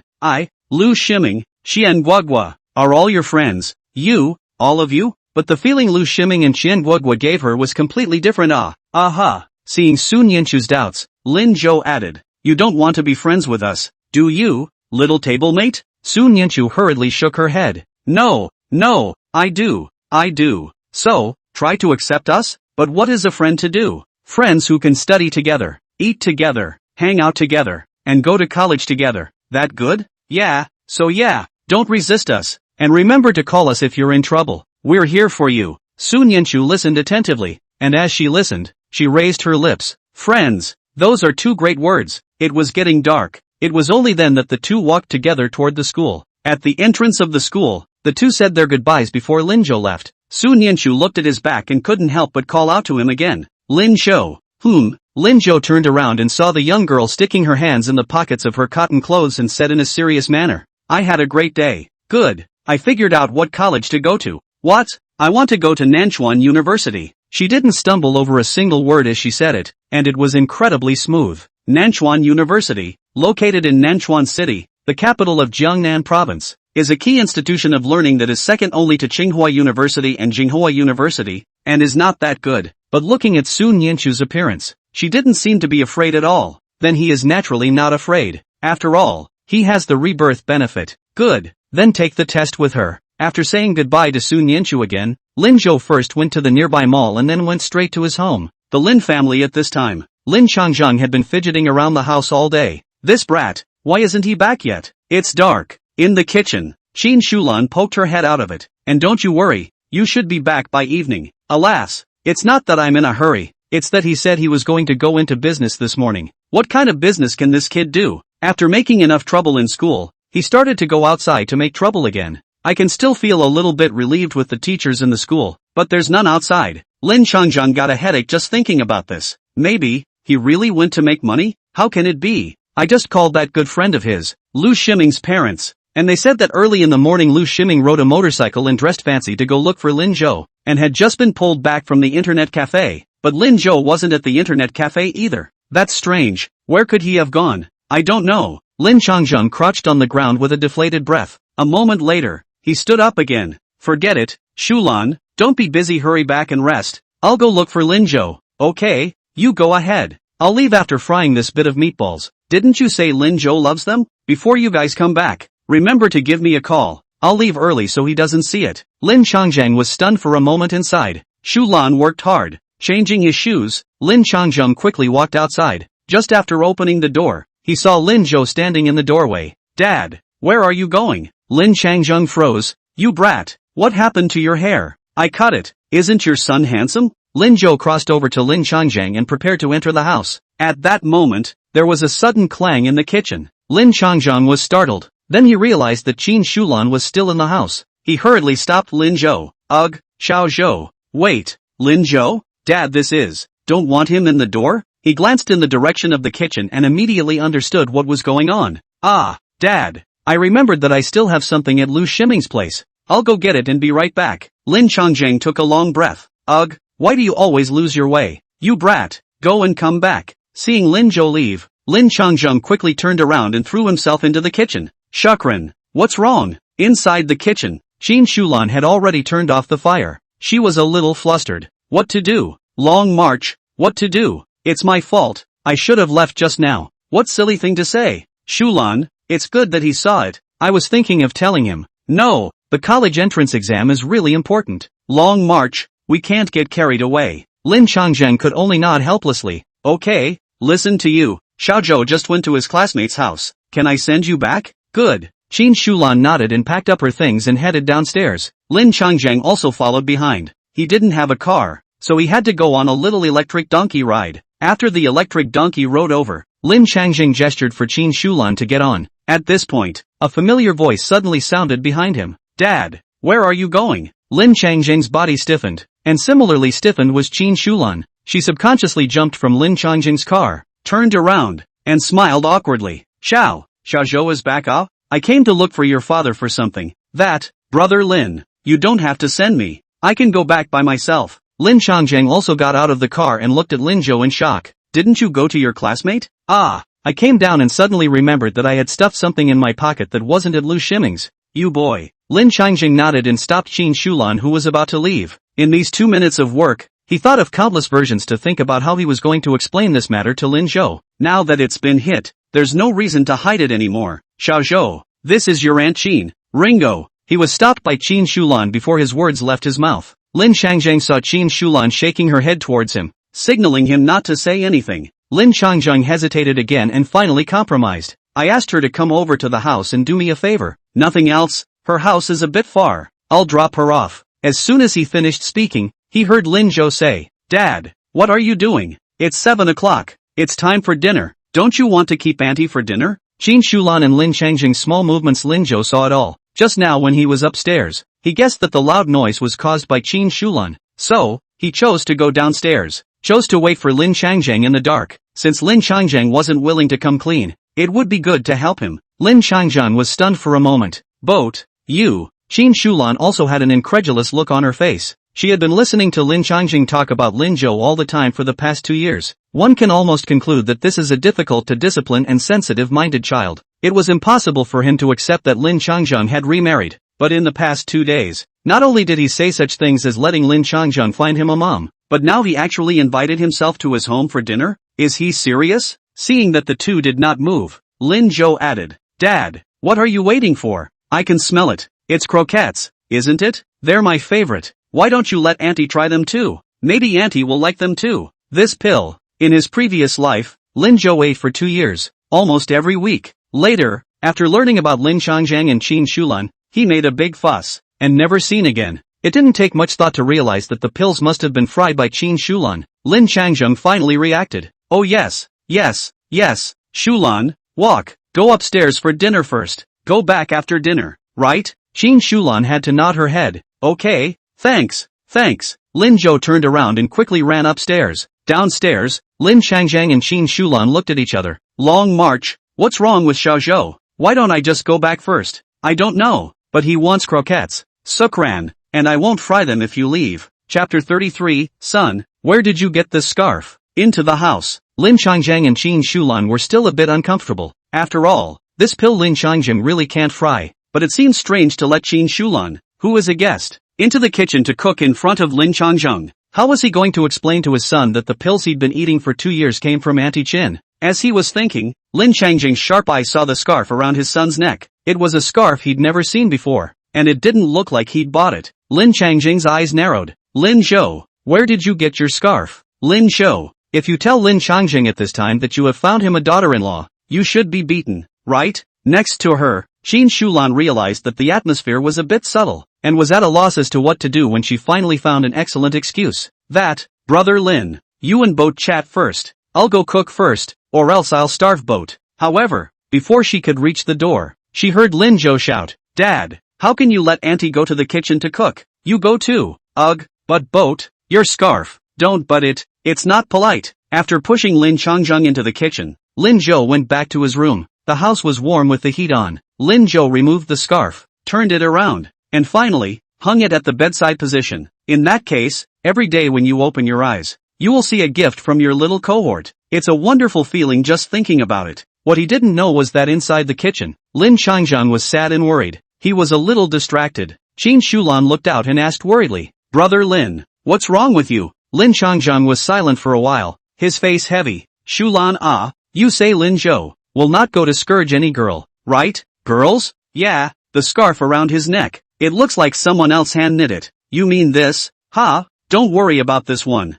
Lin Changjiang was puzzled. No need to worry? Qin Shulan nodded. At Xiao Zhou's age, it's normal to like girls. He's 18. Besides, didn't you say that he's changed a bit recently? Do you think there's a possibility that it has something to do with which girl? Once Lin Changjiang heard this, he was enlightened. Yeah, why didn't I think of that? So if you go to control Xiao Zhou, this temperament must directly against you. You do not care. Maybe he can really change for the better to get a good university? We as parents, just observe our children more, guide them when they're wrong, and support them more when they're right. Lin Changjiang nodded. You're right. If Xiao Zhou can really change because of a girl, I'll accept this daughter-in-law. That's right. But Shulan, the boat thing is fine. What about the two of us? The meal was soon ready. Lin Zhou changed into thinner clothes and sat out. The croquettes were delicious as always, and he couldn't help but eat a lot of them. But the two across from each other were very formal, and even had the feeling of being rushed when they first met their parents. Qin Shulan touched Lin Changjiang, signaling him to say something. Lin Changjiang coughed lightly, not knowing how to speak. Lin Zhou, who had buried his head in dry rice, looked up and took out a bag from under the table and handed it to Lin Changjiang. Right, Dad, got you this. It's also so embarrassing for Dad to be in a relationship. If he didn't change the subject, I'm afraid these two wouldn't dare to take a bite of their meal. What? Lin Changjiang opened the bag suspiciously and saw that it was an electric razor. Lin Changjiang was shocked.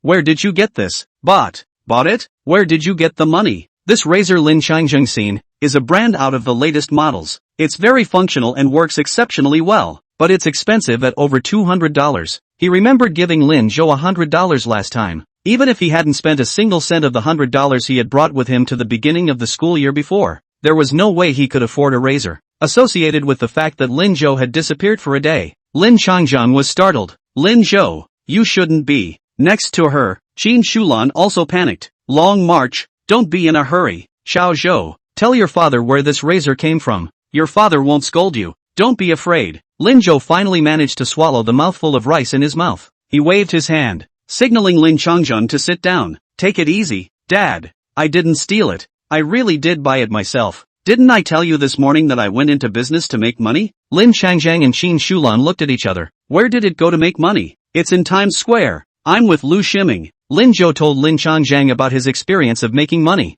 omitting the part where Chen Yukai gave money that he didn't ask for. Lin Changjiang once again looked at Qin Shulan face to face. That's it? In one morning? Sold 1,000? Yes. That good? It's also opportunistic. Just happened to be bumped into by me. And Shen Guoguo was in our class and put in a good word with his dad. Fearing that Lin Changjiang would not believe it, Lin Zhou even took the money out of his pocket, not treating Qin Shulan as an outsider at all. Here's all the money. After splitting it with my classmates, I bought a few more things. There's still about 400 left. Dad, do you want it? Lin Changjiang took a look at it, and there were indeed still more than 400. Looking at Lin Zhou, it didn't seem like he was lying. Could it be that his son had really changed so much? Lin Changjiang nodded his head skeptically. The money you earn yourself. You keep it and spend it yourself. You don't need to give it to me. But Lin Zhou, it's almost time for the college entrance exam. You still need to focus on your studies. I know this. Don't worry. So have you thought about what college you want to go to? Nanchuan University. Nanchuan? Lin Changjiang froze, and after a moment, he stood up and gave Lin Zhou another bowl of rice. Son, stop it. Nanchuan University, is that something you can think about? Let's be practical. I don't want you to get into a good university. I just want you to do your best and go wherever you can. Aha. Lin Zhou took the rice, nodded, and didn't explain much to Lin Changjiang. After all, he wouldn't believe anything he said now. Better to get the facts later. Because of this episode, Lin Changjiang and Qin Shulan finally started to eat. Just eat your guts out. After eating and watching Lin Zhou go into his room to study, the two of them were relieved. Lin Zhou, who had already pushed open the door, burped loudly. By the way, Auntie Qin, your cooking is quite good. Why don't you come to my house more often in the future? It's best to come every day. My dad's cooking is really awful. Ugh, that's not what your boy said before. Lin Changjiang playfully scolded. When Lin Zhou entered the house, Lin Changjiang and Qin Shulan looked at each other and both of them were a little confused. Brother Lin, is Xiao Zhou really as bad as you usually say? It doesn't look like it. I don't know. I seem to know my son for the first time today. Shouldn't it really be because of the girl who gave you the scarf? The weather at the end of February is ever changing. The night after the snow, the temperature started to rise. By the time I woke up the next day, the snow was almost done melting. Early in the morning, Lu Shiming pedaled his bicycle to find Lin Zhou to go to school with him. It's not that he doesn't want to ride a motorcycle, it's just that the school rules say that no student can ride one during the school day. Along the way, Lu Shiming spat out in a breathless gasp. Too tired to sweat in the middle of winter. Brother Zhou, aren't you hot? Hot. So why are you wearing a scarf? What's so special about this scarf? Show me. He freed one hand and was about to grab the scarf. Lin Zhou hurriedly sidestepped to the side. Everything else can be moved, not the scarf. Why? Lin Zhou straightened his scarf with one hand and smiled. You don't understand. The recent Lin Zhou did have a lot of moves that he didn't understand, but Lu Shiming was so nervous that he didn't continue to pursue the matter.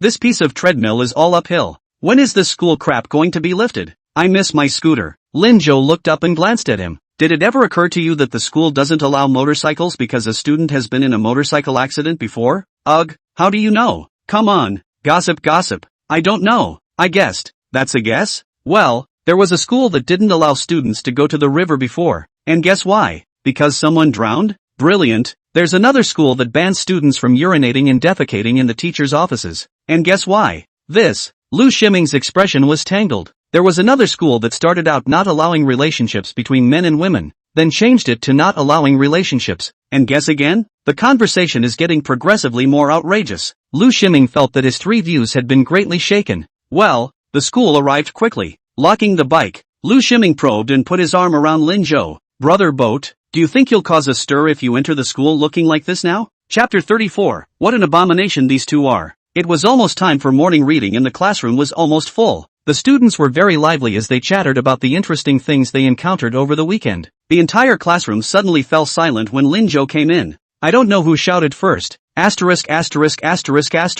Handsome. Wow. Who is this? Really handsome. Ha, why does he look so much like Lin Zhou? Asterisk. It can't really be Lin Zhou, can it? It seems like he's really walking towards Lin Zhou's seat. Lu Shiming, who was intentionally half a beat slower, quickly stepped forward and playfully shouted, Boat, wait for me. What are you doing walking so fast? Lin Zhou saw his little mind at a glance and didn't break him down. He saw Sun Yanchu sitting in his seat. The young co-star's bangs seemed a little shorter today, and those pretty eyes were showing, bright and shiny. At the moment, she was looking up, watching him walk in. In her hand, she had the pink and white scarf she had just unraveled. The students around us were abuzz. It's really Lin Zhou. Geez, why didn't I realize before? He's so handsome. This hairstyle also suits him too well, doesn't it? I declare that from today onwards Lin Zhou is my new male god. Lu Shiming walked on his toes, simply happier than if he had been complimented. Watch it, this is my brother Boat. My Lu Shiming's brother is bound to be the most handsome man under the sky. Fan Yunjia,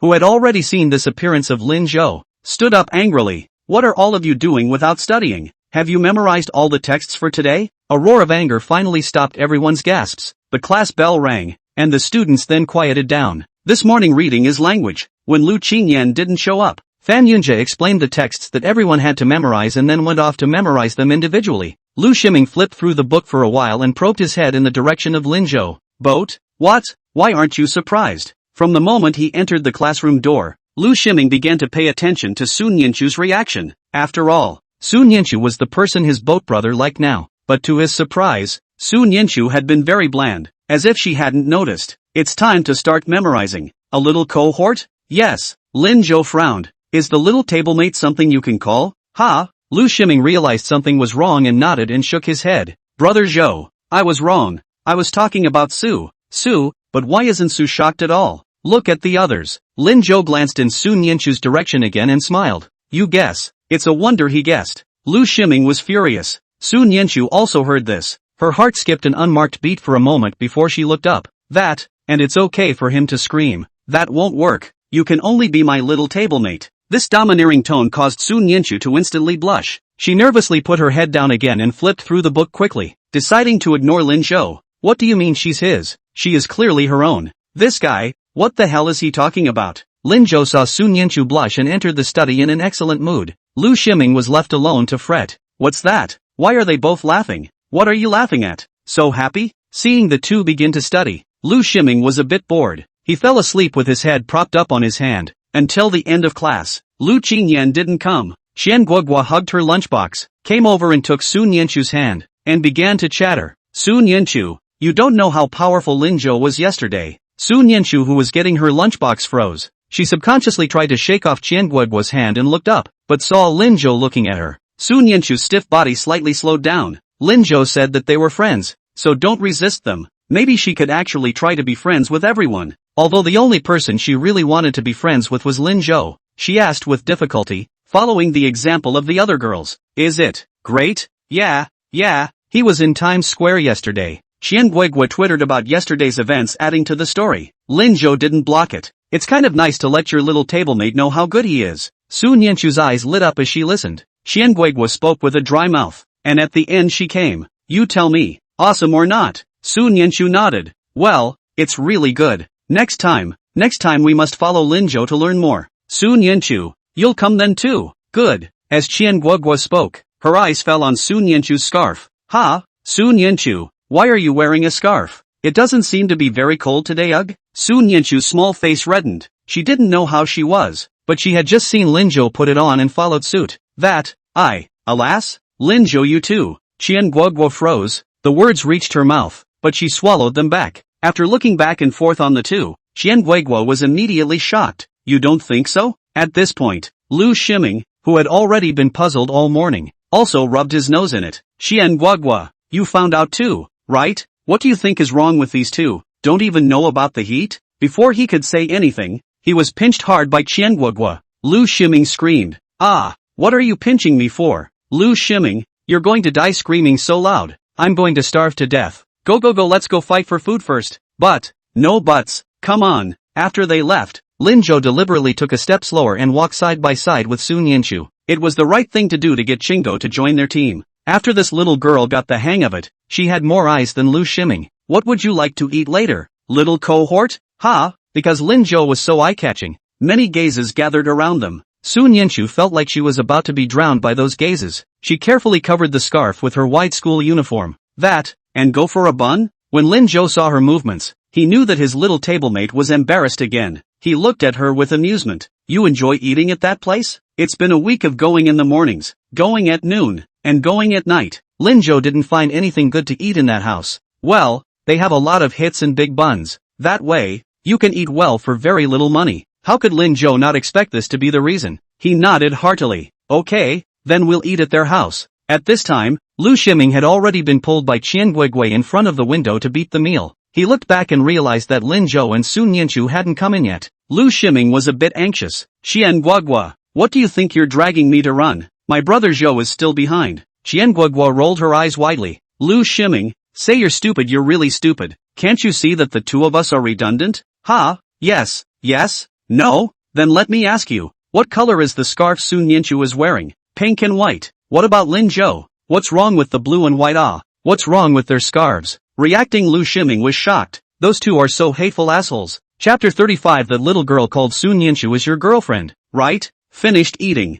Lin Zhou handed his lunchbox to Lu Shiming and gestured for the three of them to return to the classroom first. He turned and headed for the second window of the cafeteria. That's where Su Nianchu ate for a week straight. He couldn't watch Su Nianchu eat so lightly every day, and giving her food directly obviously didn't work anymore. Lin Zhou decided to start with the cafeteria. The owner, a fat man even fatter than Lu Shiming, was humming and cleaning up the unsold meals with his bare arms. Next to it, the aunt who helped with the cooking was also happy. Boss, business seems better today. Yeah, wasn't there a little handsome guy here earlier? A lot of little girls came to buy from him. I saw it too. That young man is really good looking, just too small. Otherwise I would have wanted to marry my daughter to him. Ha ha, who says otherwise? Why don't we find a way to get him to come to dinner more often? Boss? So, okay? The fat boss scratched his head. Ever since he contracted this window in the cafeteria, he's been working hard to get the meals as good as possible. It was just a pity that he was not destined to have a talent for cooking, and his cooking was never good. There's no way around it, but to add a lot to retain the few students that are there. But I'm afraid it won't last long if this continues. I didn't realize how much better his business was today because of a student. Lin Zhou came just in time to hear this conversation. He was helpless. It's true that in any era, face value is a must. This should also make it much easier to do things on your own. So happy, boss. The owner, who was having a good time, heard the sound and hurriedly turned his head. Ugh, what's to eat? I'll call you. Ha, it's you? Yeah, it's me. Didn't you eat? Well, eaten. So what are you here for? Came to see if you needed my help. Ha ha. The boss laughed. So you heard it all. It's so loud. It's hard not to hear it. So what do you think? I can come. Lin Zhou was not polite and took out a tea egg from the confiscated pot and peeled it. The owner didn't care. He said happily, "Great." As soon as the words left his mouth, he heard Lin Zhou add, "But boss, even if I'm willing to come for dinner, it can only have a momentary effect. After all, everyone will be aesthetically fatigued, and will soon get used to my presence. And it's the taste of the food itself. That's the most important thing." The fat boss got frustrated again. "You're right, so there's no other way. Ha, alas. I'm not destined for this business." Lin Zhou's egg was already peeled and he took a bite. That's not necessarily true. In fact, students are not very demanding in the first place. As long as it's made to taste that little bit better, it will be very appealing to them. But the requirement of being slightly tastier is too much to ask. The fat boss got even more frustrated. Lin Zhou smiled as he finished all the eggs and looked at the fat boss again. "Actually, the eggs are good, and I can give you some suggestions for other dishes, like today's celery stir-fry. The celery you used was too old and not salted enough. This tea egg, the amount of tea leaves put in is not enough either. It needs to be slightly more." Although he can't make mountains of food, Lin Zhou eats a lot. He had later specialized in cooking in his previous life, and those dishes, once he tasted them, he knew what the problem was. When the fat boss heard this, he looked at Lin Zhou in shock. "You know all this?" "Well, I cook a lot." The owner was ecstatic. "What about the others? What's wrong with all the other dishes?" Lin Zhou deliberately sold out. "This, got it, I got it all. I'll pay you if you make suggestions that really make my business better." Lin Zhou shook his head. "I don't want money. I just want you to do me a favor. As long as you're willing to help me, every day in the future, after eating the food, I'll tell you what's wrong with that day's food, and you'll just change it the next day." "What favor?" Lin Zhou signaled the fat boss to come over and whispered a few words in his ear. The fat boss had a shocked look on his face. "It's as simple as..." "Well, it's as simple as that." "Okay, deal." "Good." After the talk, Lin Zhou asked his boss for a piece of paper and wrote out the problems with the dishes in the past 2 days. Then he took another egg in his hand and headed out the door. The fat boss was shocked to look at the detailed recipe problem improvement in his hand, and laughed joyfully. "Mr. Lin, that little girl named Sun Yanchu is your girlfriend, right?" "Not yet." "No? Ha ha, so you went through all that trouble to set me up, and you actually did it for her?" Lin Zhou turned back and smiled. "It's not exactly a ruse. It's called a mutual benefit. Also, while she's not right now, she soon will be." Coming out of the cafeteria, Lin Zhou originally planned to want to go back directly to the classroom. As a result, at the corridor, he saw Lu Qingyan and Zhang Shuqi. "Mr. Lu, what are you doing? Are you making a scene? Why are you getting more and more out of control? Do you know what the other teachers say about you behind your back?" "I know, Director Zhang, but it's my hobby. I love these." You like what you saw?" "Alas, this year's excellent teacher assessment. Originally you, and I also intend to train you to take over my position." "You so then, Mr. Zhang," Lu Qingyan interrupted. "Academic performance is the main thing, and as long as our class grades improve, it'll prove that I'm not wrong and shut them up, won't it?" You, Zhang Shuqi was furious and didn't know what to say. "Alas, forget it, see for yourself. Our class can improve a little this time with Sun Yanchu, but don't forget that Lin Zhou, Lu Ximing and the others are pulling points backward, and although Lin Zhou has been doing well for the past couple of days, his previous foundation was really poor, and he won't necessarily be able to improve." "I know, I'll hammer them." Okay, go ahead." Zhang Shuqi waved his hand, signaling Lu Qingyan to leave. Lu Qingyan turned around and saw Lin Zhou. She froze. "Lin Zhou, how do you?" "I thought my hair was too messy, so I cut it." "Is it handsome?" "Not bad. Hurry up and get to class." Lu Qingyan nodded, a smile in her eyes.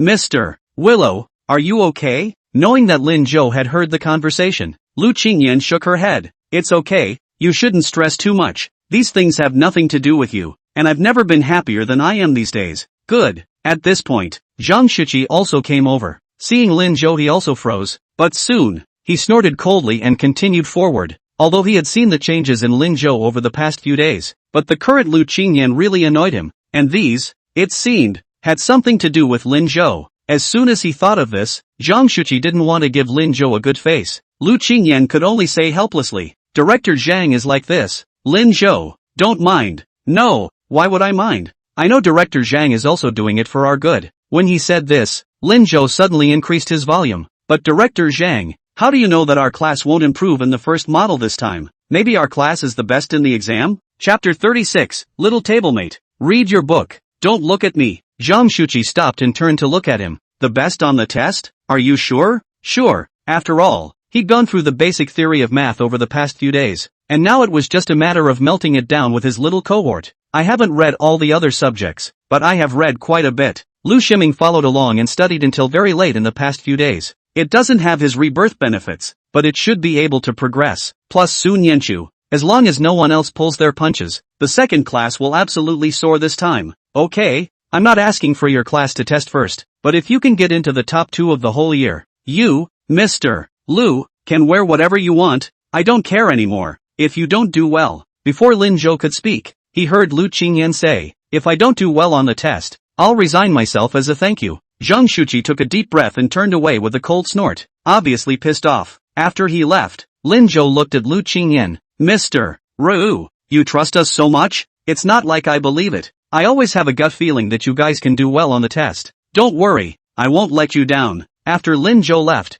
Lu Qingyan looked at his back and went out of her mind. This kid, it seems, has grown up overnight. It's not time for class yet. Lin Zhou walked into the classroom and just threw the egg in his hand on Sun Yanchu's desk. Just from the boss. Send again? Yes. He said I was so handsome today attracted a lot of people to eat. His business is all better. Specially sent me an egg. I'm full. Give it to you to eat. With this reasoning, Sun Yanchu actually had no way to refute it. I have to say that today's Lin Zhou was indeed quite handsome. While in the cafeteria, many eyes fell on him. There was also a very long line for lunch today. Only, Lin Zhou, this is the last time I eat the eggs you gave me. I'll buy my own later. Other than this, she couldn't think of any other way to reject Lin Zhou. He's always looking for ways to stuff himself with food. Sun Yanchu's heart was overwhelmed. Okay, Lin Zhou nodded as he took out his textbook. Sun Yanchu froze. Why is Lin Zhou so nice today? It's not like you're thinking of something else, is it? She'd have to pay attention and not be fooled again. Sun Yanchu thought as such.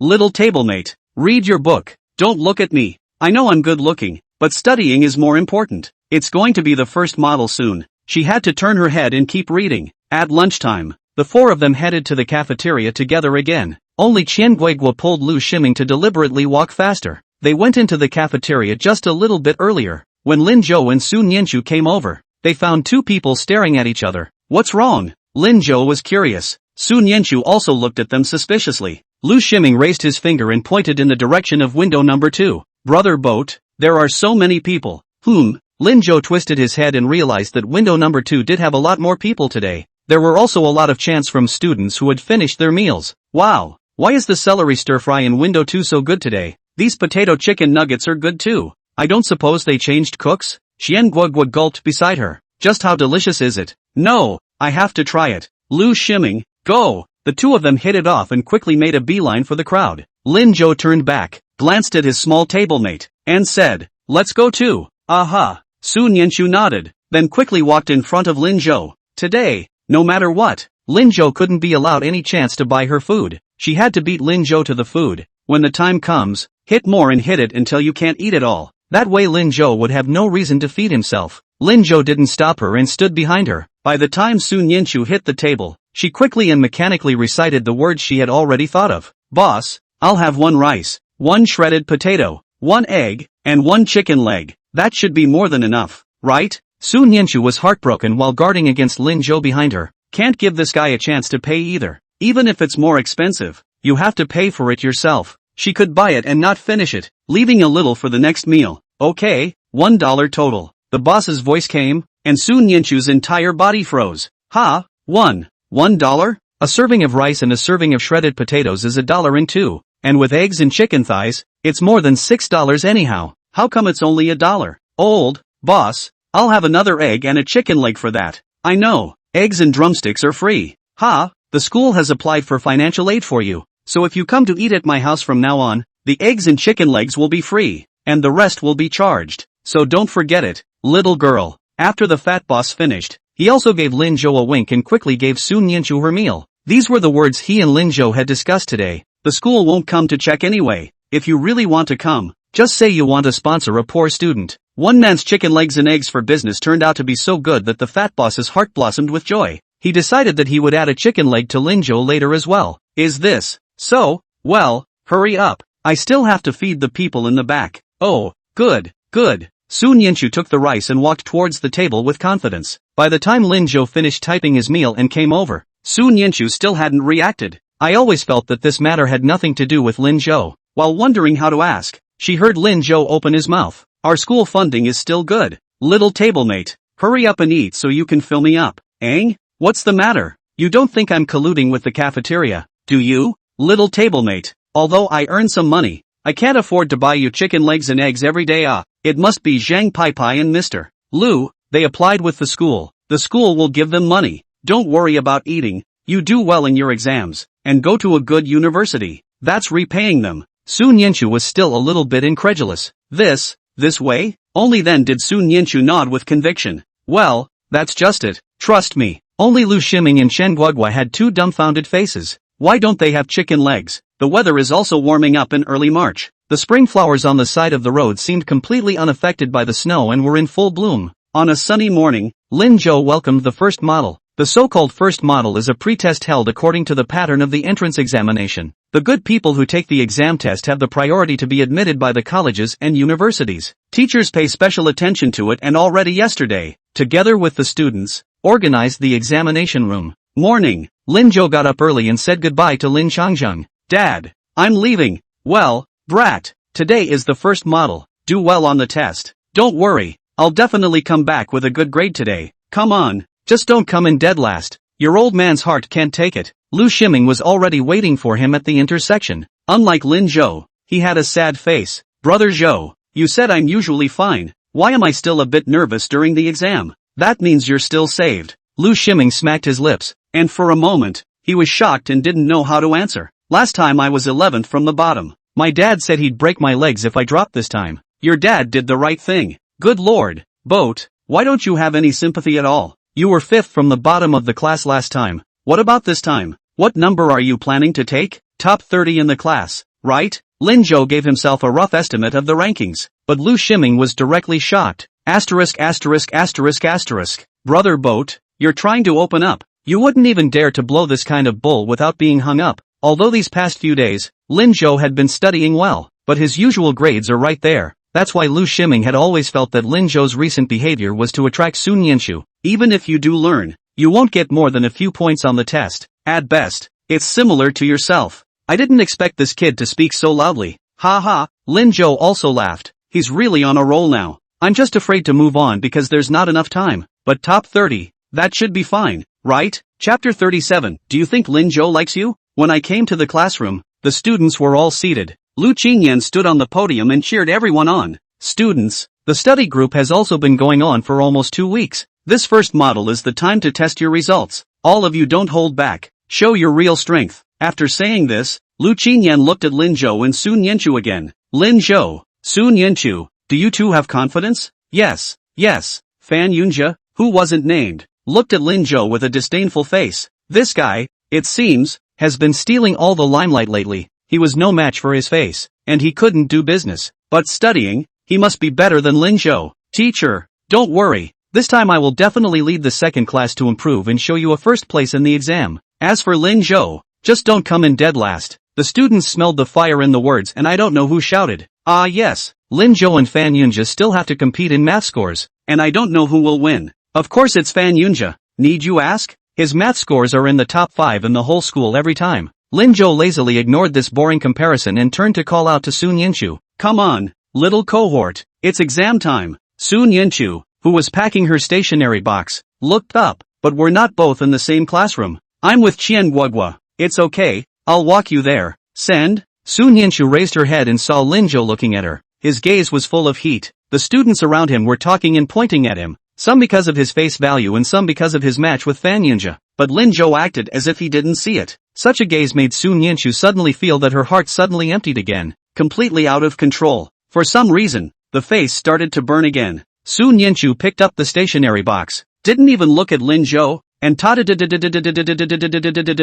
ran towards Qian Guigui. No, I know the way. Qian Guogua, who was about to come to her, was startled for a moment. Ha, Sun Yinshu, is this the first time you've come to me? You're not afraid of me? Sun Yinshu was still a bit scared, but standing with Lin Zhou was obviously more eye-catching. She chose the former. Fear not, we are friends. Ha ha ha, yes, We're friends now. Come on, let's go to the exam together. Qian Guogui nervously took Su Nianchu's arm. After a moment, she froze. Su Nianchu, why is your face so red? Su Nianchu hurriedly covered her face with her textbook. No, I'm nervous. Just as she finished speaking, she heard Lin Shou's soft laughter from behind her. Don't be nervous, the test is easy. At this moment Su Nianchu could not wait to find a crack in the ground. Why is he still following me? This guy is really... How else is she going to take the test? But Qian Guogui obviously didn't see her embarrassment. She said happily, Lin Shou is right. Don't be nervous, the test isn't hard at all. Su Nianchu, you study so well. You'll definitely be able to. But it wasn't even the exam she was nervous about. Su Nianchu didn't know how to explain, and could only speed up her pace. Lin Zhou followed behind in amusement. And at this time, at the entrance of class 3, Fan Yunjia was happily shouting for Yun Ruoshi. Ruoshi, we're both in the same exam room. Why don't we go together? Yun Ruoshi changed into a white blouse today, and her hair was tied up high, rather like an uninitiated young girl in her first love. Attracting a burst of sideways glances, she frowned as she took the exam materials. How did you know I was in the same exam room as you? It was Shanshan Zhou who told you, wasn't it? Why is she so idle? Fan Yunjia didn't get angry when he heard this and hurriedly stepped back. It's fine. If you don't want to join me, you go ahead and I'll just protect you from behind. As soon as his words fell, he saw Yun Ruoshi suddenly smile happily. Lin Shou, are you going to the exam too? The two of us seem to be in the same exam room. After Lin Zhou changed his hairstyle and became handsome, he almost became the center of attention at school, but it never came to her, and Yun Ruoshi always felt a little uneasy in her heart. Since the last pledge meeting, Lin Zhou had been in denial every time he saw himself. He must be pissed, trying to catch his eye with a trick like that. As much as it was hard to admit it, Lin Zhou had succeeded. Yun Ruoshi decided to give Lin Zhou a slight chance. In this model exam today, they were assigned to the same exam room. Yun Ruoshi knew that the opportunity had come. She made a point of dressing nicely and getting a new haircut. It was to wait for Lin Zhou. Lin Zhou had said that she looked best when she wore a ponytail. She thought that as long as she appeared in front of Lin Zhou in this appearance, Lin Zhou would definitely run to her quickly and happily go to the exam with her just like before. The thought of such a handsome Lin Zhou following her every day made Yun Ruoshi feel happy. Where did she know that before her words fell, she saw Lin Zhou walking past her as if he didn't see her, talking and laughing with Lu Shiming by his side. He didn't even look at her. At that moment, Yun Ruoshi was so aggrieved that tears kept welling up in her eyes. Lin Zhou, you asshole. Next to him, Fan Yunjia was a bit angry. Ruoshi, leave Lin Zhou alone. He's a piece of trash. I'll accompany you. Who are you to say that about Lin Zhou? Yun Ruoshi looked at Fan Yunjia angrily again. It's all because of you. What kind of gambling with Lin Zhou properly? He knows all about studying now, ignoring me at all. Are you satisfied now? After saying that, Yun Ruoshi turned around and quickly ran away. Fan Yunjia's entire body froze in place. What the two of them didn't know was that at this moment, Lin Zhou's gaze was falling on Su Nianchu in front of him. The little table has been able to talk and laugh with Qian Guogui. Aha, there is progress. Lu Shiming patted his shoulder. Brother Zhou, I didn't expect you to really be able to let go of Yun Ruoshi. It's quite good. I also think Su Nianchu is 100 times better than Yun Ruoshi. Even though she's not as good looking as Yun Ruoshi, we can't just look at appearances. Who says she's not as good looking as Yun Ruoshi? Ha, do you think she's better looking than Yun Ruoshi? You don't understand. In a while, Su Nianchu would definitely be more stunning than Yun Ruoshi. But Lu Shiming didn't know this. He looked at Lin Zhou who was walking in front of him and was filled with doubt. Is it true that a lover's eye is a good one? Qian Guogui, who was a little further ahead, realized that Lin Zhou and Lu Shiming had been following them. She deliberately slowed her pace and pulled Su Nianchu, who had her head down. Su Nianchu, what's wrong? Look at Lin Zhou. What happened to Lin Zhou? Su Nianchu turned back in confusion and saw Lin Zhou and Lu Shiming following not far behind them. Yeah, why does he keep following us? Su Nianchu, do you think it could be because of you? Because of me? Yeah, because of you. Haven't you noticed Lin Zhou has been looking at you? Yes? Su Nianchu's heart thumped. Look at her? Lin Zhou seemed to be really looking at her and smiling. Because of his presence, a lot of girls came around them. At the moment, there were also people pointing at her back from time to time. Do you think that Lin Zhou likes you? Qian Guog's gossipy heart rose. Before, she always ate silently with Lu Shiming, and she had never asked the main man yet. Su Nianchu was always timid and she was afraid of scaring her. But today's Su Nianchu seemed different. She's offered to talk to her, so it shouldn't be a problem to ask, right? Su Nianchu raised her head in shock. Chapter 38. She seems to have crashed into Lin Zhou's embrace. Su Nianchu raised her head in shock and waved her hand in panic, a tremor in her voice. No, it won't. How could it? Xian Guagua, don't talk nonsense. It's time for the exam. Let's walk faster. No, wait, not getting an answer. Xian Guagua was a bit upset. Sun Yinchu, is there really nothing? You didn't feel it? No, but I think that Lin Zhou has always been quite concerned about you. Sun Yinchu's body stiffened. That's because we're friends. What Lin Zhou said. They're friends. It's normal for friends to care about each other, right? Friend? Friends don't care this much. Look at me. I'm your friend too. Do we get along the same way as Lin Zhou? That scarf of yours is from Lin Zhou, right? Do you see Lin Zhou giving it to me and Lu Shiming? Upon hearing this, Sun Yanchu froze again, and she looked at Qian Guigui in a daze. No, it's not the same? Not the same. Qian Guigui nodded seriously. No, it can't be. You must have misunderstood. All the same, Sun Yanchu explained in a panic, but the heart was in turmoil. Like, how? She was so ugly. How could Lin Zhou like her? Lin Zhou must be, and you're the only one who can't see it in your elfin mind. Qian Guigui pulled Sun Yanchu in amusement. Alright, don't think about that for now. It's exam day. Can't think too much. Sun Yanchu nodded vigorously. She was still confused until she reached the entrance to the exam room. Lin Zhou to her. Is it really different? Already seated in the exam room, Sun Yanchu still felt her head was in disarray. Along with that, the air in the whole house was a few degrees hotter and drier. Sun Yanchu decided to go out for some air. Otherwise, there's no way to take the test in such a state. Thinking about it, she stood up and headed out the door with her head down. At this time, there were not many people at the entrance of the examination center. The student who had just gone to the restroom was afraid that he would be late and was running this way as fast as he could. Sun Yanchu, who had her head down, did not see him. Lin Zhou passed by just in time to see this scene. With a quick eye, he threw the stationery bag he was holding to Lu Shiming and took a quick step forward. A hand pulled Sun Yanchu over before she was hit. The confused Sun Yanchu only felt a strong force coming at her, and the next moment, she was then hugged into a warm chest. Above his head was a familiar voice. Be careful, what's all the fuss about? Meanwhile, the boy across the street who was about to hit her was frantically apologizing. Ah, I'm sorry classmate,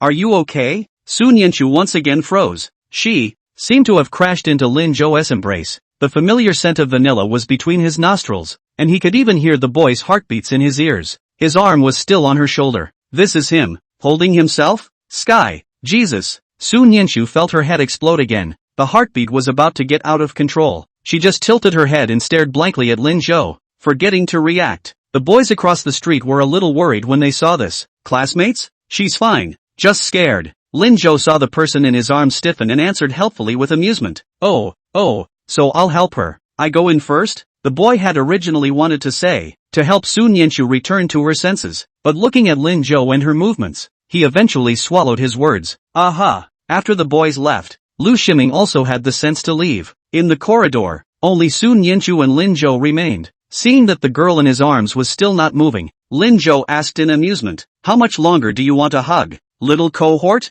The exam will start in a while. Ah! Sun Yanchu, who reacted, quickly jumped out of Lin Zhou's arms. She looked around nervously, her face instantly starting to burn. Damn, what has she done? I can't believe I'm geeking out at a time like that. Sun Yanchu couldn't wait to find a crack in the ground. She lowered her head and no longer dared to look at Lin Zhou. I just wanted to explain something, but it always seemed redundant to do so. In the heat of the moment, Sun Yanchu subconsciously said, I just came to see if you're still following me? Lin Zhou didn't hold back his laughter. The little table is really cute. What should I do? I want to hold him for a while. At this moment, Sun Yanchu realized what she had said and almost bit her tongue. Hell no. What the hell is she talking about? Must be crazy. Sun Yanchu, who was already not good at arguing, directly turned her head and walked towards the examination room. And I'm going into the exam room first. Wait, Lin Zhou called out to her. Sun Yanchu didn't dare to turn her head back, and stopped nervously. What's wrong?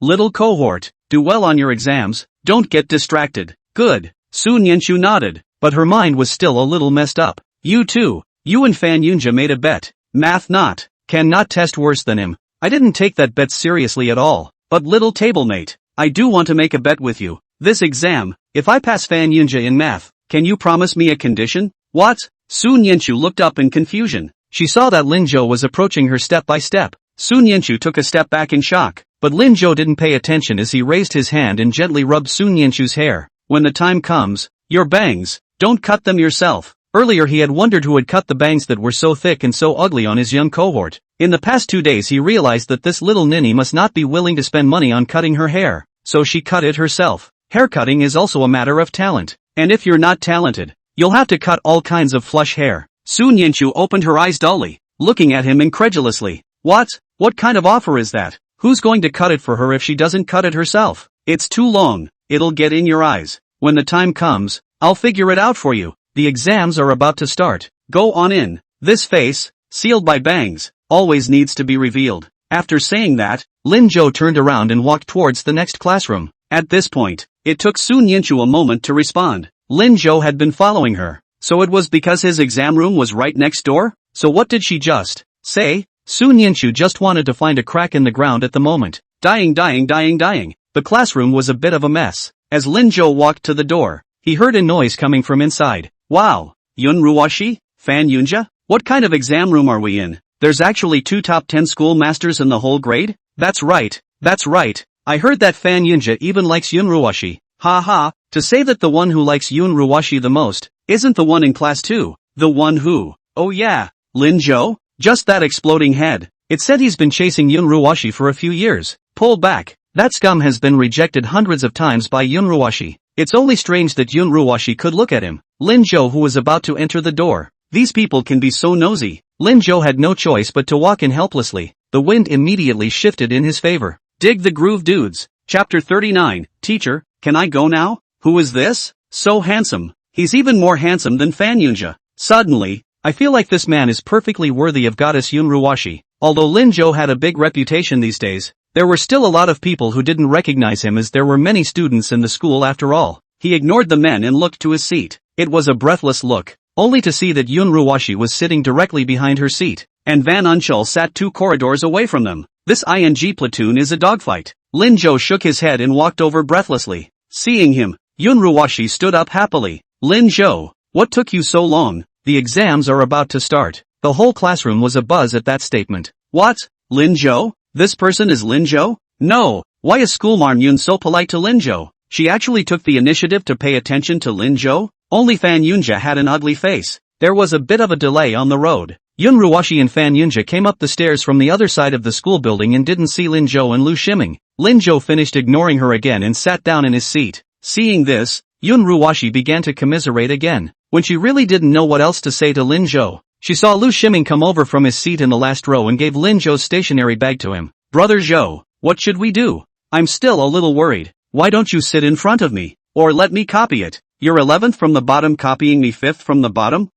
Is right too. Lu Shiming was a bit speechless, so he could only walk back to his seat in frustration. Yun Ruoshi finally found an opportunity and a topic. She called out to Lin Zhou once again. Lin Zhou, if you don't know how to do it, you can ask me and I'll let you copy it. I thank you. Lin Zhou's entire body was speechless. Is there anyone else who can't wait for someone to copy her questions? Is this person just dying to be a bad student? You're welcome. Seeing that Lin Zhou finally paid attention to herself, Yun Ruoshi was so happy that she didn't even hear Lin Zhou's sarcasm. Lin Zhou. He simply ignored them and closed his eyes and began to shut them, deciding to be in the best shape possible for the exam. The first test in the morning was originally a language test, but because of a temporary problem with the language paper, the city decided to take the math test first. The test papers were handed out, and Lin Zhou got into the groove. With all the math knowledge in his head mobilized, he wrote his name and began to answer the questions in earnest. The exam will last a total of 2.5 hours, but Lin Zhou realized that it only took him an hour and a half to write it. Checked it over and found nothing wrong with it. Lin Zhou stood straight up and handed in his papers. With the hour saved,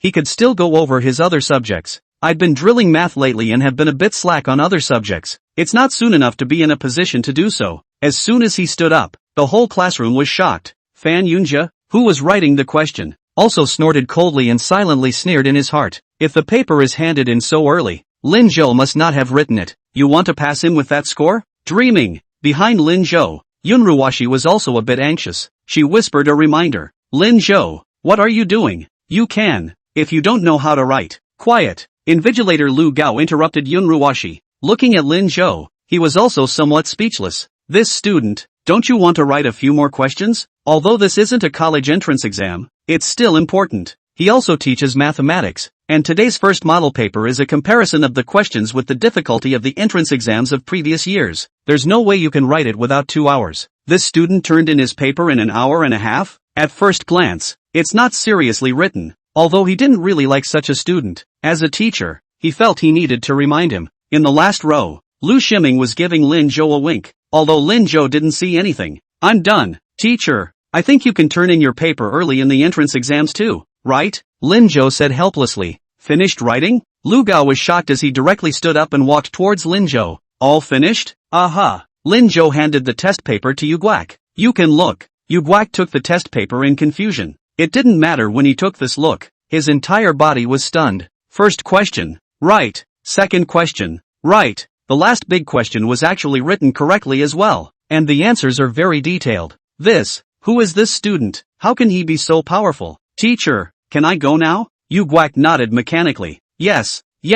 Thank you, teacher. Lin Zhou gathered his stationery and got up to leave. The classroom was once again shocked. I can't believe it's finished? Nope. This one must be scribbled. The invigilator must have looked away. Fan Yunjia thought as he did. After all, being in the top 5 in his math grade, he had only just finished writing the penultimate big question. Math was particularly difficult this year. He didn't believe that Lin Zhou could finish writing so quickly. But Yun Ruwashi was different. Just now when the teacher picked up Lin Zhou's test paper, she saw part of the answers Lin Zhou had written. I can't believe. It's alright. Originally planning to have Lin Zhou copy her questions, now it seemed that he was being ridiculous. Thinking of this, Yun Ruwashi angrily lowered her head and viciously read the question. Yu Guak had already taken Lin Zhou's test paper to the podium. He froze when he saw the name. Lin Zhou? Isn't this the problem student in Zhang Shuqi's class? He's a perennial math bottom feeder. How come? Same moment. Teacher's office. Lu Qingyan is writing a lesson plan. There are special teachers in the city who are responsible for the language papers. She didn't proctor this one either, so she planned to write a follow-up lesson plan. As she wrote, she heard a discussion outside the door. What? MS. Ryu said she'd quit if their class didn't come in first in the grade? Yes. Isn't that the end? In the last exam, their class had the 5th highest average score in the class, but they were more than 20 points behind the first place class. Recently, their class also transferred in a problematic girl who doesn't like to talk. And there are so many poor students, because Sun Yinchu's social fear dare not speak and other reasons. She learns well this matter. In addition to the principal and Zhang Shuqi Lu Qingyan, other teachers do not yet know. They were afraid that others would come to disturb Sun Yinchu. That would be more trouble than it's worth. If it's over, then it's over. That behavior of hers lately is corrupting our school's morale. It's better if she resigns. Lu Qingyan's writing hand lurched. The door was pushed open. 2 teachers walked in chatting. Seeing Lu Qingyan, the teacher Sun Manhwa who had spoken harshly was instantly replaced with a smile. Mr. Ru, you're here? Aha. Lu Qingyan nodded. Mr. Sun put the lesson plan in his hand to the side. Teacher Lu, aren't you worried? This exam is related to your future. We as teachers, although reluctant, but it is also hard to pass the exam. How can it be so childish? Lu Qingyan put her pen down. I have a point. What's the use of you having a sense of proportion? We still have to choose the participants for the math competition at the end of the month for this exam, and if you fool around like this, I'm afraid none of your class will be chosen. Lu Qingyan looked up and was about to speak. Outside the door, a teacher quickly rushed in. I'll be damned. It's only been an hour and a half and 2 students actually turned in their papers, and from what the invigilator said, their answers were both correct. Chapter 40, Lin Zhou, MS. Lu said she won't interfere with us. What? 2? All correct. How is this possible? Mr. Zhou, you're looking at it wrong, aren't you? Sun Manhwa had a look of disbelief on her face. The teacher who came in was named Zhou and was responsible for maintaining discipline in this exam room. That means patrolling around to see if any teachers are napping or students are cheating. Wandering around, he saw 2 students walking out of the classroom, a boy and a girl, and the 2 classes are next to each other. As a disciplinarian, he couldn't care less if students turned in their papers or not, but he still thought it was a little early. So they took advantage of their position and went into their exam room to have a look. At this look, he froze. He was still a little confused until he walked out of the exam room. So, he decided to come to the teacher's office to share the news with them. I didn't realize they didn't believe it at all. Mr. Zhou is a little angry. I'm the disciplinarian today. Can I be wrong? Sun Manhwa and the teacher beside her looked at each other. A moment later, Sun Manhwa smiled. That should be Zhao Haiyang and Yun Ruwashi, right? They both came first and second in their grade in math on the last exam, and both scored over 140 points. The teacher next to him chimed in. Right, Mr. Sun, Zhao Haiyan is from your class, right? I didn't expect the students in your class to be so great. Sun Manhua looked at Lu Qingyan. That's natural. I've got him making up for it these days. Before Lu Qingyan could say anything, the teacher next to her, Mr. Zhou, opened his mouth. But those two students seem to be both from the second class. And that girl, she seems to be a new transfer student. How come it's Lu Qingyan's class? Sun Minghua was obviously not convinced. She was silent for a moment, finally finding a breakthrough. Could it be Fan Yunjia? Teacher Lu, don't you care about Fan Yunjia in your class? Can you be proud of yourself just because you're better at studying? Handing in his papers so early, does he really think he can get full marks? And that girl in your class, what's going on? Don't you even cope in school test discipline with her? Lu Qingyan, she didn't bother to talk to them, took her lesson plan and got up to leave. She had to find out who had turned in early. The girl was Sun Yenshu. She had little doubt about that. Sun Yenshu should have finished the topic. But what about the boys? Lu Qingyan didn't remember that Fan Yunjia had the habit of handing in papers early. At this time, Lin Zhou had already met up with Sun Yenshu. He didn't expect Sun Yenshu to be able to hand in her papers early. The two men looked at each other in disbelief. It was Lin Zhou who opened his mouth first. How was the test? Little cohort? Pretty good. Those questions were pretty easy. With that, she lowered her head. Although she was still a little distracted before the exam because of Lin Zhou, as soon as she arrived at the exam, Sun Yenshu immediately discarded distractions and finished writing in one breath. Finding it a bit boring, she turned in her paper. I want to avoid Lin Zhou and go back to the classroom early. I didn't expect to see Lin Zhou as soon as I went out. Lin Zhou was directly amused by her at this moment. Simple? You're afraid you'll be pissed off if the other students hear that. He only found the question simple because he had a better understanding due to his rebirth benefits. If it was before, it didn't take much thought to realize that he definitely didn't recognize any of these questions. I didn't realize that my little tablemates actually found it easy. Presumably this is the schoolboy. Sun Yenshu raised her head in bewilderment when she heard this. Raising his small hand, he pointed to the exam room. So, why don't I go back in and check the questions again? Ha ha. Lin Zhou was once again amused by her. Don't, or else the teacher should suspect you of cheating later. Come on, let's go review the next subject. English test in the afternoon, right? Okay. Sun Yenshu nodded. The two went to the makeshift study room together. At this point, Lu Qingyan also arrived. When she saw Lin Zhou, she frowned a few inaudible times. Lin Zhou? Mr. Ru, what brings you here? You turned in your paper? How could Lu Qingyan not expect that the one who turned in his paper early was actually Lin Zhou? Yeah, Lin Zhou nodded. Lu Qingyan was a bit confused. She looked at Lin Zhou and then at Sun Yenshu who had her head down and had a not so good feeling. Are you done writing? Lin Zhou nodded again. Yes. Not lying to me? Absolutely no lies. Even though Teacher Zhou had just said it all, Lu Qingyan was still a bit in disbelief. Lin Zhou, do you remember what your teacher said? The premise of letting me not interfere with you guys is that you can't fool around. There's no fooling around. If you don't believe me, Mr. Lu, you can go take a look at my test papers. Alright then, you guys go and review first. But Lin Zhou, if you don't do well on the exam this time, what I said before won't count. Lu Qingyan had said before that she would not interfere as long as Lin Zhou studied well. Although it wasn't explicitly stated, Lin Zhou knew that she was talking about Sun Yenshu and him. I know, thanks Ms. Ryu. Lu Qingyan gave them another deep look before leaving. Sun Yenshu looked at Lin Zhou with some concern. Lin Zhou, what did Ms. Lu say about her not interfering with us? No, it's nothing. Let's review first. Can't tell the little table the truth. Otherwise the little ninny is going to be scared off. 11:30 in the morning. The math test is over. Zhang Shuqi, who was supervising the exam, finished collecting the papers and quickly took the papers back to the office. Half an hour ago, he heard about Lin Zhou and Sun Yenshu. Zhang Shuqi only felt two big heads. He subconsciously assumed that Sun Yenshu would turn in her paper early solely because of Lin Zhou. Lin Zhou, this kid, not only turned in his own paper early, but also brought Sun Yenshu along to fool around. It's simply too much. Putting down the test paper in his hands, Zhang Shuqi called out to Lu Qingyan. Mr. Willow, do you realize how serious this is? I gave Sun Yenshu to you because I thought you could be trusted. She's a good seed, but she's also a student who needs help. I warned you before when you sat her with Lin Zhou, but you said the two of them would have a different chemistry. Yes, Lin Zhou has improved, but now, he's dragging Sun Yenshu around. No, they have to be moved out after this exam. If you don't say anything I'll go find Lin Zhou myself. I can give him private tuition, but he can't hold Sun Yenshu back. Zhang Shuqi had been in the office for a whole long hour and a half before he finally stopped. He picked up his glass of water and took a sip before thinking that what he had just said wasn't clear enough. After all, Lu Qingyan didn't react at all and just stood there faintly listening to him. Zhang Shuqi hated it. Ms. Lu, are you listening to me or not? If both of them don't do well on the exam, your career is over. Lu Qingyan finally raised her head and looked at Zhang Shuqi. Mr. Zhang, the test scores aren't out yet. Don't be anxious. They both just did the questions for over an hour and they still need to see their grades. Don't you dare laugh. As soon as Zhang Shuqi's words fell, the phone on the table rang. He flinched slightly. A call from the marking room?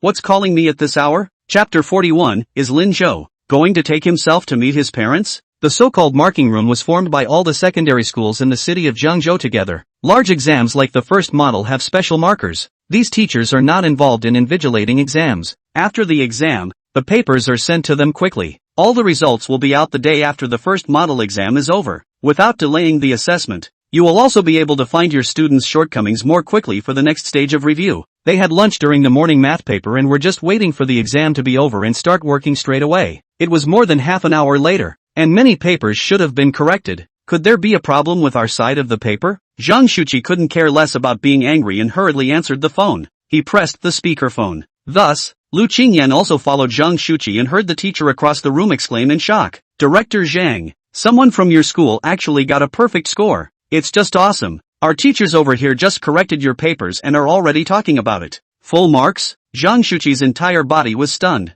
Yeah, and two of them. First time I've seen two perfect scores from one school. Zhang Shuqi thought he had heard wrongly as he excitedly put down his cup. Who? Which classmate? Fan Yunjia or Zhao Haiyang? He didn't count on Sun Yanchu and Lin Zhou, but Fan Yunjia was his student after all. Although there is little hope, Zhang Shuqi refuses to die. Neither. Who's that? At this time, Lin Zhou was memorizing words with Sun Yanchu. These days, English is studied, but not much effort is put into it after all. There's a lot he doesn't know yet. Looking at it, he sighed. The afternoon and tomorrow's exams shouldn't be that easy. After the first model, he still had to raid the other subjects. Sun Yanchu, who had been sitting next to her, heard the sigh and was a little worried. Knowing Lin Zhou until now, I haven't seen him sigh. It's supposed to be too much psychological pressure? After thinking about it, Sun Yanchu stood up. Lin Zhou, why don't you go for a walk? This is the best way to relieve stress before the exam. Lin Zhou looked at her sideways. Sun Yanchu hurriedly lowered her head. That, and relaxing can be a good test. Lin Zhou laughed. The little cohort is starting to care about themselves. He stood up. Okay, bring your textbook, right? Maybe even memorize a few more words. After we go around, we'll go eat. Aha. Sun Yanchu also nodded. The two men exited the study room,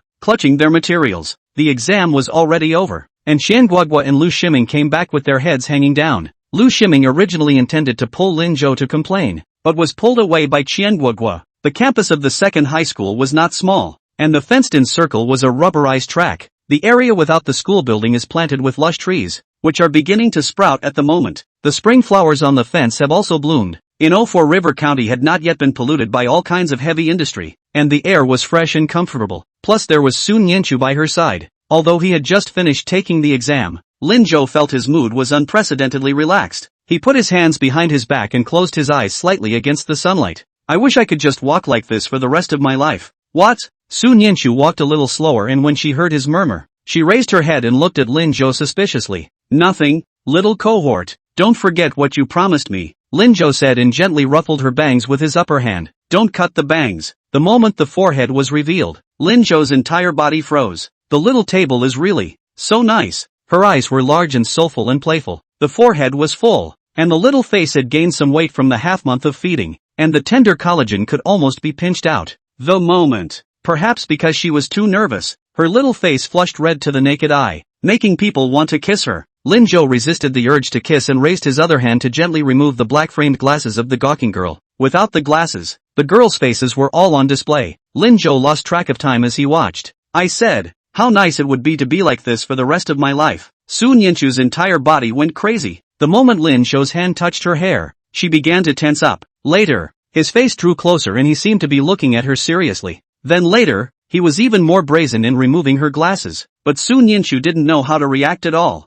Every now and then, her head was a mess. She could even feel the scent that belonged to him when he spoke. A lifetime. Another lifetime. Does he want to just walk away for the rest of his life? But a lifetime is so long. How can he be so sure? Lin Zhou. When she wanted to say something, Sun Yanchu suddenly heard yelling not far away. Lin Zhou student. You're Lin Zhou student, right? Sun Yanchu hurriedly snatched her glasses and put them on, then quickly peeled off her bangs again, covering half of her face. After doing so, she took a nervous step back. Someone's calling for you. Lin Jo let out a light laugh. I know, little cohort, don't be afraid, I won't hurt you. After calming Sun Yinchu, Lin Jo turned his head and looked at the person who shouted at him. It's old Sui, the janitor. Without realizing it, they had actually walked to the entrance of the school. It's me. Old Su pointed in the direction of the school entrance. Someone's looking. Lin Jo turned his face sideways and saw Qin Shulan standing in the doorway. She was holding 2 huge lunchboxes and waving toward him.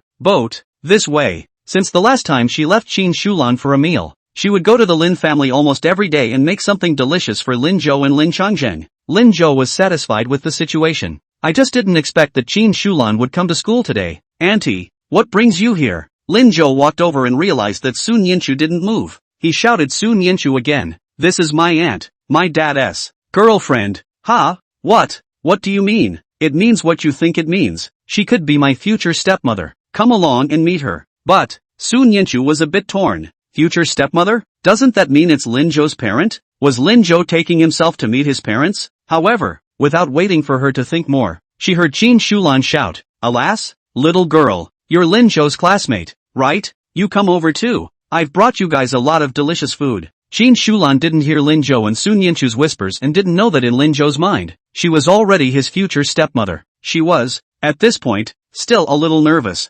Today, it was supposed to be Lin Changjeng who was going to deliver it. He said that he wanted to send some food to make up for his child's exams, but Qin Shulan volunteered to take on the task. These days, the contact with Lin Jo made Qin Shulan feel extraordinarily comfortable. It always felt like this kid was like his own biological child. No, more sweet than his own rebellious biological child. She wanted to live with Lin Changjeng in the future, so she naturally needed to have a good relationship with Lin Jo. Of course, Qin Shulan had a huge task ahead of her. That is, if possible, help Lin Changjeng look at the girl who gave Lin Jo the scarf. While on the road, Qin Shulan was still thinking, that's too hard. You can't just say, Lin Jo, let me meet your girlfriend, right? In that case, there was no need to think about it to know that Lin Jo would definitely reject it outright. It might even put a gap between them. But Qin Shulan didn't expect to see Lin Jo standing with a girl just before she arrived at the school entrance, although she couldn't see what they were doing from a distance. Qin Shulan was almost certain that this was the girl that Lin Jo had his heart set on. The girl looked very thin, as if a gust of wind could blow her away. Qin Shulan was a little heartbroken at that moment. Hearing Qin Shulan call out to her, Sun Yinchu subconsciously pointed at herself.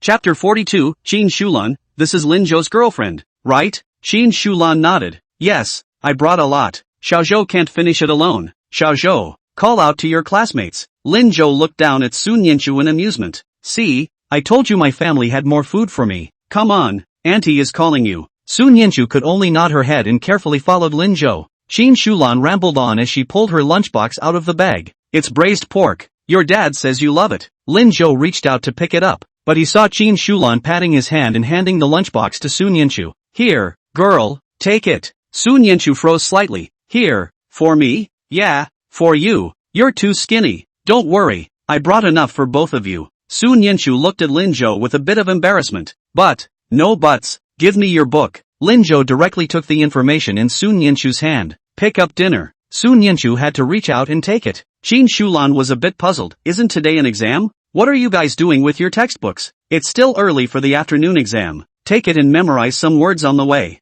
Qin Shulan came to a realization. Looking at Lin Jo, he couldn't help but laugh. This kid actually knows how to study. After handing Sun Yinchu the first box of rice, Qin Shulan took out several more boxes from the bag. Sweet and sour fish, green pepper eggs, cold fungus, pork rib soup, and the last 2 boxes, rice. Finally handed out all the rice. Qin Shulan only sighed in relief. Child, I don't know what you love to eat, just make do for now. Xiaozhou, you remember to ask, go back and tell me. I'll do it next time. Before Lin Jo could answer, he saw Sun Yinchu say anxiously, No, Auntie, I'll eat anything, thanks. The lunchbox in his hand was a little heavy. No one had brought her food since school. Still such a good meal. Grandparents are too busy and my brother is still in school. Besides, the family can't afford it. Sun Yinchu's nose was sore. Is this what it's like to have parents? You can eat as much as you like. I thought your school wouldn't let you bring it in. It's too conspicuous to have so many. Why don't you eat here? I'll wait for you guys. I'll take the lunchbox back to wash it when you're done. Lin Jo looked at Qin Shulan in surprise. Auntie, want to join? I've eaten. Lin Jo and Sun Yinchu looked at each other and came to the stone bench next to the gate. Seriously, Eat it up. Today's meal was delicious. Su Nianchu ate extra. Qin Shulan was watching happily from the side. Xiao Zhou, if your father knew you were like this now, he wouldn't know how happy he would be. Then you'll have to tell my dad more about it. Ha ha, sure. Qin Shulan suddenly felt that there seemed to be less distance between herself and Lin Zhou. As she was leaving, she heard Lin Zhou say again, by the way auntie, my dad actually has a sneaky smoke, so you control him. Qin Shulan froze. Smoking? I thought he didn't smoke. That's all a lie. Go back and look under his bed. Okay. Qin Shulan gritted her teeth and left with increased speed. Lin Zhou wanted to laugh straight away as he watched. Su Nianchu was a bit bewildered. Lin Zhou, aren't you harming your father like this? No, I happen to be doing it for his own good. Smoking is bad for your health. But, auntie isn't in your house yet. She's still just your stepmother. It doesn't matter. It will always come in. To me, there is no difference between a stepmother and a real mother. As long as she is good to Lao Lin, it's alright. Su Nianchu looked at Lin Zhou in a daze. She knows a lot of kids from single-parent homes. They all can't wait for their parents to stop looking for someone and just love them. Extremely sensitive mind, either crying or making a scene. But looking at Lin Zhou again, he seemed to like it from the bottom of his heart. And looking at auntie, she also seemed to treat Lin Zhou as her own son. Such a great atmosphere. Come on, little tablemate. Go back to sleep for the afternoon exam. Su Nianchu smiled and quickly followed. Good. 1 o'clock in the afternoon. The Lin family. Lin Changjiang had been wandering around in front of his house for a while. Ever since Qin Shulan left, he was very worried. Although Lin Zhou had already accepted Qin Shulan to cook in their house, the two of them were not familiar with each other after all. Lin Changjiang did not dare to guarantee that Lin Zhou would not disrespect Qin Shulan. When he saw Qin Shulan return, he hurriedly greeted him. Shukran, is everything okay? Qin Shulan's face was a bit unsightly. Lin Changjiang was shocked. That kid bullied you? Wait, I'll go clean him up. Ugh, you stand still. He's not bullying me. Ha, so the girls he knows aren't good enough? Not really, that girl is quite nice. She looks civilized and quiet, and she even brought Xiao Zhou to study with her. Brother Lin, you'll definitely like it. That's good. Lin Changjiang breathed a sigh of relief, and a few seconds later his breath came back up. Then why don't you look too happy? Qin Shulan took a deep breath, ignored Lin Changjiang, turned around and went back to the house, heading straight to the master bedroom. Lin Changjiang? Shukran, what are you doing? Seeing Qin Shulan sharply take out several boxes of cigarettes from under the bed, Lin Changjiang's face turned green. How do you know? Xiao Zhou told me. Didn't you say you don't smoke, brother Lin? Lin Zhou? What a pitiful son. It's not Shulan, let me explain. The next exam, as expected, as Lin Zhou thought, it wasn't that easy. He didn't turn in his papers early again, and wrote exceptionally carefully on every subject. It wasn't possible to do as well on the test as in math, but in Lin Zhou's opinion, progress was inevitable. The day after the exam, it's the day when the first model results are announced. Early this morning, the teacher's office just buzzed with activity. Lu Qinyan changed into a long floral dress today, together with pointed high heels and her hair tied up high.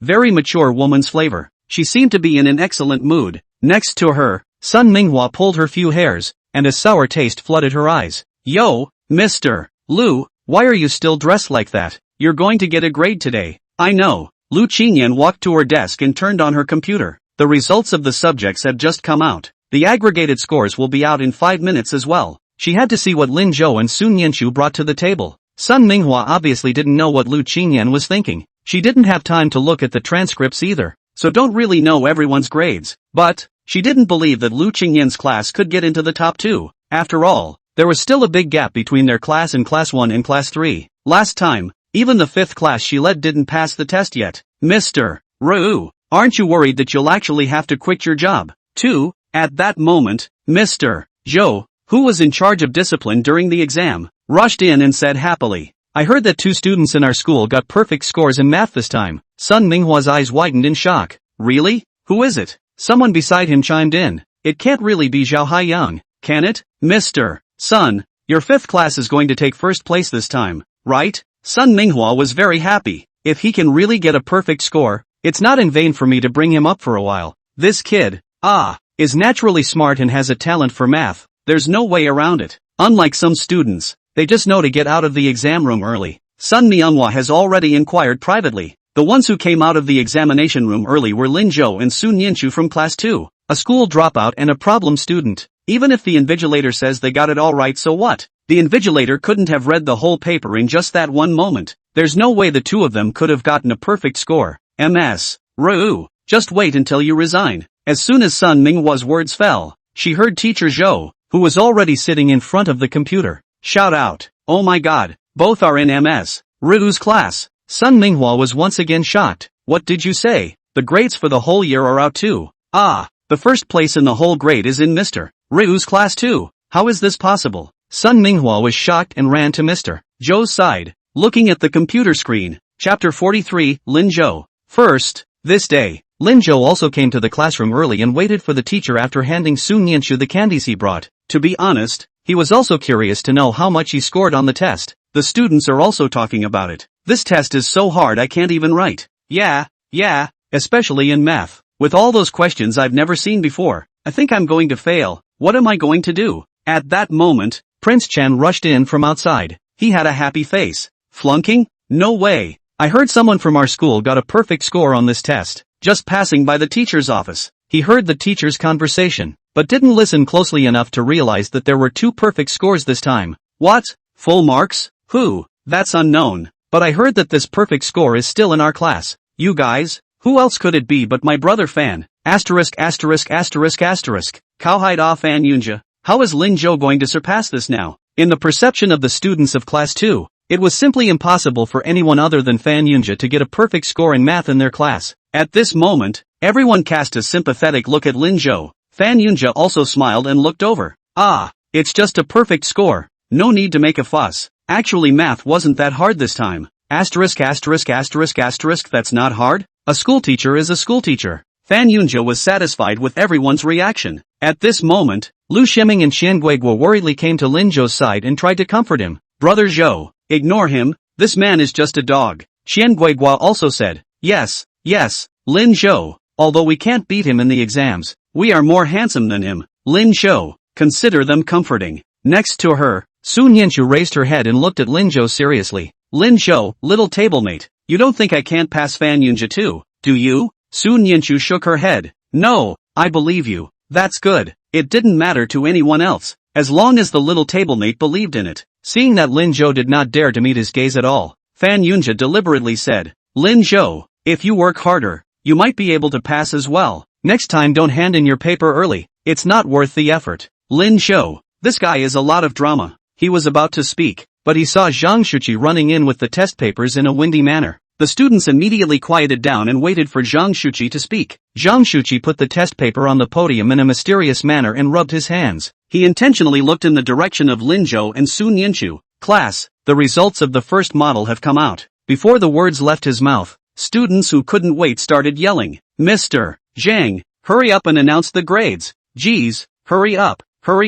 Who the hell is the one with the perfect score?" Hearing this, Zhang Shuqi didn't sell himself short. He laughed outright. "Ha, since everyone is so anxious, I'll distribute the roles. Samantha Chow, 92 points. Prince Chen, 88 points. You can't do this. Next time you fail the test call your parents." Lu Shiming, 95 points. "What?" Lu Shiming himself stood up in shock. 95 points? Did he hear right? You actually passed your own math test? Ha, you passed? Quite an improvement. Come on. Qian Guagua, 101 points. Ugh, you've improved so much too? Looks like your study group is good. Qian Guigua and Lu Shiming looked at each other and both went up to the podium in disbelief. Seeing that the test papers in Zhang Shuqi's hands were getting fewer and fewer, Fan Yunja grew more and more confident. Now, other than him and Sun Yanchu, Lin Zhou, all the other students' test papers were handed out. This means that one is bound to be that full. After all, although Sun Yanchu was a school bully, she was from the second middle school. The students in the second grade are not supposed to do well academically. Van Unger. Hearing Zhang Shuqi call out his name, Fan Yunja dabbed his head and stood up. "Teacher, I'm in. 142 points. Not bad.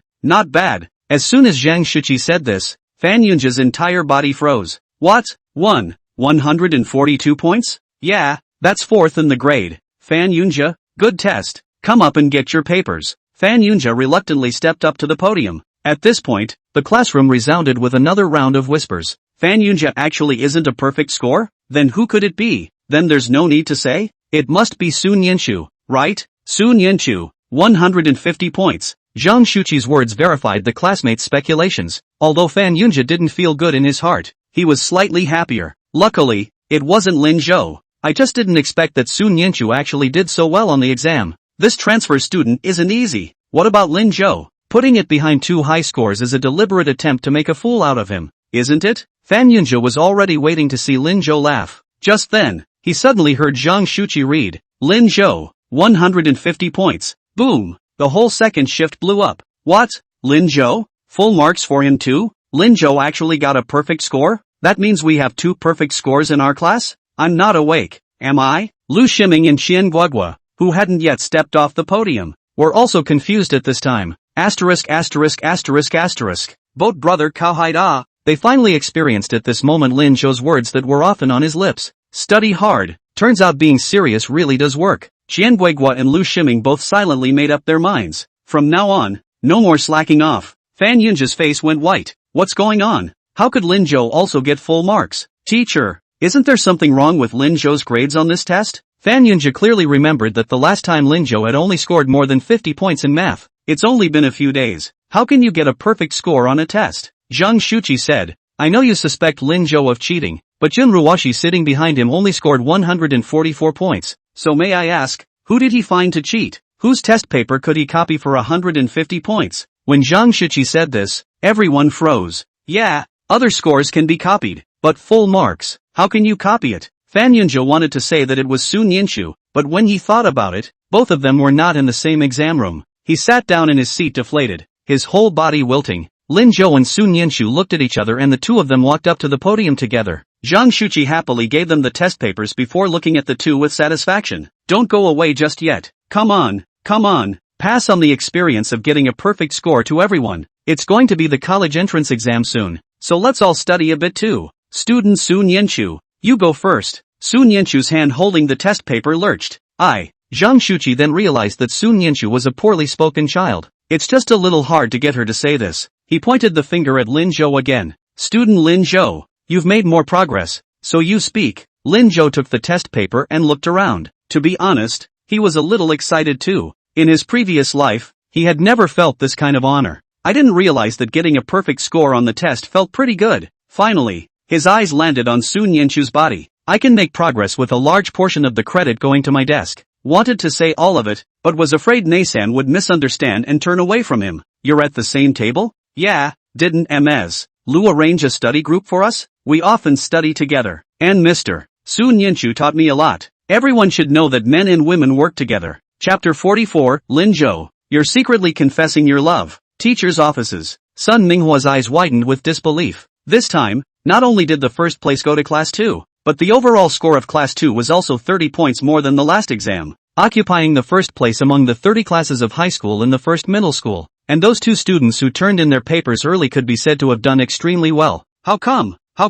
After saying it twice in a row, she didn't come up with anything. Lu Qinyan stood up happily. She stretched and said lazily, Mr. Sun, it looks like I don't have to resign. She grabbed her report card and headed out the door. Even though the class was a math class, she felt it was necessary to let everyone know their overall grades. I'm sure Mr. Zhang shouldn't mind. As she walked to the classroom door, she heard her classmates cheering. He also saw Sun Yinchu and Lin Zhou standing on the podium. Wow, that's a mouthful. Ha. Lin Zhou, this is a confession, isn't it? Ouch.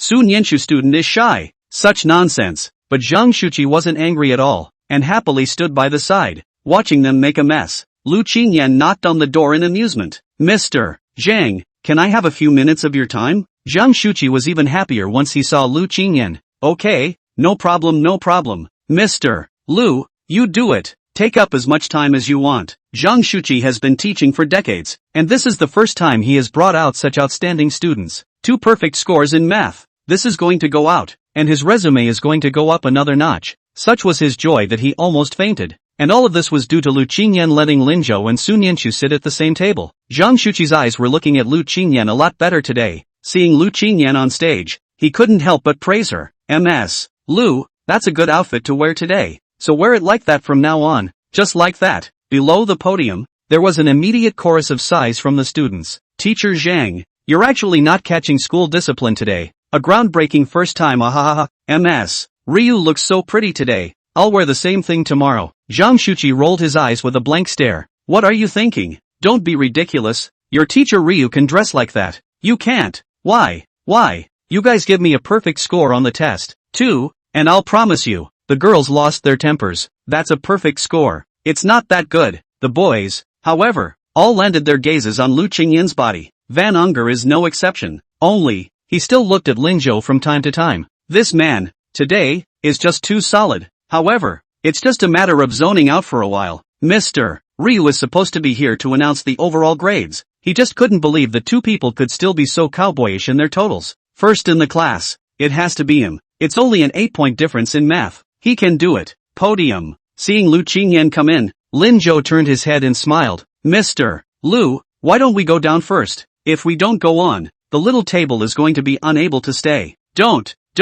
Go down and you'll have to come back up later. Just stand for now. Alright. Lin Zhou was helpless. He could only sidle up to Sun Yanchu's side, blocking her as much as possible. Sun Yanchu, who had her head lowered, was at a loss as to what to do when she suddenly heard an extremely soft voice coming from the side. Don't be afraid to stand behind me, little cohort. Sun Yanchu hurriedly stepped back without a trace. Lin Zhou almost reached her side before stopping. He tilted his head and stared ahead. She looked up and saw his back. At that moment, Sun Yanchu suddenly felt an inexplicable sense of security. So this doesn't scare you? Lu Qingyan's voice had rung out. Everyone should know what I'm here for. And yes, it's to announce the overall results. This time, the first place in our class is. Lu Qingyan opened the few sheets of paper in her hand and took a deep breath. Off stage, everyone held their breath. Fan Yunjia sat up straight in excitement. Just then, they heard Lu Qingyan say, "Forget it, people, see for yourself." With that, she handed the report card to the first student at the door. Crowd, you're getting worse, Mr. Ryu. Check it out. Who's first? Fan Yunjia, right? No, it's not. The short little man sitting in the first row held his report card in shock. It's Sun Yanchu. What? Asterisk. How is that possible? Sun Yanchu is a transfer from the second middle school. Students can't wait for report cards to be delivered. A quick surge to the first row. Zhang Shuqi's original position standing at the doorway was now squeezed off. Fan Yunjia was going crazy. He simply couldn't squeeze in and couldn't believe he was out of the number 1 spot. At this point, excited voices came from the crowd. Sun Yanchu, Math, 150 points. English, 145 points. Science, 282 points. Language, 139 points. Total, 716 points. All, first in class. This statement was made. The students shouted in shock. Asterisk. Cowhide. What a student. Fan Yunjia came second on the test this time. Lu Ximing shouted anxiously from outside the crowd. Where's Lin Zhou? Where's Lin Zhou? Quickly look at my brother Zhou.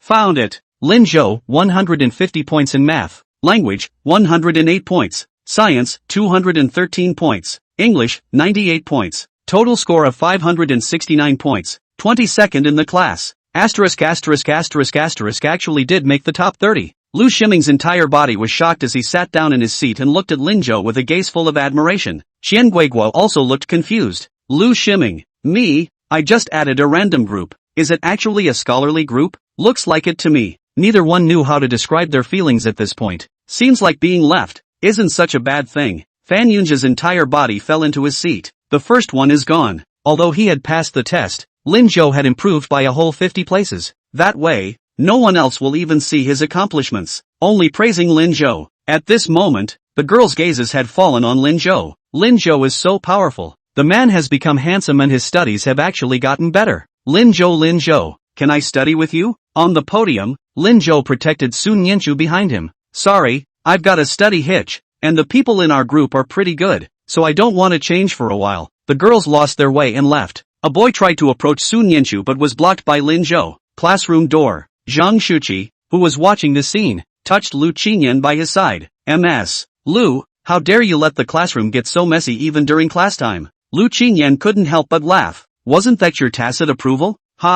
Yeah, I didn't think that a director of instruction, would actually stand here one day and watch them toss and turn. It's quite good. In that case, the learning atmosphere will be better. Lin Zhou's progress and Sun Yanchu's achievements will make them see the gap and follow. Let's hope so. However, these two good seedlings should be cultivated properly. This study group can't be broken up. Lu Qingyan glanced at Zhang Shuqi in shock. But you told me before the exams that you wanted me to transfer Sun Yanchu. Chapter 45. Are they really not going on a secret date? Wait for the classroom to quiet down a bit. It was only then that Lu Qingyan walked up to the podium. Okay, everyone should have seen their grades, so all sit back in your seats, or else the other classes will think we're tearing up the classroom later. Ha ha, Mr. Ru, is it really possible to dismantle it? The mischievous students shouted, drawing a sideways glance from Lu Qingyan. The boy hurriedly stopped talking and slunk back to his seat. Gray. Lu Qingyan also stepped onto the podium. Overall, this time, our class is a great improvement.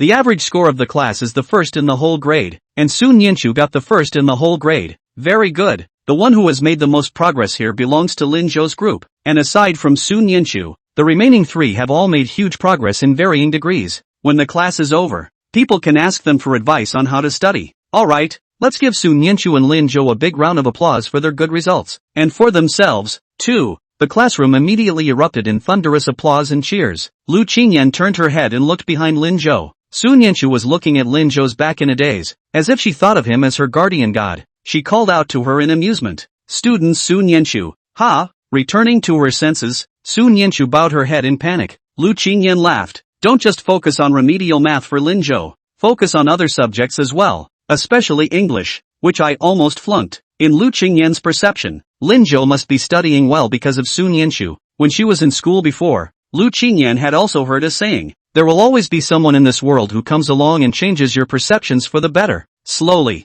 Lu Qingyan had always felt that it was a fairy tale deliberately fooling little girls. Until now, she hadn't believed that anyone could really be that lucky. Oh, good. Sun Yinshu nodded in a panic. Lu Qingyan said a few more words before letting Lin Zhou and Sun Yinshu get off the podium. On this journey, Sun Yinshu had been following closely behind Lin Zhou, not even hearing Fan Yunjia shouting at her. Next, it was time for Shuqi Zhang's commentary, but today's Zhang Shuqi, apparently, didn't want to comment on the test papers. He said a lot of East and West, and the theme, besides praising Lin Zhou, was for everyone to learn and progress with Lin Zhou. After class, Lu Shiming and Qian Guodua quickly came over to Lin Zhou and Sun Yinshu to express their admiration. Brother Boat, you're so cowhide. Sun Yinshu, you're also good. The two of you standing on the podium are just perfect for each other. Stars were rising in Qian Guodua's eyes. Sun Yinshu looked up. What? Ah, no, I didn't mean that. I meant that both of you are idols for us to learn from. But Lin Zhou, how on earth did you make studying suddenly become better? Quickly teach me. Lu Shiming also looked over eagerly. Lin Zhou looked at the two of them with amusement. You guys want to get ahead too? That's for sure. What a face. Besides, who doesn't want to get into a good college? Then start today and memorize all the notes I've put together for you. Okay, no problem. However, the amount of notes should be tripled. Also, starting today, our group will add an hour of tutoring after school, at a time and place of our choosing. What if I suddenly regret it? The next full day, a very good time was had by all. After dinner, Lin Zhou was called by Lu Shiming to go to the restroom. Sun Yinshu went back to the classroom with Qian Guodua. Nowadays, Sun Yinshu could already talk and laugh with Qian Guodua. After taking today's study notes from Sun Yinshu's hands, Qian Guodua painfully returned to her seat and memorized them. Fan Yunjia, who had already been struggling for a day, finally found his chance. He stood up and called out to Sun Yinshu, who had yet to sit down. Student Sun Yinshu. Sun Yinshu froze slightly. Fan, what's wrong? I see you're wearing glasses. Can you see well sitting in the last row? Prince Chen's classmates said they want to switch seats with you. Prince Chen, who was suddenly cued, was confused. Van. Seeing that Fan Yunjia didn't look like he was joking, he had no choice but to nod his head. Yeah, I'd like to switch places with you.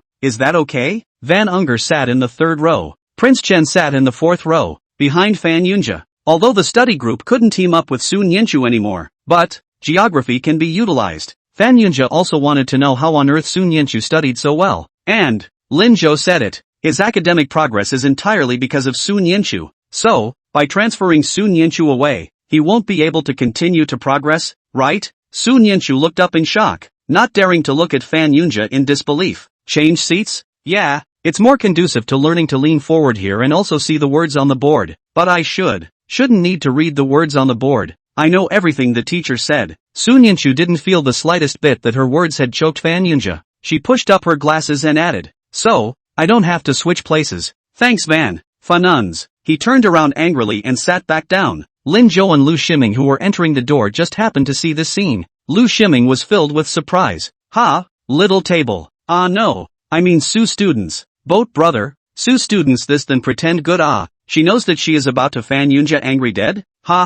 Angry or not I don't know, but I do know that I'm happy now. Lin Zhou walked back to his seat in amusement and sat down. Lu Shiming was instantly speechless. I feel like I'm being shown a face of what's going on. After the last period of self-study, Xian Guoguo put her notebook away and sneakily lowered her body, giving Lu Shiming a wink while walking outside. She didn't want to spend most of the night cramming, but it doesn't feel good to not tutor by yourself, so you have to drag Lu Shiming along. Who knows? Before she could walk out of the doorway, she heard Lu Shiming, who had completely ignored her meaning, call out to her. Xian Guoguo, where are you going? Tutoring. Then came the inquiring gazes cast over by Sun Yanchu and Lin Zhou. Money go-go. She had to look at Lu Shiming angrily, gritting her teeth. I just want to go to the restroom. Forget about not going. I'll go after tutoring. Aha. Lin Zhou nodded. Xian Guoguo came to the trio's side in pain. Where are you going to tutor? Study hall? Before he could say anything he was shoved over another notebook by Lin Zhou, plus the one today. Read them all together, and you're not allowed to go home until you've finished. It's almost blacker than a capitalist hello.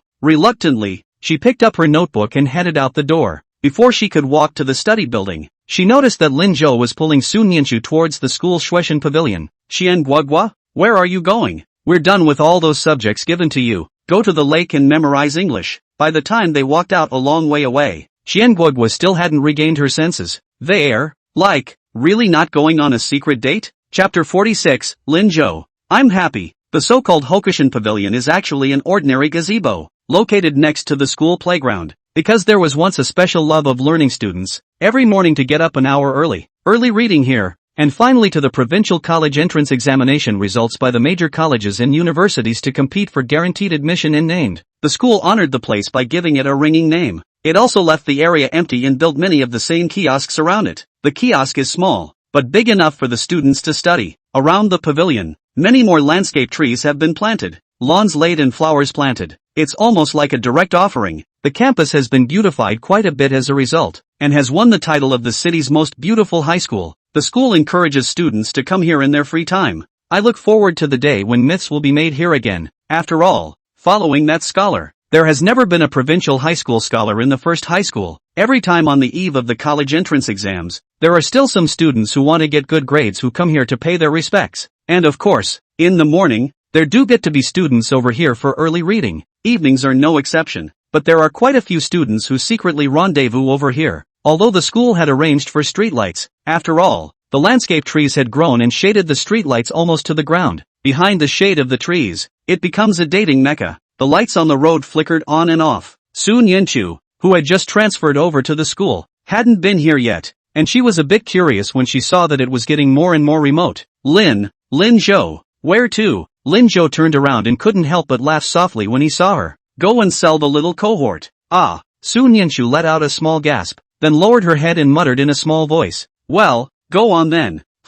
You're not scared anymore? Sun Yanchu gathered enough courage to look up at him and said extremely seriously. I know, you won't sell me. Ha ha. This girl, she's really kind of cute. Call her bold. She's afraid to talk to people much and doesn't want to make contact. Call her timid. But on this occasion, she can still take your jokes. There's a gazebo over there. Let's go learn English. Didn't you promise Mr. Lu that you would focus on tutoring me in English? English also has to test listening. I basically can't understand. I need you to help me. Your pronunciation is very standard. Read it to me. By the way, he also memorizes words. Now that I've decided to take the same school as my little cohort, I can't afford to delay. The first model is an improvement, but he's still over 100 points behind her. Sun Yanchu nodded. Okay. After a few more minutes of walking, I finally saw the gazebo and the light. It was very quiet all around, and you could hear the occasional insect chirping. Sun Yanchu looked around. There didn't seem to be any other students today. In other words,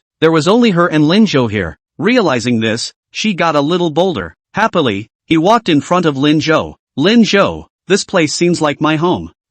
Where's the resemblance? There was no one, just trees and darkness, peace and quiet, and occasionally I could hear frogs calling, and they would keep me company. And the insects chirping, it's nice to hear, it's reassuring. It was always them and my brother who grew up with me. Sun Yanchu said a lot of things in one breath. She seemed completely relaxed. In the city, it's too noisy. There were a lot of students and a lot of fancy things she couldn't afford to pay for, and people who would bully her. They said, Sun Yanchu, you study too well. Sun Yanchu still doesn't understand. So it's a mistake to study well? As she spoke, Sun Yenshu lowered her head again. I don't like the city much, but my grandparents say that if you want to be successful, you can't stay at home. You'll follow them like they did all your life. And I don't want to live a hard life. And I don't want them to live a hard life anymore. So, she put up with the bullies and stuck it out through her senior year. Again, because of this small wish, came to the first school. After saying that, Sun Yenshu realized that she never seemed to have told anyone about this. I don't know what happened today. It's becoming a little less like her.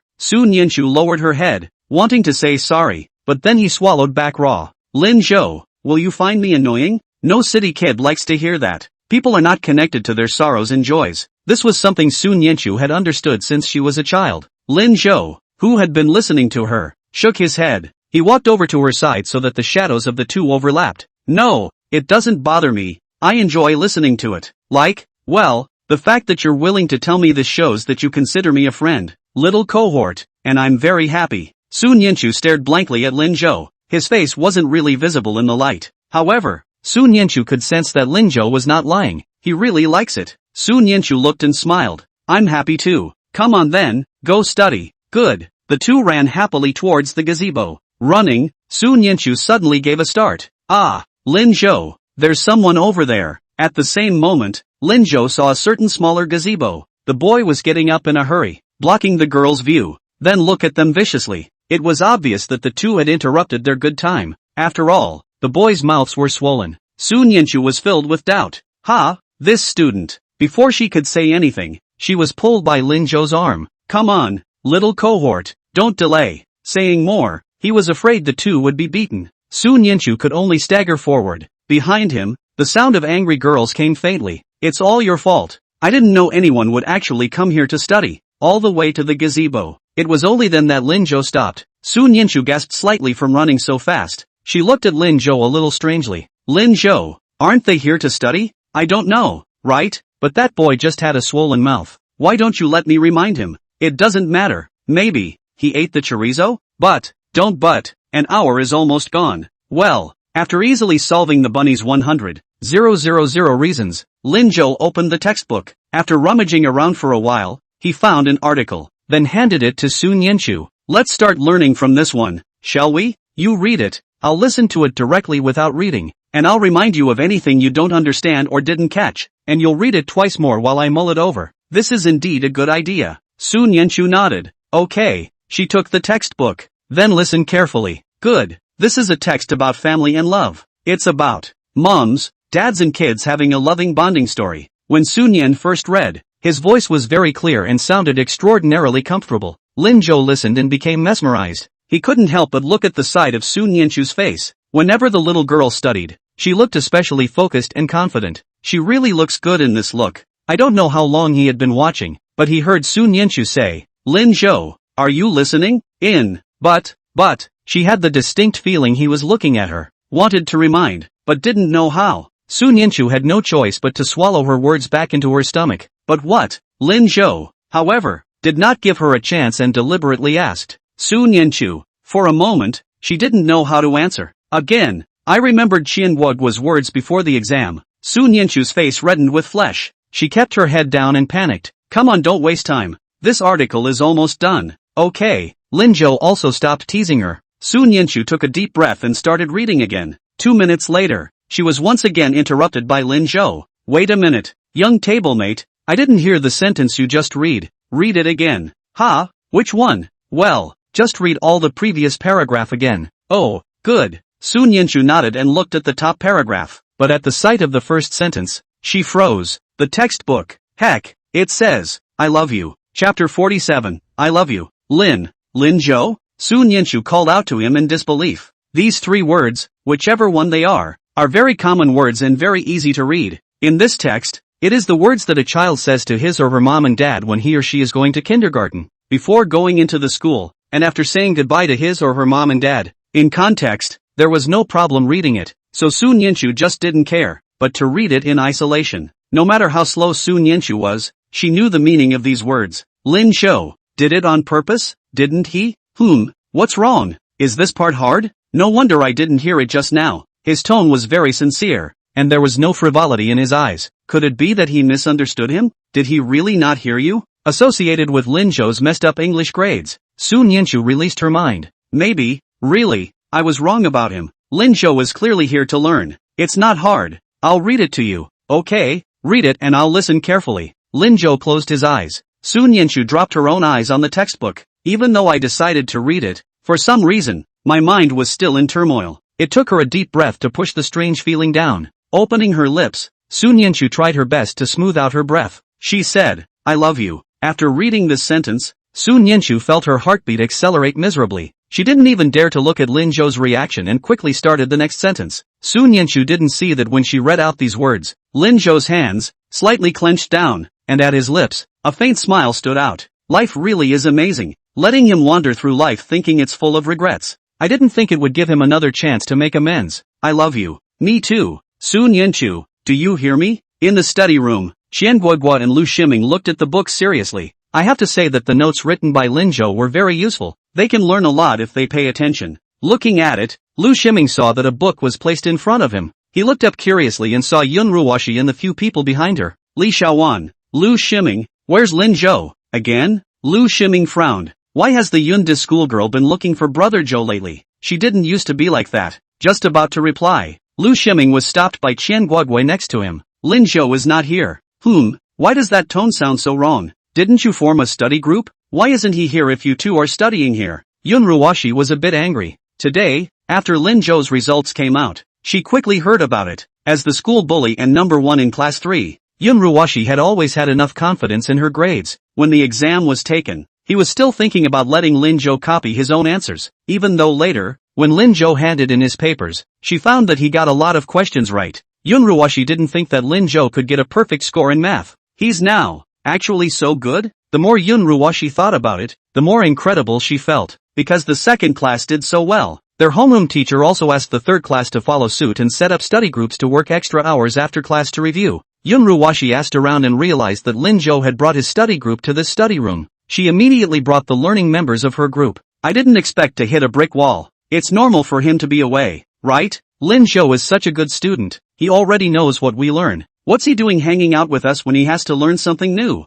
Qian Guoguo glanced at Yun Ruoshi without any good humor. She heard Lu Ximing say about what happened in the square last time. Lu Ximing, a broad-minded man, didn't care, but Qian Guoguo saw Yun Ruoshi's purpose at a glance. This guy, that's awfully condescending. Compared to their family, Soon Yinshu, it's far worse. How do you deserve Lin Zhou? At this moment, Yun Ruoshi came over, and she could almost guess her purpose as well. Wouldn't give her a chance. Lin Zhou and Soon Yinshu didn't mind that she didn't study well and were willing to take her to study and help her with her lessons, so she had to help them clear the battlefield. So where did he go? I don't know. Yun Ruoshi opened her mouth, unable to say a word. She looked around and realized that not only Lin Zhou, but his plain and unordinary tablemate was also absent. It is said that Lin Zhou studied well because he was at the same table. Thinking about this, Yun Ruoshi felt bad in her heart. Where's the other guy from your group? Of course I went to study with Lin Zhou. What?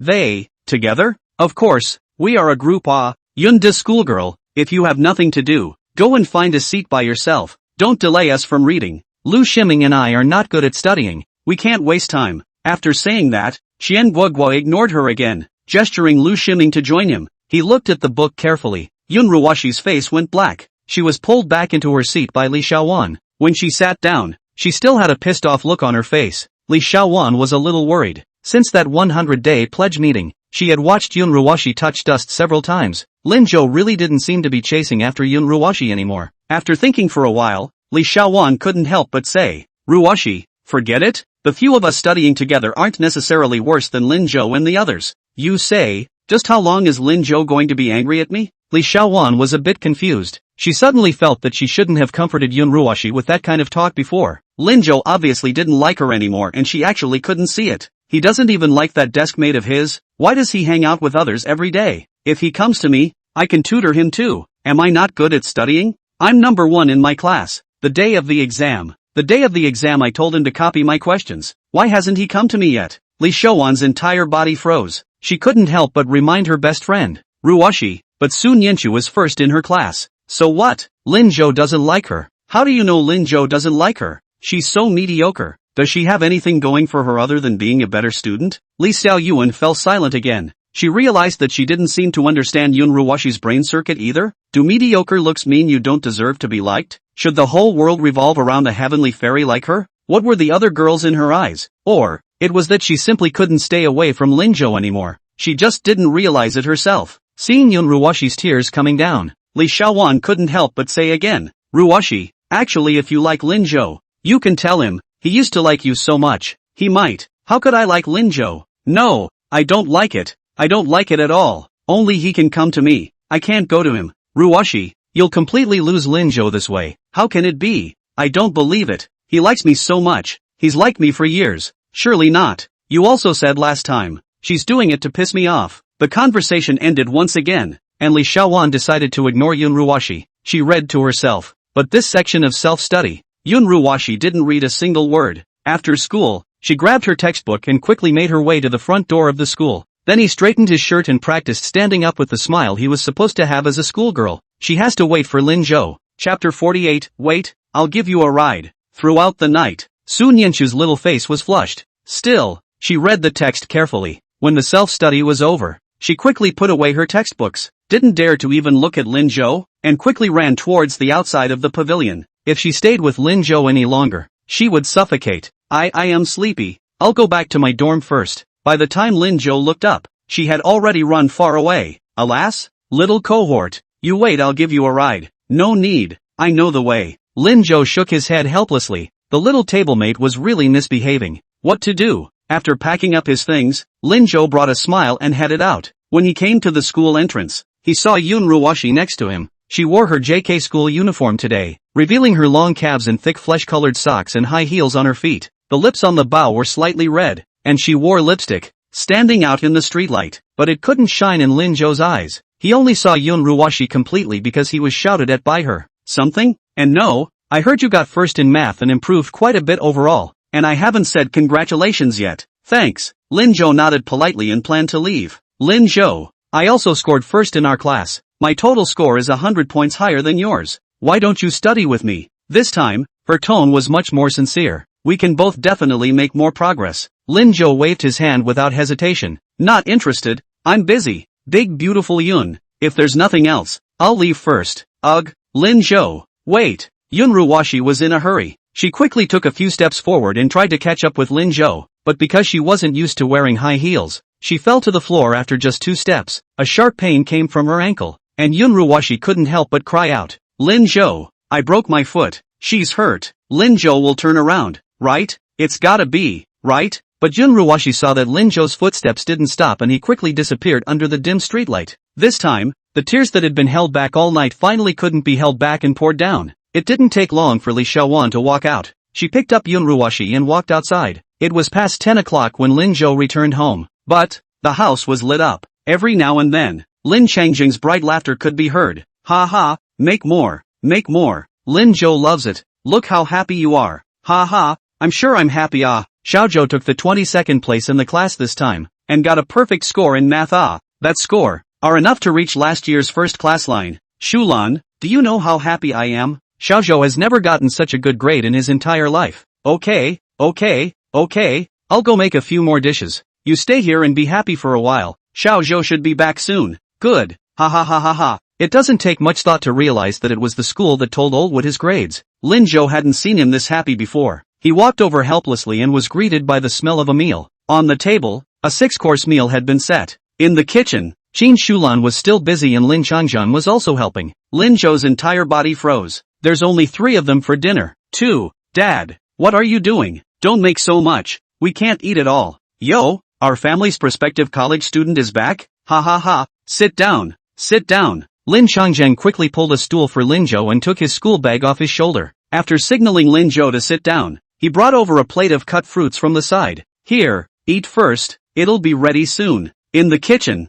Qin Shulan also smiled. Boat is back? Your father is crazy. You don't need to pay attention to him. Ha ha. Linjo didn't hold back his laughter. This treatment he's getting now is comparable to that of an emperor. Not very normal indeed. Alas, Dad, it's just a little test I'm taking. It's not even a high school test yet. It's fine. I believe in my son. He's doing well on the exams now, and he'll be great on the college entrance exams as well. When the time comes, I'll take you guys out to eat. Better than today. Lin Changjung hung up Lin Zhou's school bag. You play by yourself for a while. I'll go help your aunt cook. All right. Knowing that he couldn't refuse, Lin Zhou could only accept it silently. In another 10 minutes, the dishes were all done. Lin Changjung happily served the meal on the table. Xiao Zhou, come and eat. Lin Zhou sat down at the table, picked up his chopsticks, and started eating. I have to say, the food was delicious today, but after tasting a few bites, Lin Zhou put his chopsticks down. Lin Changjang and Qin Shulan, who were looking at him, were a bit puzzled. What's wrong?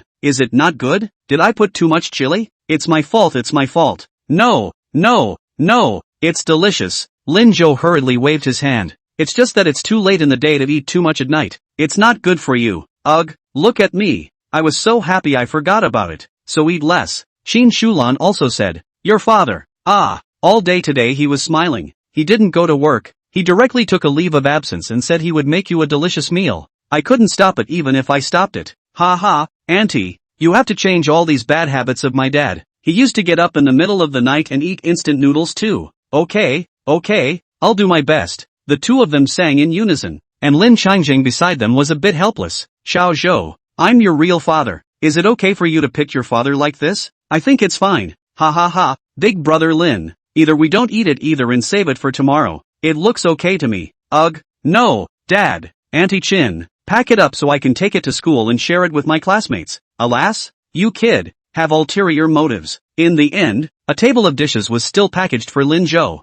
Outside the window at night, an occasional chirp of insects resounded, and inside the house, a hearty laugh. Lin Zhou felt warm inside. After finishing the meal, Lin Changjang got up and prepared to send Qin Shulan home. Lin Zhou wanted to say, let auntie stay, but there was always a feeling that there was something wrong with letting him say that. After thinking about it, he called out to them, Auntie, why don't you bring Sweetie over for dinner this weekend? Xiao Sweet, full name Qin Sweet, is Qin Shulan's daughter, this year 15 years old, the first year of high school. In his previous life, Lin Zhou remembered that this was a rebellious child who was particularly dissatisfied with himself. She was full of thorns, but was extremely kind to Qin Shulan. Because Qin Shulan liked Lin Changjung, she was also very fond of Lin Changjung, and along with that, she was hostile to Lin Zhou, who was the only one who objected. In this life, the two had the same goal. Lin Zhou felt that it was possible to become allies with her. Qin Shulan and Lin Changjung looked at each other. Better not. It's fine.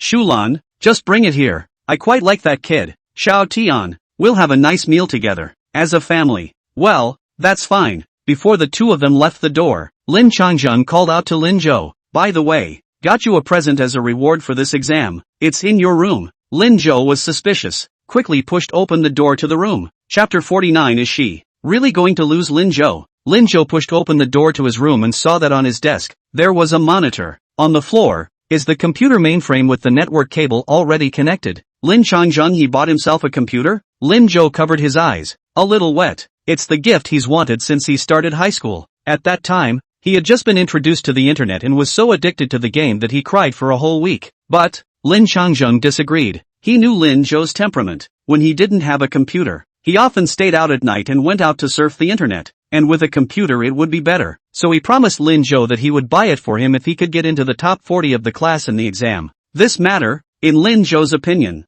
was simply making things difficult for him, more so than killing him. So for that reason, he had a big temper tantrum with Lin Changjung and didn't say a word to him for 2 months. After that, Dad didn't yell either. Nowadays, he had forgotten about this small matter from his previous life, but he didn't expect Lin Changjung to remember it. This computer, at the very least, cost Lin Changjung 3 months' salary. Lin Zhou sighed, threw the book bag he had brought up on the bed, and turned on the computer. Scrolling through, feeling a little bored, he clicked on Penguin. It took a few moments of thinking before I remembered my Penguin password. In his previous life, he had never used Penguin since the rise of WeChat. Looking at the interface now, it was actually a bit strange. Penguin, at this time, has a very simple interface without so many fancy options and a very clear list of friends. Lin Zhou clicked on it and realized that his friends list was full of middle school and high school classmates. And these classmates, except for Lu Ximing and Qian Guagua, the others he was not familiar with. He hasn't added Sun Yinchu's Penguin yet. Nope. Does Little Table have a Penguin number? In this day and age, students who are good at their studies do not go online, and in their eyes, they feel that going online is the beginning of going bad. So, they don't have Penguin either. Think about it. Lin Zhou quickly clicked on it and tapped register. No cell phone number was needed. and he quickly succeeded in registering an 8-digit penguin number. After thinking about it, he quickly typed in the nickname. After typing, Linjo changed his nickname as well. Then satisfied, he tapped search friends, entered his penguin number, added it, and finished. Then another new grouping was created, only, pulled himself in, which was satisfying. Linjo stretched and prepared to go to bed. At this time, he saw his penguin avatar flashing. Who messaged him? Linjo quickly clicked on it and saw Yunruwashi's dialog box. Linjo, what's going on? This message was preceded by dozens of messages all over the place. It was all sent to her by herself. Yunruwashi, are you there? Yunruwashi, can I buy you milk tea tomorrow? What flavor do you like? Yunruwashi, it's going to rain tomorrow. Remember to bring an umbrella. Yunruwashi, why did you leave without me today? I'm sorry, it's all my fault. I was late getting out of class. This one came down, and Yunruwashi didn't say a word back. Asterisk asterisk asterisk asterisk dead lickers. Linjo couldn't help but curse. Linjo, why don't you say something? Perhaps seeing that he hadn't replied for a while, Yunruwashi sent another message. Linjo frowned. What does this guy want? For some reason, Linjo felt irritated when he saw the words Yunruwashi. Because of this woman, half of his own previous life was ruined. Granted, there is a voluntary component to this matter, and it's your own fault, but living his life over again, he really didn't want to be associated with her anymore. Thinking of this, Linjo quickly operated the mouse, moved to Yunruwashi's avatar, right-clicked, and deleted. The whole move was not a drag at all. After doing this, Linjo turned off the computer and comfortably threw himself on the bed. It's time to go to bed. Tomorrow, there's still the little table to meet. At this moment, an upscale neighborhood. Yunruwashi wore a pink nightgown and sat down in front of the computer. She still felt some pain with the medicinal wine on her feet. I planned to go online to divert my attention, but the more I diverted, the harder I felt. Yunruwashi felt crazy. All she could think about was Linjo. Linjo came first in the exam. Linjo ignored her. Linjo studies with other girls. Linjo gave himself a present. Linjo said, Yunruwashi, I like you. Be my girlfriend. Linjo waited at the school entrance every day and rushed up when he saw her. Yunruwashi, I'll take you home? Linjo took the great white rabbit milk candy and handed it to her. Yunruwashi, these are for you. I've prepared them for you every day. The more she thought about it, the more pain Yunruwashi felt in her heart. What's going on? How did this happen? Undeterred, she decided to look for Linjo again. Thus, Yunruwashi quickly sent a message to Linjo. In the past, every time she sent a message to Linjo, he would reply in seconds. Yunruwashi felt that it was the same this time, but after waiting for a while, she didn't wait for Linjo's reply. She had to send another. Unfortunately, there was another long silence. Yunruwashi suddenly found this dialog box extraordinarily annoying to look at. Indignantly, she picked up the keyboard, clunked it on the table, and began typing hard. The keyboard creaked and she finished typing. Linjo, say something? Just after clicking send, she received a red exclamation point. What's going on? Is it disconnected? Yunruwashi was in a hurry, and she frantically typed a lot of words, but all got the same tip. Yunruwashi didn't know what to do. She quickly looked for Li Shaowan. Shaowan, you actually got my message? I thought I was disconnected. Nope, obviously not disconnected. But, what's wrong, Ruwashi? What happened? I've sent many messages to Linjo, but none of them went out. But you sent me a message to send it. Yeah, why did I send it to you just fine? I'll try again. 2 seconds later. Shaowan, it still doesn't work. I can't send it. You show me your cue. Yunruwashi took a screenshot and sent it to Li Shaowan. Moments later, she received a reply from Li Shaowan. Ruwashi, I think it was Linjo who deleted you. Deleted? Why? How could he delete me? Why did he delete me? How dare he delete me? Yunruwashi crackled and typed a lot of words. Finally, it was all deleted again. She hugged herself, scrunched up in a chair, and cried. Linjo actually deleted her. How can that be? What's going on? Is this guy waiting for himself to add back to him? No, never. She won't add. The weekend came quickly. Lu Shiming was chattering and shouting as soon as school was over. Linjo, tomorrow's class party. Where do we meet? A party? No way. Boat? You don't even know about this? Hasn't our class group been talking about it all the time? Something about in order to celebrate the first model exam, proposed by the class president. We're all getting together to relax. First we'll eat, then we'll go sing. Oh, I'm not going. Busy. Linjo refused without hesitation. He's still busy making money. Okay. Thinking about Linjo's behavior last weekend, Lu Shiming didn't force him. How about you, Mr. Su? Me, Su Nyenchu, who was named, looked up. I don't have a penguin number. I didn't get the message. so I'm not going to go. Your classmates probably wouldn't want you to go, either. Ha, Boat is up to something, what do you want? Su Nianshu lowered her head, tension in her voice. I have something too. As soon as her words fell, she saw Lin Zhou suddenly sidling closer to her. Knit me a hat and mittens, is it? Chapter 50. How did this guy guess so accurately? Su Nianshu's face reddened with flesh. Her hand shook in panic and she subconsciously exited. Is not. How did this guy guess so well? She hasn't even gone to buy wool yet. Ha ha. Lin Zhou smiled and took out a nice-looking woven bag from his desk and stuffed it into her arms. Here, it's all ready for you. Knit well. People were coming and going all around and the wool was leaking out of it. Su Nianshu hurriedly blocked the bag with the book. No.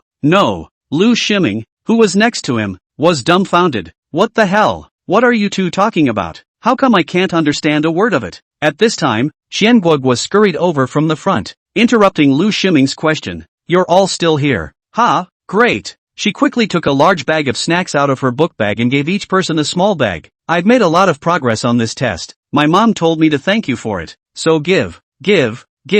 Don't mention it. When she handed it to Su Nianshu, she realized that Su Nianshu looked at her blankly and didn't take it. Xianguo was a bit anxious as she turned her head and handed the snack to Lin Zhou. Su Nianshu's got this one for you. Give it to her. After dividing, she pulled Lu Shiming out of the classroom again. Lin Zhou handed Su Nianshu the share of snacks that belonged to her as well. Little table. Xianguo students give you next time. You pick up just. She is really treat us as friends. Every day follow us to make up. You do not pick up her heart will be too much. You ate her. Another day they have food and then give her to eat on the line. Su Nianshu stared at Lin Zhou in a daze. She's just not used to eating what she's given. But then, does that actually cause problems for others as well? He said it as if it made sense. She nodded. Good. Well, that's good. Lin Zhou took out another handful of candy and handed it to Su Nianshu. Today's, take it. When Su Nianshu took it, he rubbed Su Nianshu's hair again in his hand. I'll take you out for the weekend afternoon. Come on. School's out. Su Nianshu was stunned. Where are we going to have fun?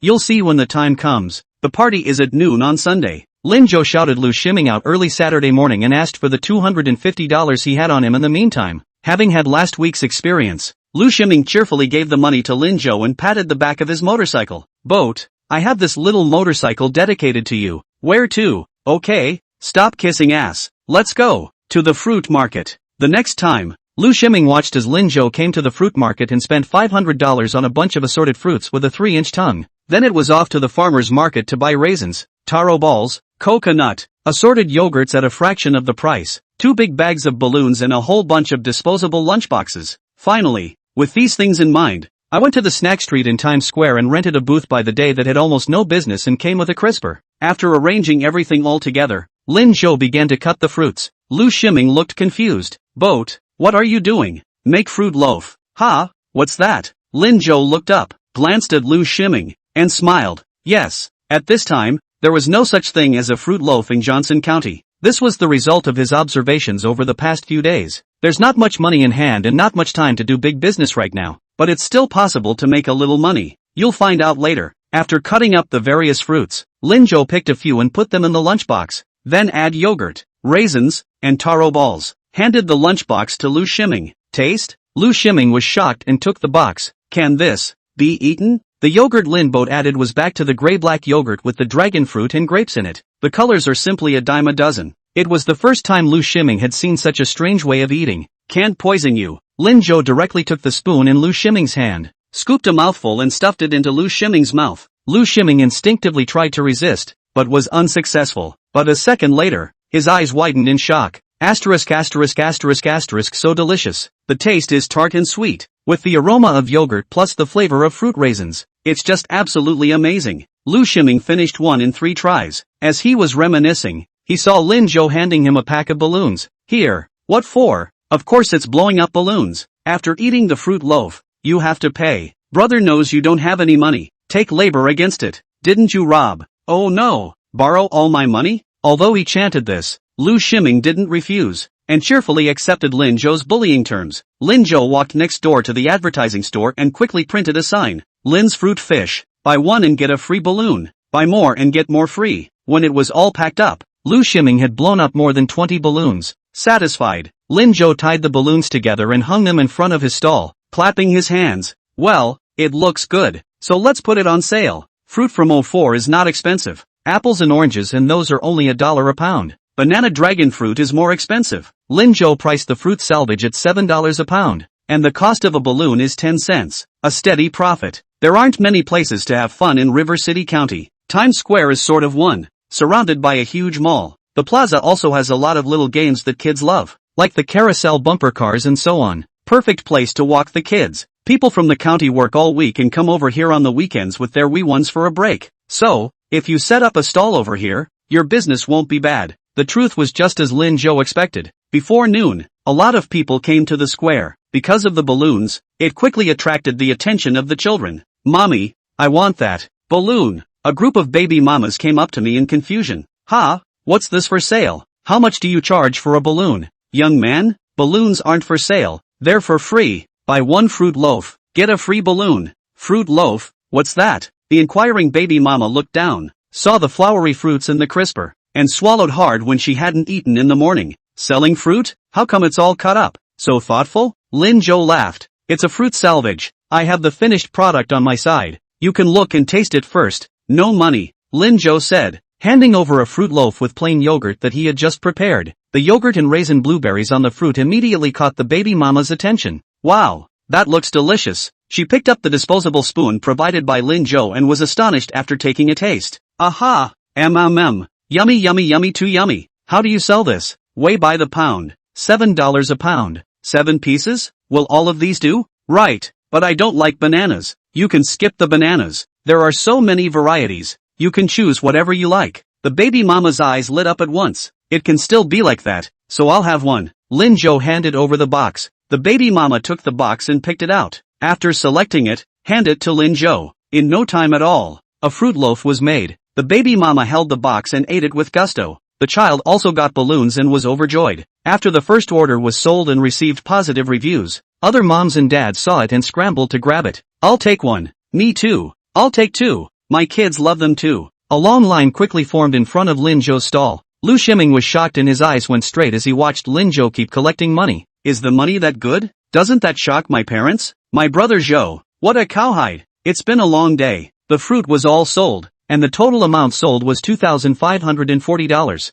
After deducting the cost price of $800, and Lu Shiming's wages of $100, Lin Zhou netted a profit of $1,604. Now not only Lu Shiming, even the owner who had sublet the stall to Lin Zhou was shocked. She had another business but it was not doing well and she felt she had sublet it because of the location, which was on the corner of the plaza and sparsely populated. At first, she had scoffed at Lin Zhou's stall. After all, what could a high school student make of it? But I didn't realize he was doing so well in business. The owner kept rubbing his hands together and tried to get close to Lin Zhou to get some advice. The next morning, Lin Zhou took the money again, went to buy $800 of fruit, directly hired a crate and pulled the fruit to the front of the stall. Business was better on this day due to the visibility hit yesterday. In just one morning's work, most of the fruit was sold. It was almost 12 o'clock. Lu Shiming looked at the busy Lin Zhou and couldn't help but remind, Brother Boat, are you sure you don't want to go to the party at noon? It's right by the plaza. Ah, it's just around the corner that way. Chapter 51, if he makes $1,000, I'll eat upside down. Lin Zhou rolled his eyes towards Lu Shiming. Do you think I'll have time to go? Really doesn't seem to have one. This was something that Lu Shiming did not deny. You can go by yourself. I have to go to my little table after I'm done. If you promise to go out with her, you must do it. It's been a busy week and it's time to give myself a break in the afternoon. Okay, then Boat, I'll go. If you have anything to shout at me, I'll come back to help when I'm done singing this afternoon. Lu Shiming is a child in the end, and has a greater desire to play than to make money. Aha! After Lu Shiming left, Lin Zhou looked around, noticed the boss was still hanging around by himself. Lin Zhou looked at her. Boss, right? Ugh, yes. Yes. Young man, my name is Lu Li. Lu Li is in her 30s and is already a mom of 2. Looking at Lin Zhou at this moment, he somehow always felt a little timid. Well, Sister Lu, I see you've been looking here. Are you interested in this I made? Being poked through her mind, Lu Li was even more embarrassed. The biggest fear of those of them in small business is that others will know their secret recipes. Since she had rented the stall to Lin Zhou, this stall was Lin Zhou's for the time being. The feeling of people doing business and her watching from the sidelines and still being dismantled is really embarrassing. That, I want to learn? Ha! Lu Li was a bit dumbfounded. Learn? I can learn. Well, I think you know I'm a student. It's Sunday. I have to go to school in the afternoon, and I have classes tomorrow. and now that I'm in my senior year of high school, I'm especially busy. I don't have time to be here all the time to look at the stalls, so if you want to learn how to do it I can teach you. That's great, but on one condition. Luli's smile stiffened on her face. What? Conditions? Boss, you don't seem to have any other business. Why don't you come work for me? Ha? A part-time job? Luli was a bit confused. Well, yes, the salary 2,000 base salary plus 5% commission. That is to say, if you sell $1,000 a day, you take 50. A month's salary will be 3,005. If you sell 2,000 a day, your salary will be 5,000. What do you think? This is something Lin Zhou started thinking about yesterday. He has to go to school and definitely doesn't have time to run it all the time. But this fruit salvage, apparently, can still make some money. After all, for the people of Jiangchang, is a new type of snack. In this day and age, county salaries were still hanging around at 12,000. Luli is on this side of the stall, and earns 1,005 a month. She didn't expect that Lin Zhou would ask for such a high salary. However, Luli was still a little shaken when she looked at Lin Zhou's business today. She wanted to do it on her own, but she didn't know if it would work. I'm leaving for college in a few months, and this side of the booth can be left entirely in your hands by then. In a few months, surely many will follow suit. It won't be as lucrative then, and it's nice to get out. Seeing Luli hesitate, Lin Zhou added, if you don't want to, I'll find someone else. He was sure that many people would be willing to do this job. The paycheck is considered high for the county. Once she heard this, Luli didn't dare to hesitate any longer. Okay, I agree. The next time, Lin Zhou taught Luli while selling fruit fishes. What he didn't know was that at this time, the Wanqing Hotel at the corner of the square was bustling with activity. Fan Yunjia is giving a passionate speech. Everyone, to get such a good grade this time, it's all thanks to everyone working together. Today for this board, I invited Yun Ruwashi, the school bully from the next class. She's willing to share her learning experience with us, so you can listen to it while having fun. And I hope that you'll all get good grades next time in the second model as well. It's a science class. After all, there were more boys, and when they saw Yun Ruwashi, their eyes lit up. Yes, study committee member, there you are, pretty good. I'll be sure to have a good exchange with the schoolgirl in a while. Fan Yunjia was overjoyed at the compliment. This is a great learning exchange opportunity, so everyone must take advantage of it. Next to him, Prince Chen immediately understood. That's right, we can't learn from that Lin Zhou, who drifted away after doing a little better in the exams, and went out to do business every day. And last time he even said he earned 1,000 a day? Ha, if he can earn 1,000, I'll eat upside down. Last time, although a few of them saw someone coming to shout at Lin Zhou, they hadn't seen Lin Zhou's business after all. In hindsight, it always felt like Lin Zhou had found someone to play the role for them. That's right, what business for a high school student, definitely fooling around. Fan Yunjia, don't worry, we'll definitely follow you and study hard. Fan Yunjia was very satisfied with such a scene. He turned back and looked happily at Yun Ruwashi. Ruwashi. Yun Ruwashi's gaze kept falling on the doorway. She wanted to find Lin Zhou. The reason why he promised Fan Yunjia to come to the party today was because he wanted to meet Lin Zhou. Lin Zhou deleted her. She tried many times and still couldn't add him. Yun Ruwashi felt bad. She had to ask Lin Zhou why. She'd obviously forgiven him. Lin Zhou isn't coming? Yun Ruwashi's voice was a bit cold. Fan Yunjia nodded. It seems so, Ruwashi. I really didn't know he wasn't coming to the party. Look, the atmosphere is so lively on our side. He's the only one who doesn't fit in. Let's leave him alone. Yun Ruwashi didn't even listen to what Fan Yunjia said. Lin Zhou wasn't there, and neither was that Lin Zhou's deskmate. She was a little annoyed. It especially annoyed her after seeing the greasy glances the boys threw her way. Yun Ruwashi stood up directly. I have something sudden to do, so I'll go first. Fan Yunjia's complexion darkened as he hurriedly looked at Zhou Shanshan. Zhou Shanshan stood up and blocked Yun Ruwashi's path. Ruwashi, don't go yet. Stay here for what? Zhou Shanshan thought for a while and finally came up with a suitable reason. I just heard that there's a guy over there selling fruit loaf. Business is especially good. Especially the girls love it. I haven't had it yet. Let's go buy some and eat it. Fruit loaf? Yun Ruwashi hadn't heard of this name either, but found it quite novel. Yeah, it's not that expensive. I heard a big box is only $7 or $8. Do you all want to eat it? Together? I want to eat. Me too. One by one, the students raised their hands. Shall we go together then? A few people were just about to go out the door when they saw a few girls from the next class heading to another box through the door. But they were all sad. Alas, it can't be bought. Not at all. The line is down to the river. Why are so many people eating? Who knows? It looks delicious. This racket, a few hundred copies a day, about $8 a copy. My god, how much is this? Zhou Shanshan asked suspiciously. You guys talking about the fruit loaf in the plaza? Yeah, You guys are going too? Don't go. You can't even buy it without half an hour. So long? I'm talking about less here. But that boss over there is pretty handsome. Geez, next time I go I'll make sure to ask for a penguin number. Okay then. Zhou Shanshan didn't care about the girl's latter half of the sentence. After all, after seeing Lin Zhou change his hairstyle, she felt that no boy could be more handsome than Lin Zhou. She looked a little frustrated. What can we do about this? Ruwashi, class, why don't we go buy other snacks? Before a few people could reply, they saw Lu Shiming quickly run in. Ha, what are so many of you going to do? Buying fruit fishes? If you want to eat it, you guys can go to my boat brother. Chapter 52, is Lin Zhou really the boss? Looking for who? Lin Zhou? Zhou Shanshan froze. Behind him, Prince Chen laughed outright. We're going to eat fruit fish. What are we looking for Lin Zhou for? Didn't you hear them say it was crowded? We can't even buy it. So call him and get it? What's wrong Lin Zhou Moraiza? People look up to him so much? Zhou Shanshan also laughed, although Lin Zhou is handsome. Lu Shiming, don't be too outrageous. You guys, don't get too far out of line, okay? That fruit loyal, it's run by my boat brother. What? How? Lin Zhou drove it? Lin Zhou would do this? Bragging, right? It's starting again. Lu Shiming, can't you stop pretending? A few of Fan Yunja's people laughed. Yun Ruwashi obviously didn't believe it either. Lu Shiming, that's a business that brings in thousands of dollars a day. How could it be run by Lin Zhou? Lin Zhou would be lucky to have a small business. Ugh, I say you people, tell you the truth and you still don't believe me. My brother Zhou is right. It's fine not to attend this party. Lu Shiming finished and waved his hand. I'm going to go give Boat a hand. So if any of you want to eat, come with me. I'll make sure you guys get to eat. Zhou Shanshan, several people did not move. I'll go. Qian Guoguo was the first to raise his hand. I'm also going to give Lin Zhou a hand. Is there anyone else who wants to go? Other people didn't believe it, but Qian Guoguo did. She hadn't been used to seeing these people's style either. How come Lin Zhou can't be the boss? Lin Zhou is so powerful. It's not strange to do anything,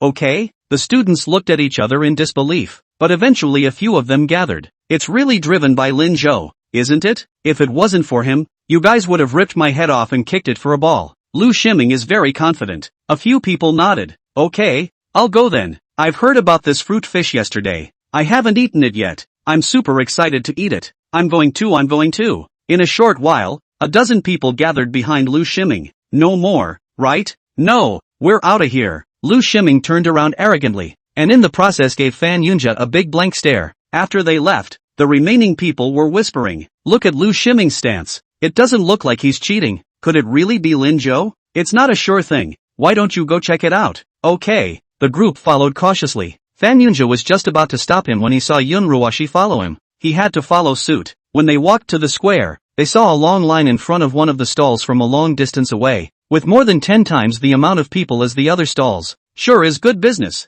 Alas, Zhou-chan, your mom had a stall over here. I remember your family's business is good too. How much money can you get from this kind of foot traffic? $2,000 less. I'll go. If it's really Lin Zhou, it's so awesome. At this moment, Lu Shiming was wearing a smug smile and striding forward. With each step, he felt a little more satisfaction in his heart. It's so cool to follow Boat in the face. Where do you know? Just walking to the front of the stall, Lu Shiming saw that the busy person on the stall was not Lin Zhou. Instead, it was the original stall holder. Lu Shiming froze. Ha, where is my brother Zhou? You guys wait, I'll go over and ask. Several people in Prince Chen laughed like crazy. Ha ha ha, Lu Shiming, you're doing this again. Bragging without a draft.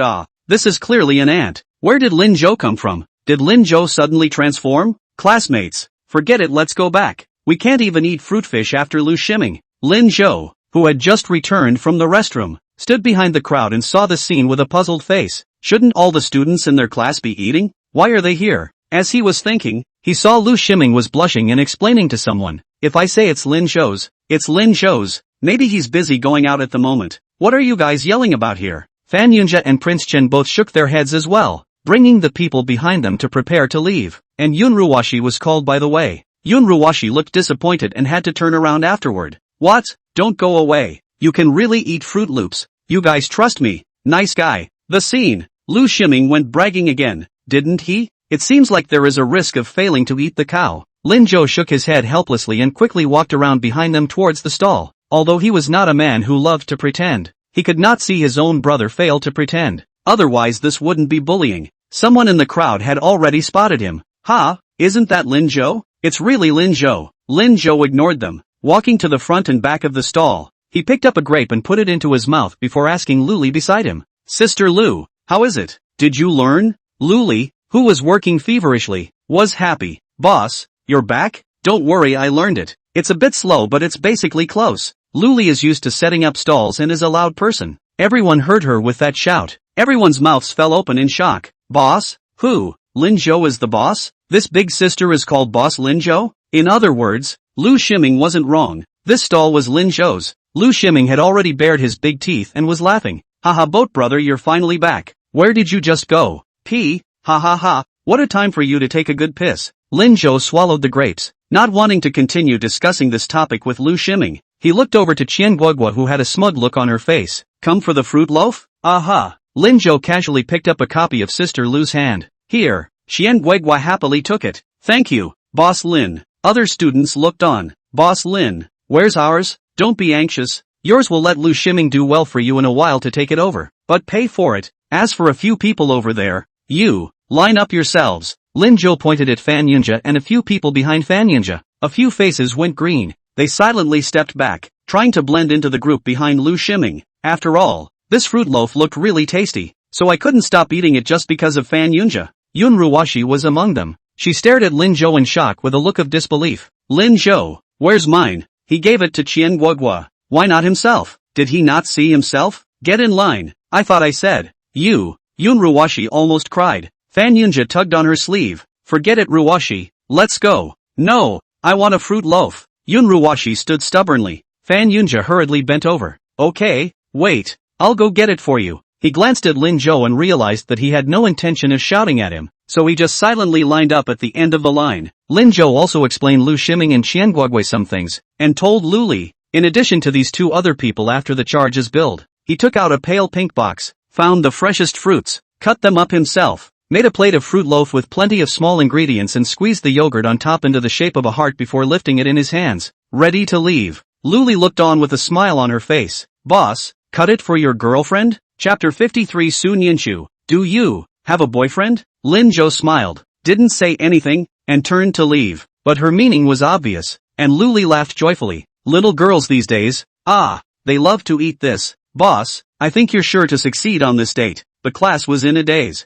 Lin Zhou is in love? With whom? Asterisk asterisk asterisk asterisk so powerful? Eat your fruit loaf, you can't gag on so much good food. Lu Shiming viciously handed over a fruit loaf to stop the gossip. Yun Ruwashi stood behind the crowd, her hands clasped tightly together. Lin Zhou, in love? How is that possible? No, absolutely not. Lin Zhou liked her so much, how could he fall in love with someone else? First middle school, girls' dormitory. 202's Wang Xiaoqing realized that today Sun Yinshu hadn't gone out or slept all day, had been sitting under the covers, his hands busy with something. Since Wang Xiaoqing was too sleepy, she tried to look at it several times, but she was defeated by sleep to re-enter dreamland. It wasn't until the afternoon that she woke up leisurely, was woken up by hunger. She hoofed it and climbed out of bed, went to the cafeteria to buy food and came back, and found Sun Yinshu still busy. She's knitting mittens? Isn't it already the middle of March? The spring flowers are blooming, so you don't need gloves. Wang Xiaoqing tilted her head for a while, and suddenly thought that one weekend before, Sun Yinshu had sat under the covers like this, knitting the same type of scarf. It seems to be a men's model, but that scarf, that very Sunday afternoon, was gone. Why are you busy now? A strange image appeared in Wang Xiaoqing's mind. She hurriedly moved closer to Sun Yinshu. Sun Yinshu, do you have a boyfriend? In the past, when the dormitory discussed this kind of issue, Sun Yinshu would blush and would deliberately avoid not talking about it. But today, she seems unresponsive, dazed. Wang Xiaoqing thought for a while and moved closer to Sun Yinshu. After confirming that she was indeed dazed, Wang Xiaoqing dropped her eyes to the gloves. The gloves look pretty big. It is indeed the men's model, all right. Hello? She suddenly opened her mouth in Sun Yinshu's ear. Sun Yinshu was instantly startled, and she hurriedly shoved the needle and thread in her hand toward the comforter. Haru, what are you doing? What am I doing? Mr. Su, shouldn't this be a question for you? Did you knit this for your boyfriend? No, it's not. It's not. Sun Yinshu hurriedly retorted, but her face was still fleshly red. She bowed her head as if trying to convince herself of the same. I don't have a boyfriend, so who did you knit it for? My brother. Sun Yinshu had a younger brother. Everyone in the dormitory knew that. She's not usually talkative and people leave her alone. Wang Xiaoqing nodded her head skeptically. So it's a younger brother. Did you knit the scarf for him before too? Thinking about the scarf that was given to Lin Zhou, it seems like he even wore it to school. However, it looked like Wang Xiaoqing didn't know about it. She nodded mechanically. Aha, okay, I thought there was some kind of gossip. Wang Xiaoqing disappointedly shoved the bag of bread in her hand to Sun Yinchu. Here, seeing as you've been busy and haven't had time to eat, I just happened to buy more than enough to split some with you. Sun Yinchu subconsciously tried to refuse, but remembering Lin Zhou's words, she finally nodded. Thanks. After getting her hands on it, Sun Yinchu got tangled up again. What should I give to Wang Xiaoqing? Picking up one of the slices of bread, she rubbed her belly as if she was indeed hungry. Taking a light bite, Sun Yinchu looked at Wang Xiaoqing. Haru, what do you like to eat? Me, I'll go. Sun Yinchu, you've actually started talking to me of your own accord. It's amazing. Since Sun Yinchu moved into the dormitory, she rarely spoke. Usually they ask and she answers, but every time the answer is also but raw. It was the first time she'd ever asked herself that. Wang Xiaoqing sat up and looked at Sun Yinchu. I don't know what I like to eat. I should eat everything. Eat everything? Isn't that the equivalent of not saying anything? Oh, so, what's good these days? Sun Yinchu decided to ask in a different way. Lin Zhou said that friends have to return what they ate from others. She didn't want to just find something and return it. Recently? Let's see. Wang Xiaoqing lay back under the covers again, and after some serious thinking, said in surprise, I remember. I just heard from the students in the cafeteria that there's a new fruit loaf in the plaza.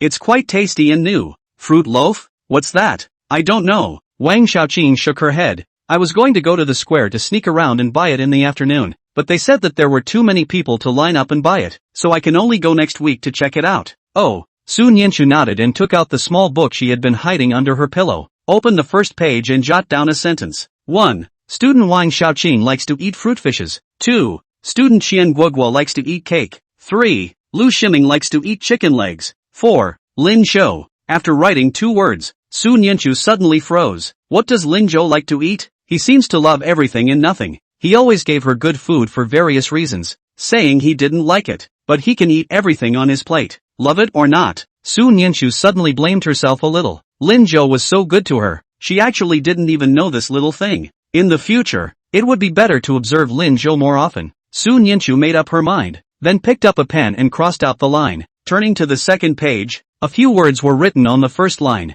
LZ, leave this whole page to Lin Zhou. She would definitely slowly discover Lin Zhou's preferences. After writing, Sun Yinchu looked at the time. It was already almost 2 o'clock in the afternoon. Lin Zhou said that he would take her out this afternoon, but what about the others? Why isn't he coming? It seems like, kind of wants to get out there and have some fun. As she was thinking, Sun Yinchu suddenly heard someone shouting outside the dormitory door. Is student Sun Yinchu in this dormitory? Someone is looking. Sun Yinchu quickly got up, put on her shoes, and then ran outside. As she walked to the door, she realized she had forgotten her jacket again. So turn back and put on your jacket. This time, no more making a fool of myself. Wang Xiaoqing on the bed watched Sun Yinchu's movements dumbfounded, her entire body a little confused. Classmate, is the person looking for Sun Yinchu a man or a woman? Male, kinda handsome. Woman, and you say you don't have a boyfriend. Wang Xiaoqing took an indignant bite of the bread and suddenly felt that the bread seemed a bit sour as well. When Sun Yinchu walked to the door, she saw Lin Zhou standing not far away. He was carrying a large, pink box in his hand that was extraordinarily pretty, was looking at her with a smile on his face. He was surrounded, again, by girls. Sun Yinchu slowed down her pace, feeling a sourness in her heart. What are you gawking at, little cohort? Come here. Chapter 54, this looks like a love token. As soon as Lin Zhou shouted, the surrounding girls immediately looked over. Someone couldn't help but ask, handsome, you have a girlfriend? Lin Zhou nodded. Yeah, so sorry. Okay then. The girls left disappointed. However, Sun Yinchu raised her head in shock. She looked at Lin Zhou incredulously. What did you just say? Have got a girlfriend? That girlfriend? It couldn't be her, could it? How? Did he say such things in public? Going crazy. She's not his girlfriend. Light laughter came from overhead. Those girls are really annoying me by pestering me. Little cohort, as a favor just now. Sun Yinchu raised her head slightly. Is this so? Well, otherwise, what did you expect? Lin Zhou looked at Sun Yinchu seriously. Her skin is also much better after she's grown a little bit. This time with a bit of light pink, but even better than the box in hand. Sun Yinchu was already nervous and didn't know where to look. I didn't think anything of it. Ha ha. Lin Zhou laughed. Did you go out today? No, but Su Nianshu lowered her head, but the mittens and hat aren't knitted yet, and I'm too clumsy to be a bit slow. It's okay, we won't need it this winter anyway. There's no rush, Lin Zhou said, handing the light pink box in his hand to Su Nianshu. Su Nianshu took it suspiciously. For me? Yeah, thanks. The young girl lowered her head again, seemingly not daring to look at Lin Zhou. Lin Zhou looked at her with amusement. Aren't you going to open it and take a look? Is this open? Aha! Su Nianshu happily uncovered the lid and immediately smelled the fresh aroma of yogurt and fruit. She looked at Lin Zhou in shock. Fruit loaf? You know? Lin Zhou was also a bit surprised. Didn't your little cohort not go out today? Well, I just heard from Wang Xiaoqing in the dormitory, and a lot of people in the school know about it. So, seems to be delivering well. In that case, the business will be around for a while. By the time the replicator showed up, he'd probably made about as much as he could. How? Is it heart-shaped? Although the yogurt on top was in disarray, a shape was vaguely visible. If it's heart-shaped, isn't it for your girlfriend? Lin Xiaohe. Oh, it's all that way over there. It's a style. Eat up, I'll take you out afterward. Lin Zhou made up a haphazard excuse. Su Nianshu will be skeptical. She picked up the spoon, ready to dig in, but when she reached the edge of the box, she stopped again. Wait for me. Ugh. Slow down, little cohort. Don't fall. Got it. In the meantime, in the dormitory, after Wang Xiaoqing finished nibbling on a loaf of bread, she realized that she was still hungry.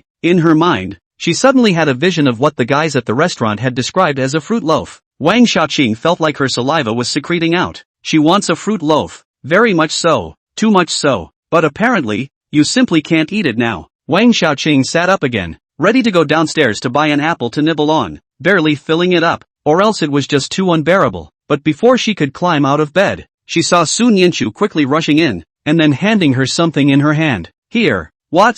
Wang Xiaoqing said, and then she smelled the fresh aroma of yogurt and the flavor of fruit. Is this fruit fish? Su Nianshu nodded seriously. Aha. For me to eat? Wang Xiaoqing was a bit incredulous. Aha. Su Nianshu nodded again. Wang Xiaoqing took it in bewilderment. Su Nianshu, why did you start giving me things to eat? And this fruit loaf of yours looks like a token of love. No, it's not a love token. Lin Zhou just happened to pass by and bought it. It looks like this. Lin Zhou? Wang Xiaoqing seemed to have caught something unimaginable. Their dormitory 202 is a mixed-class dormitory. Wang Xiaoqing is in class 6, but Lin Zhou, this person, Wang Xiaoqing had still heard of him. Isn't this the schoolboy who turned handsome? Su Nianshu's boyfriend is Lin Zhou? If the conjecture is true, this is a shocker. Su Nianshu didn't know that Lin Zhou was actually the owner of the fruit loaf. She thought that this fruit loaf was bought by Lin Zhou. At this moment, it was looking at Wang Xiaoqing with an expectant face. Because you gave me bread, I want to give you good food. That's it? Well, Lin Zhou said that's how it should be between friends. Wang Xiaoqing laughed. Lin Zhou's words really work. Su Nianshu, who wasn't much of a talker, was starting to treat her as a friend. But this seems to be fine. Because of a packet of bread, not only did she have an extra friend, but she also got to eat a fresh fruit loaf. It's just so much fun. This friend, she, Wang Xiaoqing, had made it. Okay, then I'm welcome. You hurry up and go out on your date. I am not dating. Don't be ridiculous. Okay, no date. Why don't you hurry up and go play with Lin Zhou? Su Nianshu lowered her head and quickly ran away. Wang Xiaoqing then happily ate it. Ah, not only did I have a fruit loaf, but I also had a big melon. In this case, this Lin Zhou seems to be very good. Lin Zhou froze when he saw Su Nianshu return empty-handed. Where's the fruit loaf? It's for Wang Xiaoqing. Lin Zhou was stunned. I forgot to eat at lunch and Wang Xiaoqing gave me bread. I asked her about it and she said she likes fruit loaf. Once he heard this explanation, Lin Zhou was confused. The young cohort was really taking his words into account. But something doesn't seem right about the situation. She seems to understand a little too much. But come to think of it, she's trying to make friends. Sacrificing a handmade fruit loaf is worth it. After comforting himself, Lin Zhou stroked Su Nianshu's hair. The bangs seemed to have grown back a bit, but this time the little table was good and she didn't cut it. Come on, go out and have some fun. Okay. Su Nianshu followed behind Lin Zhou step by step, not sure where to go, but it was fun. But when she saw Lin Zhou preparing to enter the internet cafe, she froze. Lin Zhou. Go to internet cafe? Yeah, what's up? Here. Su Nianshu was tempted to say that this was all a place where bad kids would go, but Lin Zhou is clearly not a bad boy. She was a little shouty. It's okay, come on. Didn't you say you don't have a penguin number? I'll apply for one for you. How can I give it to you if I don't come to the internet cafe? Su Nianshu raised her head in a daze. she just casually said it that day, but Lin Zhou actually remembered it in his heart? Don't gawk, let's go. You have to combine study with labor, or you'll be too tired. Internet cafes in this day and age don't have strict ID checks. Lin Zhou took Sun Yanchu inside and turned on 2 machines, then came to a corner and sat down. The entire time, Sun Yanchu's spirit was taut. It wasn't until Lin Zhou turned the computer on that she carefully sat down. Lin Zhou logged into his penguin first, then he came back to Sun Yanchu's side and began to teach her. Here, the penguin number is logged in here. You can add groups. I'll pull you into the class group later. This is your number and password. Log in and see. With trepidation, Sun Yanchu entered her account number and password. When she logged in, she saw her penguin nickname, L. Reed. She froze and looked at Lin Zhou again. His penguin number, actually, X-Boat. Chapter 55. She seems to have touched Lin Zhou's fingers with her tongue. Why are these names so strange? Sun Yanchu looked at it for a while but didn't understand it. Lin Zhou, is this how penguin nicknames are made? Oh, I typed it randomly, and so did yours. And can be changed? I won't, Lin Zhou said with a straight face, without blushing. Would you? Sun Yanchu was confused. I wouldn't either. Let's leave it as it is. Then, line. Sun Yanchu weakly nodded. Lin Zhou looked at her clueless side face with amusement and was happy in his heart. It's so nice to trick the little tablemates. El Nian, Lin and Nian. X-Boat, Su and Boat. It's not even obvious. I sent you a message. Check it out. Lin Zhou said, tapping on Sun Yanchu's dialog box and sending an emoticon. Sun Yanchu saw her penguin flashing in the bottom right corner of her computer. In the penguin list, a list called Only is also blinking. She clicked on it and saw a message from Lin Zhou. I copy. Well, that's how it works. I'm pulling you into the group now. Good. Lin Zhou clicked on the class group and pulled Sun Yanchu in. Then he began to teach Sun Yanchu the usage of the group. Sun Yanchu listened attentively. When it was all learned, she looked at Lin Zhou strangely. The name of this subgroup, why is it called Only? Randomly typed. Won't change. Oh, Sun Yanchu nodded. It turns out that there are a lot of things Lin Zhou can't do. 2. It's okay. She'll learn it well and teach him when she learns it. Sun Yanchu didn't see that the name of the grouping belonging to Sun Yanchu and Lin Zhou's list was called 1. The one and only. The one and only for each other. An hour is quickly approaching. Sun Yanchu was almost done learning, and the two of them got off the plane together. It's almost 4 in the afternoon. Sun Yanchu was thinking about whether he should go back to school. At this time, she heard Lin Zhou say, little cohort, help me along with a present? What gift? In the evening, Aunt Sheen's daughter, my future sister, is coming to the house for dinner, and when we meet for the first time, I, as an older brother,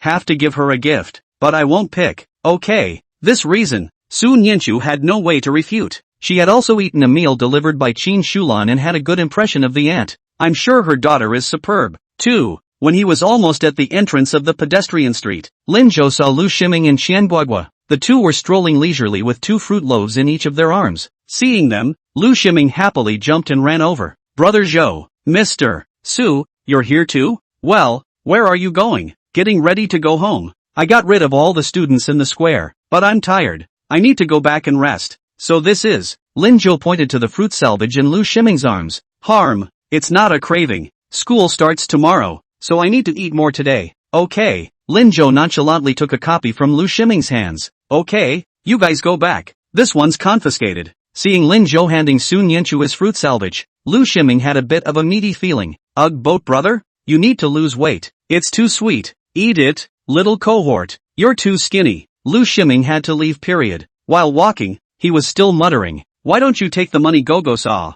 Qian Guigua slapped him on his thick back. Am I as fat as you? That too. But lately, he's lost 10 pounds. Okay? Sun Yanchu looked at the fruit loaf in her hand and was a bit dumbfounded. Lin Zhou, this isn't good, is it? There's nothing wrong with it. Lu Shiming doesn't lose weight, it's not good for his health. Don't worry about eating it. Sun Yanchu had no choice but to accept it and pondered about buying Lu Shiming a chicken leg for tomorrow's dinner. I've heard that chicken thighs are filled with lean meat, so you won't get fat. Why is this box white? The one Lin Zhou gave her this morning was clearly pink. Oh, I think it's a batch change? Open it up and taste it. Sun Yanchu carefully opened the box and froze again when she saw the yogurt inside. Lin Zhou, this isn't a heart shape, is it? There are many different styles. The owner should have changed it temporarily, right? Is the way to go? Sun Yanchu always felt that something wasn't right, but she couldn't tell what was wrong. That's it. Can I lie to you, little tablemate? Eat? Sun Yanchu nodded her head skeptically, scooped up a spoonful with a small spoon, and ate it carefully. Tart and sweet with a tangy creamy flavor in the mouth. Is it good?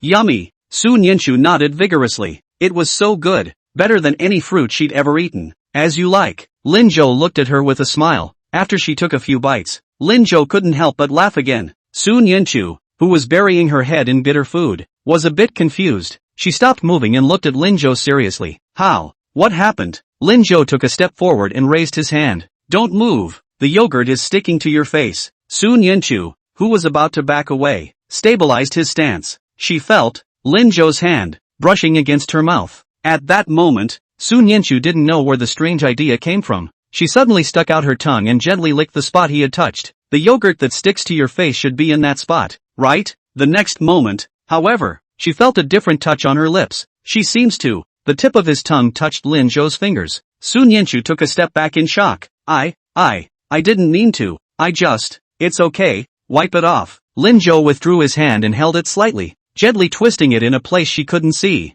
The little cohort's tongue was soft. There's something about it that I can't quite put my finger on. In that one moment, he almost broke. But look at her and hold back. I have to say, the little table is quite a tease. Eat up. Good. Sun Yinshu hurriedly lowered her head and never looked at Lin Zhou again. She's going crazy. How could one act like that? That's Lin Zhou's hand. Slightly rough, grainy hands. What's wrong with you, little cohort? A voice from the side pulled Sun Yinshu back to reality. She hurriedly buried her head even lower. To die. After finishing the fruit loaf with great difficulty, Sun Yinshu then carefully raised her head. Go. Aha. Lin Zhou didn't say anything. He walked behind Sun Yinshu in a good manner. Watching her tiny figure walk nervously ahead of her, she suddenly had a feeling of being out of this world. People come and go on the pedestrian street. Lin Zhou took Sun Yinshu for a stroll, thinking about what to buy. As he walked, he noticed the small table stopped. In front of her was a vendor selling hairbrushes. The stall was filled with all kinds of hair cards, one better than the other.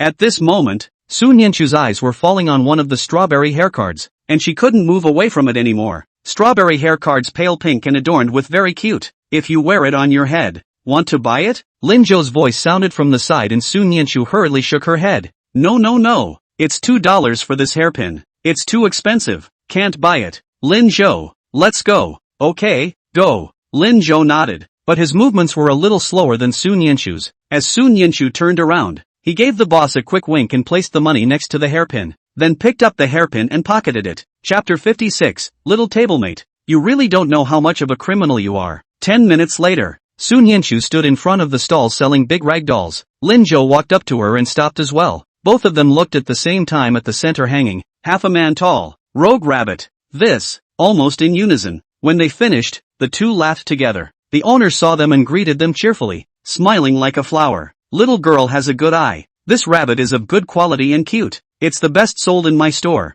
And it's not expensive. Today's event price is only 45. Let him buy it for you. He pointed in the direction of the forest boat. Sun Yinshu almost subconsciously waved her hand.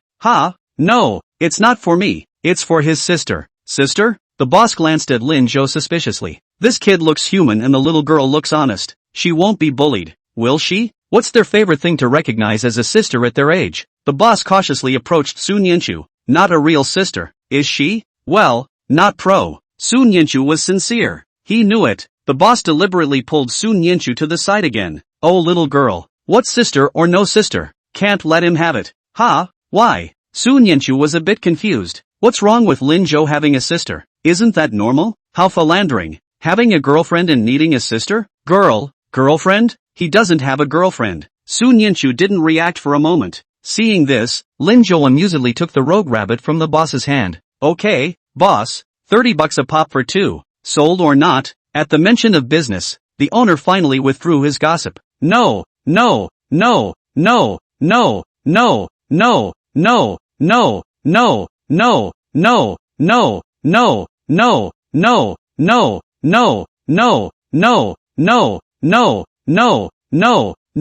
65 too then. No sale, we're leaving. There's plenty more for sale over there. After saying that, he pulled the bewildered Sun Yinshu and was about to leave. The boss hurriedly stopped him. Ugh, sell. Just 65. Okay, load them up separately for me. Lin Zhou handed the boss $100. After getting the rogue rabbits, he quickly handed one of them to Sun Yinshu. This, for you. For me? Consider this your reward for shopping with me today. I'll just give this to my sister in my hand. But, Lin Zhou. No buts, or I won't take you out next time. Soon Yenshu had to keep quiet. The boss who was preparing to find money for Lin Zhou heard this and his entire body froze. He looked at Lin Zhou strangely, incredulity written all over his face. Can you do whatever you want just because you're good looking? Not only do you buy a gift for another sister in front of your girlfriend, but you threaten her? One sentence of not bringing her out and that's all it takes? That's outrageous, isn't it? Girls are so stupid nowadays. Ugh, little girl. He tried to remind Sun Yenshu, but he saw that the $35 in his hand was quickly drawn away. Thanks boss, little cohort, let's go. Ugh, you young man, you can't bully an honest girl. Ha ha, got it. That kind of blessing doesn't come to everyone, does it boss? Little girl, you do have more eyes. But he didn't bully me. Seeing the two leave, the owner sighed silently and shook his head. It's a bad world nowadays. After buying the rogue rabbit, Lin Zhou and Sun Yenshu together walked towards the school. Arriving at the school entrance, Sun Yenshu lowered her head and signaled Lin Zhou. You should go back. Dinner is due in a little while. It's not good to be late for your first meeting with your sister. Good. Well, then, I'm going in. Aha. Sun Yenshu hugged the rogue rabbit in her arms tighter, bit her lip, and turned around to walk toward the school. Just then, she heard Lin Zhou's shout again. Small table, eh? Sun Yenshu twisted her head in confusion and saw Lin Zhou lift his hand and quickly peel her bangs to the side, then raised his other hand and put something on her. Her eyes widened in dismay. It's a pink strawberry hairpin. When did you buy it? Just passed by and stopped by. But don't move. Lin Zhou hurriedly stopped Sun Yenshu's movement to remove the haircard. He stared at Sun Yenshu in a daze. Today's Sun Yenshu was wearing a long white skirt over her school jacket. Her bare forehead was exposed as her bangs were pinned up. Beneath her forehead, her long eyelashes blinked. Lin Zhou didn't hold back and removed her glasses. At that moment, his heart skipped a beat. Suddenly there was a feeling of, well, first love. It's true. Such a good-looking little cohort is just a blast to look at. Sun Yenshu realized that Lin Zhou had been staring at her and she subconsciously touched her face. What's wrong? Do I have dirt on my face? Little cohort, you really don't realize how foul you are. Lin Zhou answered the question. He stepped forward and quickly removed the hairpin, then recovered the bangs and pinned it back on her head. Only this time, there were no ruffled bangs. Finally, put the glasses back on her as well. That's it. Wear it like that from now on. 4. Why? Isn't the purpose of a hairbrush to get hair up? That looks good. Little cohort, you heard me. That way, no one else could see his gorgeous little deskmate, right? There are some things that are just fine for your own enjoyment. Alright then, I'm off then. Well, get in there. Sun Yenshu hugged the rogue rabbit, lowered her head, and quickly ran towards the school gate. Lin Zhou didn't see that her face was flushed again. Walking to the corner where Lin Zhou couldn't see, Sun Yenshu found an unoccupied wall and leaned against it. Her heart pounded. Blocked it with a rogue rabbit. Still not working. What to do? Why was it that every time Lin Zhou got close, her heartbeat would speed up like crazy and she couldn't control it at all? He is today. I can't believe I gave myself a gift. Hooligan bunny and strawberry haircards. It was something she'd been looking at for a long time, but hadn't bothered to buy. Sun Yenshu raised her hand in a daze and removed the hairpin from her head, carefully touching the lines on it, then unconsciously, raising it to his lips for a kiss. Realizing what she had done, she stabilized herself by shoving her hairbrush back into her pocket again in a panic. But after a few moments, she was in trouble again. The hairpin is small enough to hide. What's a rogue rabbit to do? Is it hard to just hold it and go back to the dormitory in a big way? They'll laugh at you, won't they? Almost subconsciously, Sun Yenshu took off her jacket. She quickly wrapped the rogue rabbit in her school uniform, then tied a knot and headed for the dorm. In the meantime, in the 202 dormitory, Wang Xiaoqing was fuming. After finishing the fruit loaf that Sun Yenshu had given her, she stayed in this position to reminisce. Really, it's so delicious. Since we ate Sun Yenshu's today, why don't we drag this new friend along to treat her next week? However, Sun Yenshu hadn't come back for an afternoon. It takes this long to get a date, doesn't it? Wang Xiaoqing was a little bored and was not sure what to do when she saw Sun Yenshu carrying a huge bag. Oh no, the school uniform. Walked in. Wang Xiaoqing looked puzzled. Ugh, Sun Yenshu, what did you mention? Chapter 57, Sun Yenshu, you seem to be in love? Ha? No, nothing. Sun Yenshu hurriedly hid her school uniform behind her. It's nothing. What are you wrapping it so tightly for? No, show me. Wang Xiaoqing rubbed her head and jumped off the bed, about to grab Sun Yenshu's clothes. Sun Yenshu panicked and clutched the clothes into her arms. Nothing really, nothing. Okay, see how scared you are. Are you going to the cafeteria for dinner later? I'll wait for you. Okay, wait for me to clean up. Sun Yenshu nodded and was about to put her school uniform back on the bed. At this very moment, Wang Xiaoqing suddenly stepped forward and snatched the school uniform from Sun Yanchu's hand while she was off guard. Next moment, a giant rogue rabbit is revealed. Wang Xiaoqing shouted in surprise. Wow, it's a rogue rabbit. Is this a gift from Lin Zhou? Wang Xiaoqing.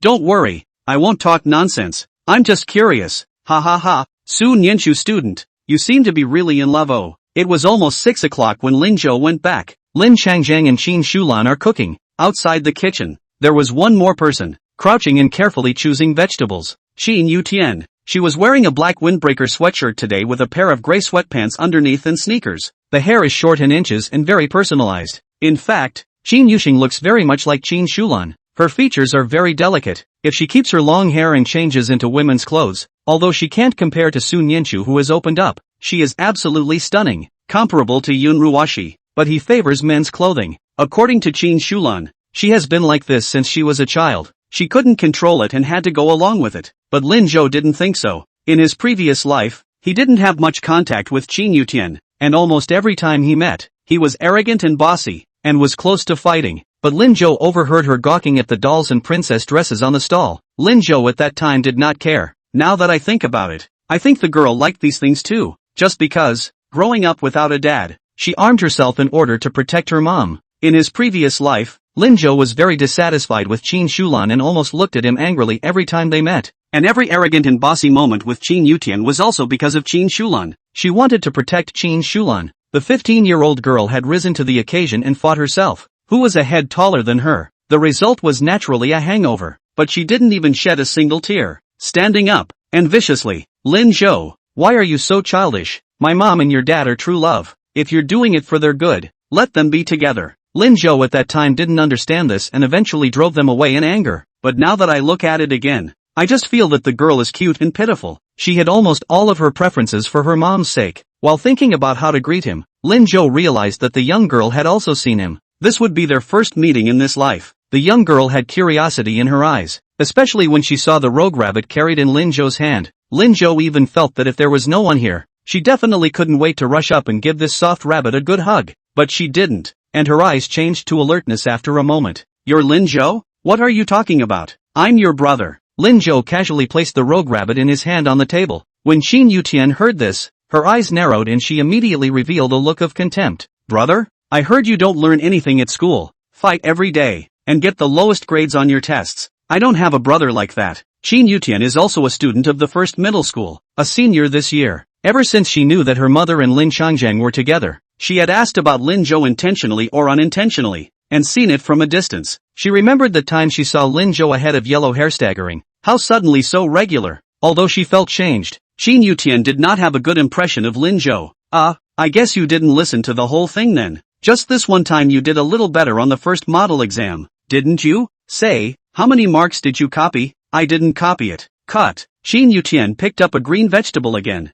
Do you believe that when you say it? Lin Zhou also knew that this girl must have inquired about herself in advance. He had nothing to explain, so he squatted down with him and chose vegetables together. Believe it or not, won't we know on the next exam? I can copy once. Can I copy twice? Makes sense too. I'll see what happens then. Okay. Lin Zhou nodded. Qin Yutian didn't expect Lin Zhou to lean so close. She subconsciously moved in the direction of the kitchen door. Lin Zhou also moved down to the position next to her, and Qin Yutian was startled. What are you doing? I'm just choosing vegetables. How am I supposed to reach them if you pull the bag so far away? Qin Yutian froze, then realized that when she had just stepped back, she had indeed pulled the bag over as well. She had to push the bag forward. Don't get close to me. I know you don't really agree with Uncle Lin and my mom. I don't know why you let my mom bring me to dinner this time, but I'm warning you. Qin Yutian was about to speak. He was suddenly interrupted by Qin Shulan, who poked her head out of the kitchen. Boat, you're back?